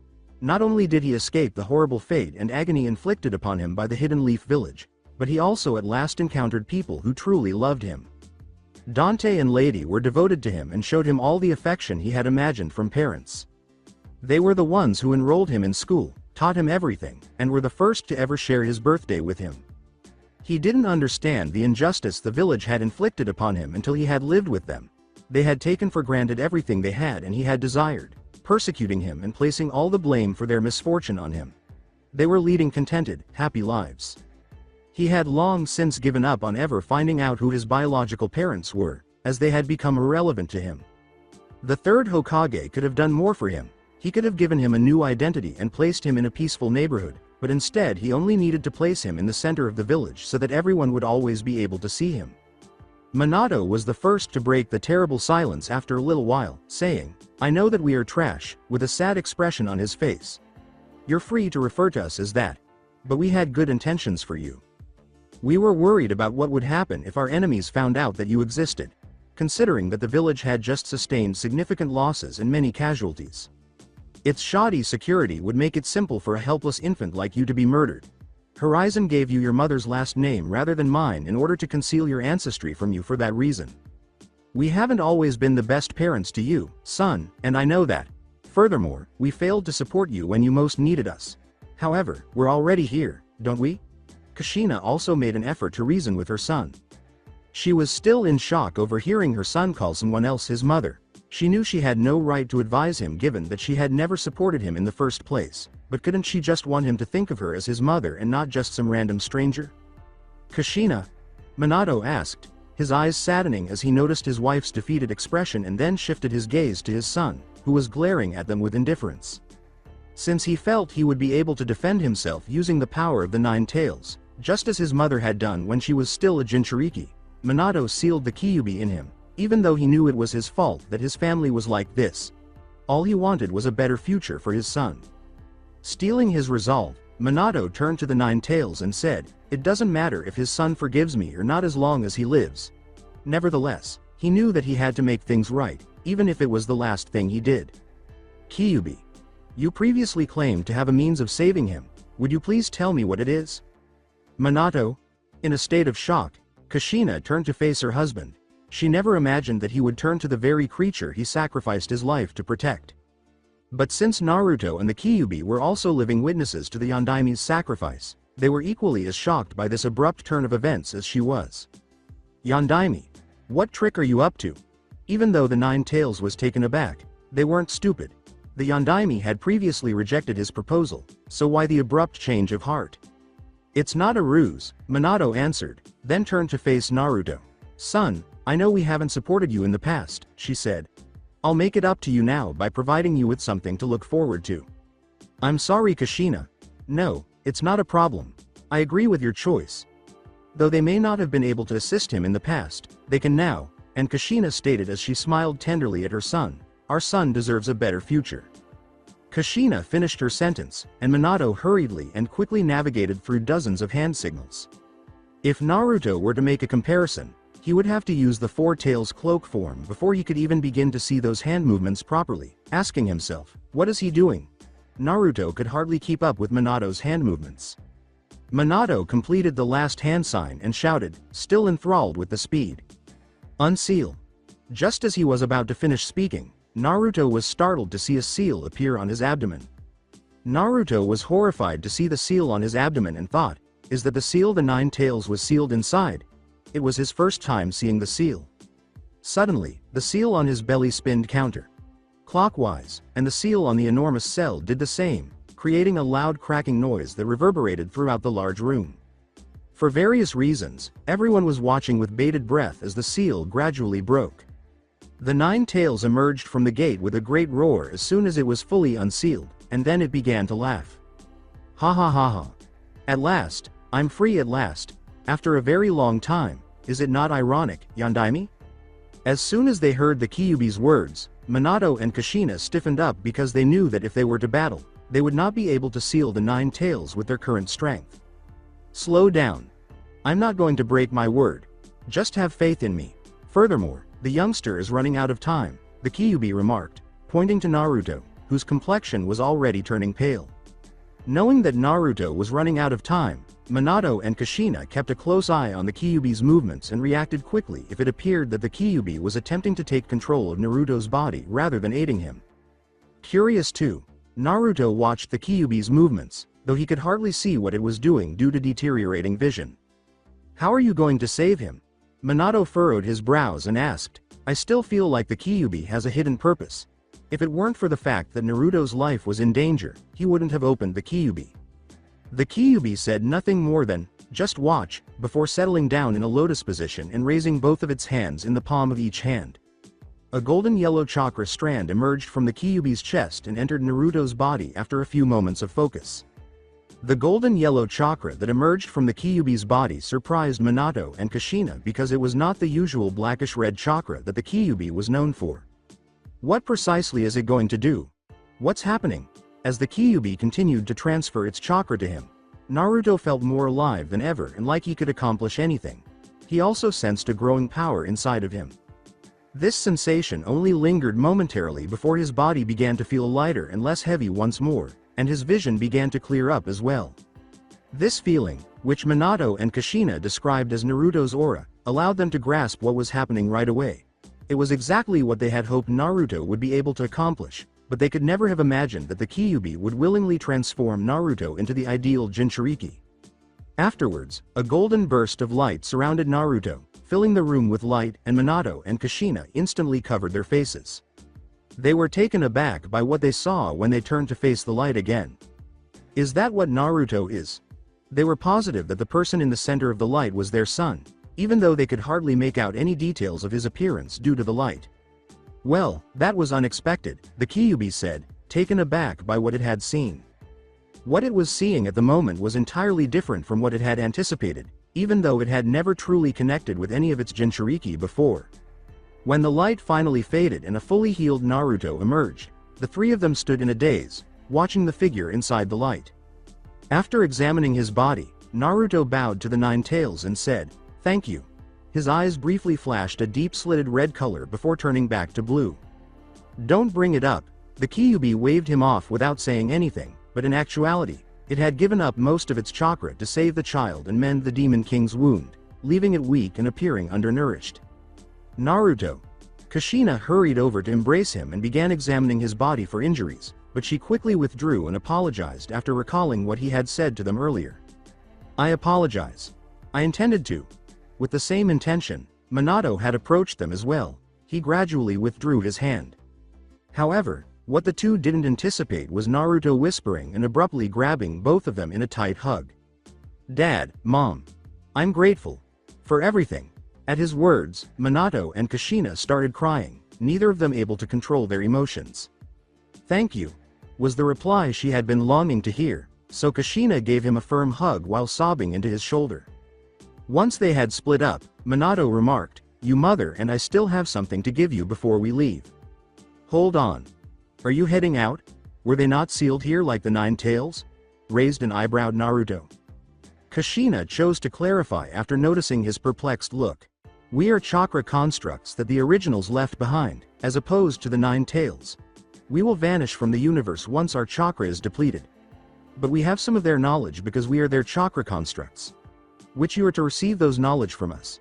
Consider it to be your inheritance." This was the last option available to him because Naruto was no longer in their world and would not be able to receive the inheritance they left for him there. It wasn't much, but it should be enough.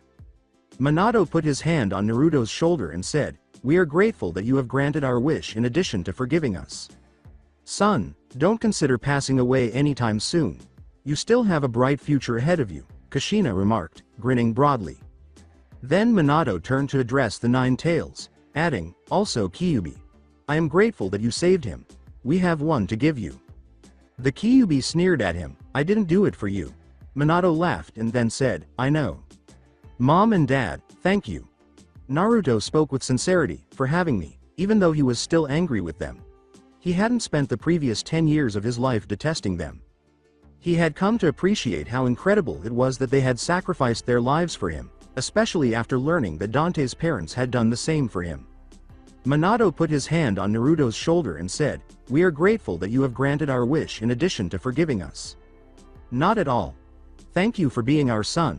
Minato shook his head. Despite not being present, they were proud of the man he had grown into and had seen his life through to this point. "I wish I could have met the lady and Dante you mentioned.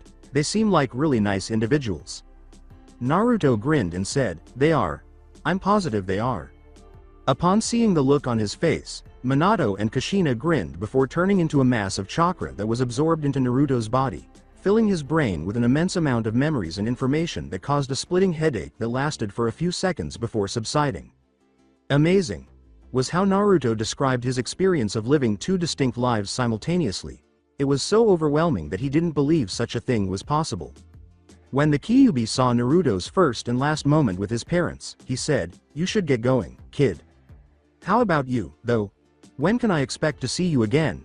It would hurt if he were to never be able to access this space again," Naruto asked the creature that had just kept him from dying.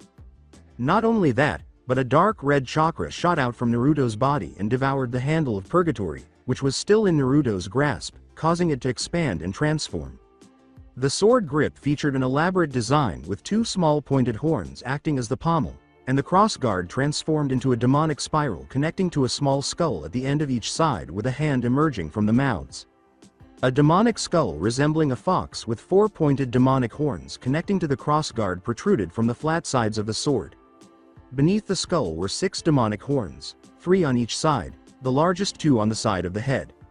There are 3 long, jagged edges on either side of the long blade. The sword felt completely new and exuded a demonic aura. It felt more like an entity than a blade, and it was nothing like the weapon he was wielding. Naruto was amazed by the sight of the blade, asking himself, is this what the Kyuubi meant by a present? It was a true demonic sword in every sense. Then how do I leave this place? I'll return the favor. Additionally, I have a small surprise in store for you. Nine Tails sent Naruto packing before he could find out what it was. It had given Naruto a lot of chakra, and it would take some time for it to regain it after he left the Nine Tails lying down to rest. Give them hell, kid. Mundus. Mundus and Dante got into a heated argument. They were already at loggerheads. They fought on a gap-filled circular platform that encircled a lava pit. Mundus was waist deep in the center of the pool, missing a wing, part of his body broken off to reveal a black liquid mass beneath it. Dante was in worse shape than before, having changed from his demon form back to his human form. The Sparda's ability to fend off the majority of Mundus's attacks was the only reason it hadn't already killed him. Dante, give up. It would greatly benefit his demon army if Dante joined their ranks, but he knew that the fight will only end when one of them is dead. You are already past your limit. Mundus looked down at Dante, not out of sympathy. Instead, he felt that it would be a waste. Nobody had managed to push him this far before, not even Sparda. After everything you've taken from me, I'll see to it that you don't see today out. Not just his parents, but also his adopted son. Dante glared at him, vowing to exact revenge even if it meant giving up his life. Next, accept your fate and pass away. With one homing bolt fired at Dante, Mundus raised his hands above his head and yelled. Anticipating the assault, Dante tightened his hold on Sparda and readied himself to repel it. But halfway through, Dante was met with a golden burst of light that bent the light beam and sent it hurtling off into the distance. Daring enough, Mundus was horrified to see the figure standing in front of the battlefield, but he was also furious that someone had interrupted the fight. You? How? Not only was Mundus having to suppress his own desires, but Dante was astounded by what he saw. Naruto, is that really you? Dante was still having trouble believing what he was seeing when he saw the young man with blonde hair standing in front of him. He didn't appear to be someone who had just passed away moments before. His heart had broken the last time he held him, and he didn't know how he was going to face the lady when he got back. No matter what he did, Naruto didn't flinch. However, just when he thought it was over, Naruto appeared out of nowhere and returned from the afterlife. Naruto glared at Mundus and abruptly said, "Leave the rest to me, Dante." It was past due for Naruto to repay Mundus. As soon as Dante heard Naruto's words, he jolted out of his daze and went to stop him, only to be startled by a brilliant flash of light that unexpectedly emerged from Naruto's body. His pupils turned a golden color with a dark orange slit down the middle, and he developed two flat white horns growing upward out of his forehead. The whisker marks on his cheeks thickened into a black square shape on his face. Naruto's body tone changed to a dark golden hue, with golden flames burning off of his body. His body tone darkened, his fingernails developed into sharp claws, and he developed 6 magatama markings around his collarbone, along with a prominent circular, swirl design over his stomach and numerous other lines forming an intricate design all over his body. The sword's grip has an intricate design with 2 small pointed horns acting as the pommel, and the crossguard resembles a demonic spiral connecting to a small skull at each side with a hand emerging from its mouth. The demonic skull, which resembles a fox and has 4 pointed demonic horns on top connecting it to the crossguard, is located on the flat sides of the sword. Underneath the demonic skull are 6 demonic horns, 3 on each side, the largest 2 on the side of the head. With 3 elongated jagged edges on each side, the long blade had a demonic aura about it and felt entirely different. It felt more like an entity than a blade, and it looked nothing like the weapon he had used in the past. Naruto was amazed by the sight of the blade, asking himself, is this what the Kyuubi meant by a present? The sword was a true demonic sword in every way, and it even had a faint red glow surrounding it. What's happening? How? Even though it was happening right in front of his eyes, Mundus refused to believe that he had seen the impossibly impossible. Not only had Naruto survived, but he had transformed into a demon in the process. While glaring at Naruto, Mundus couldn't help but wonder if Dante had anything to do with it. Mundus could not have imagined the pressure he was feeling from him when the two locked eyes. If he had to guess, he would say that Naruto posed a greater threat to him than Dante and Sparda ever had. He would never have thought that the person he regarded as unimportant would genuinely cause him to feel this way. No matter how Dante tried to reason with it, he was unable to come to terms with the fact that Naruto was no longer human. Just what happened to you, Naruto? How did you become so powerful? Or is this really the true power of your demon? He asked. Don't let your newfound demon status make you arrogant.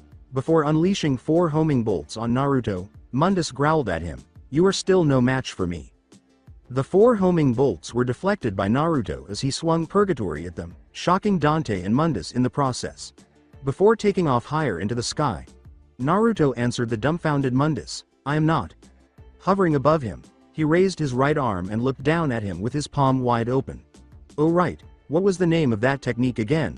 Rasengan. That's it for today. I hope you guys enjoyed this great story. See you in the next one.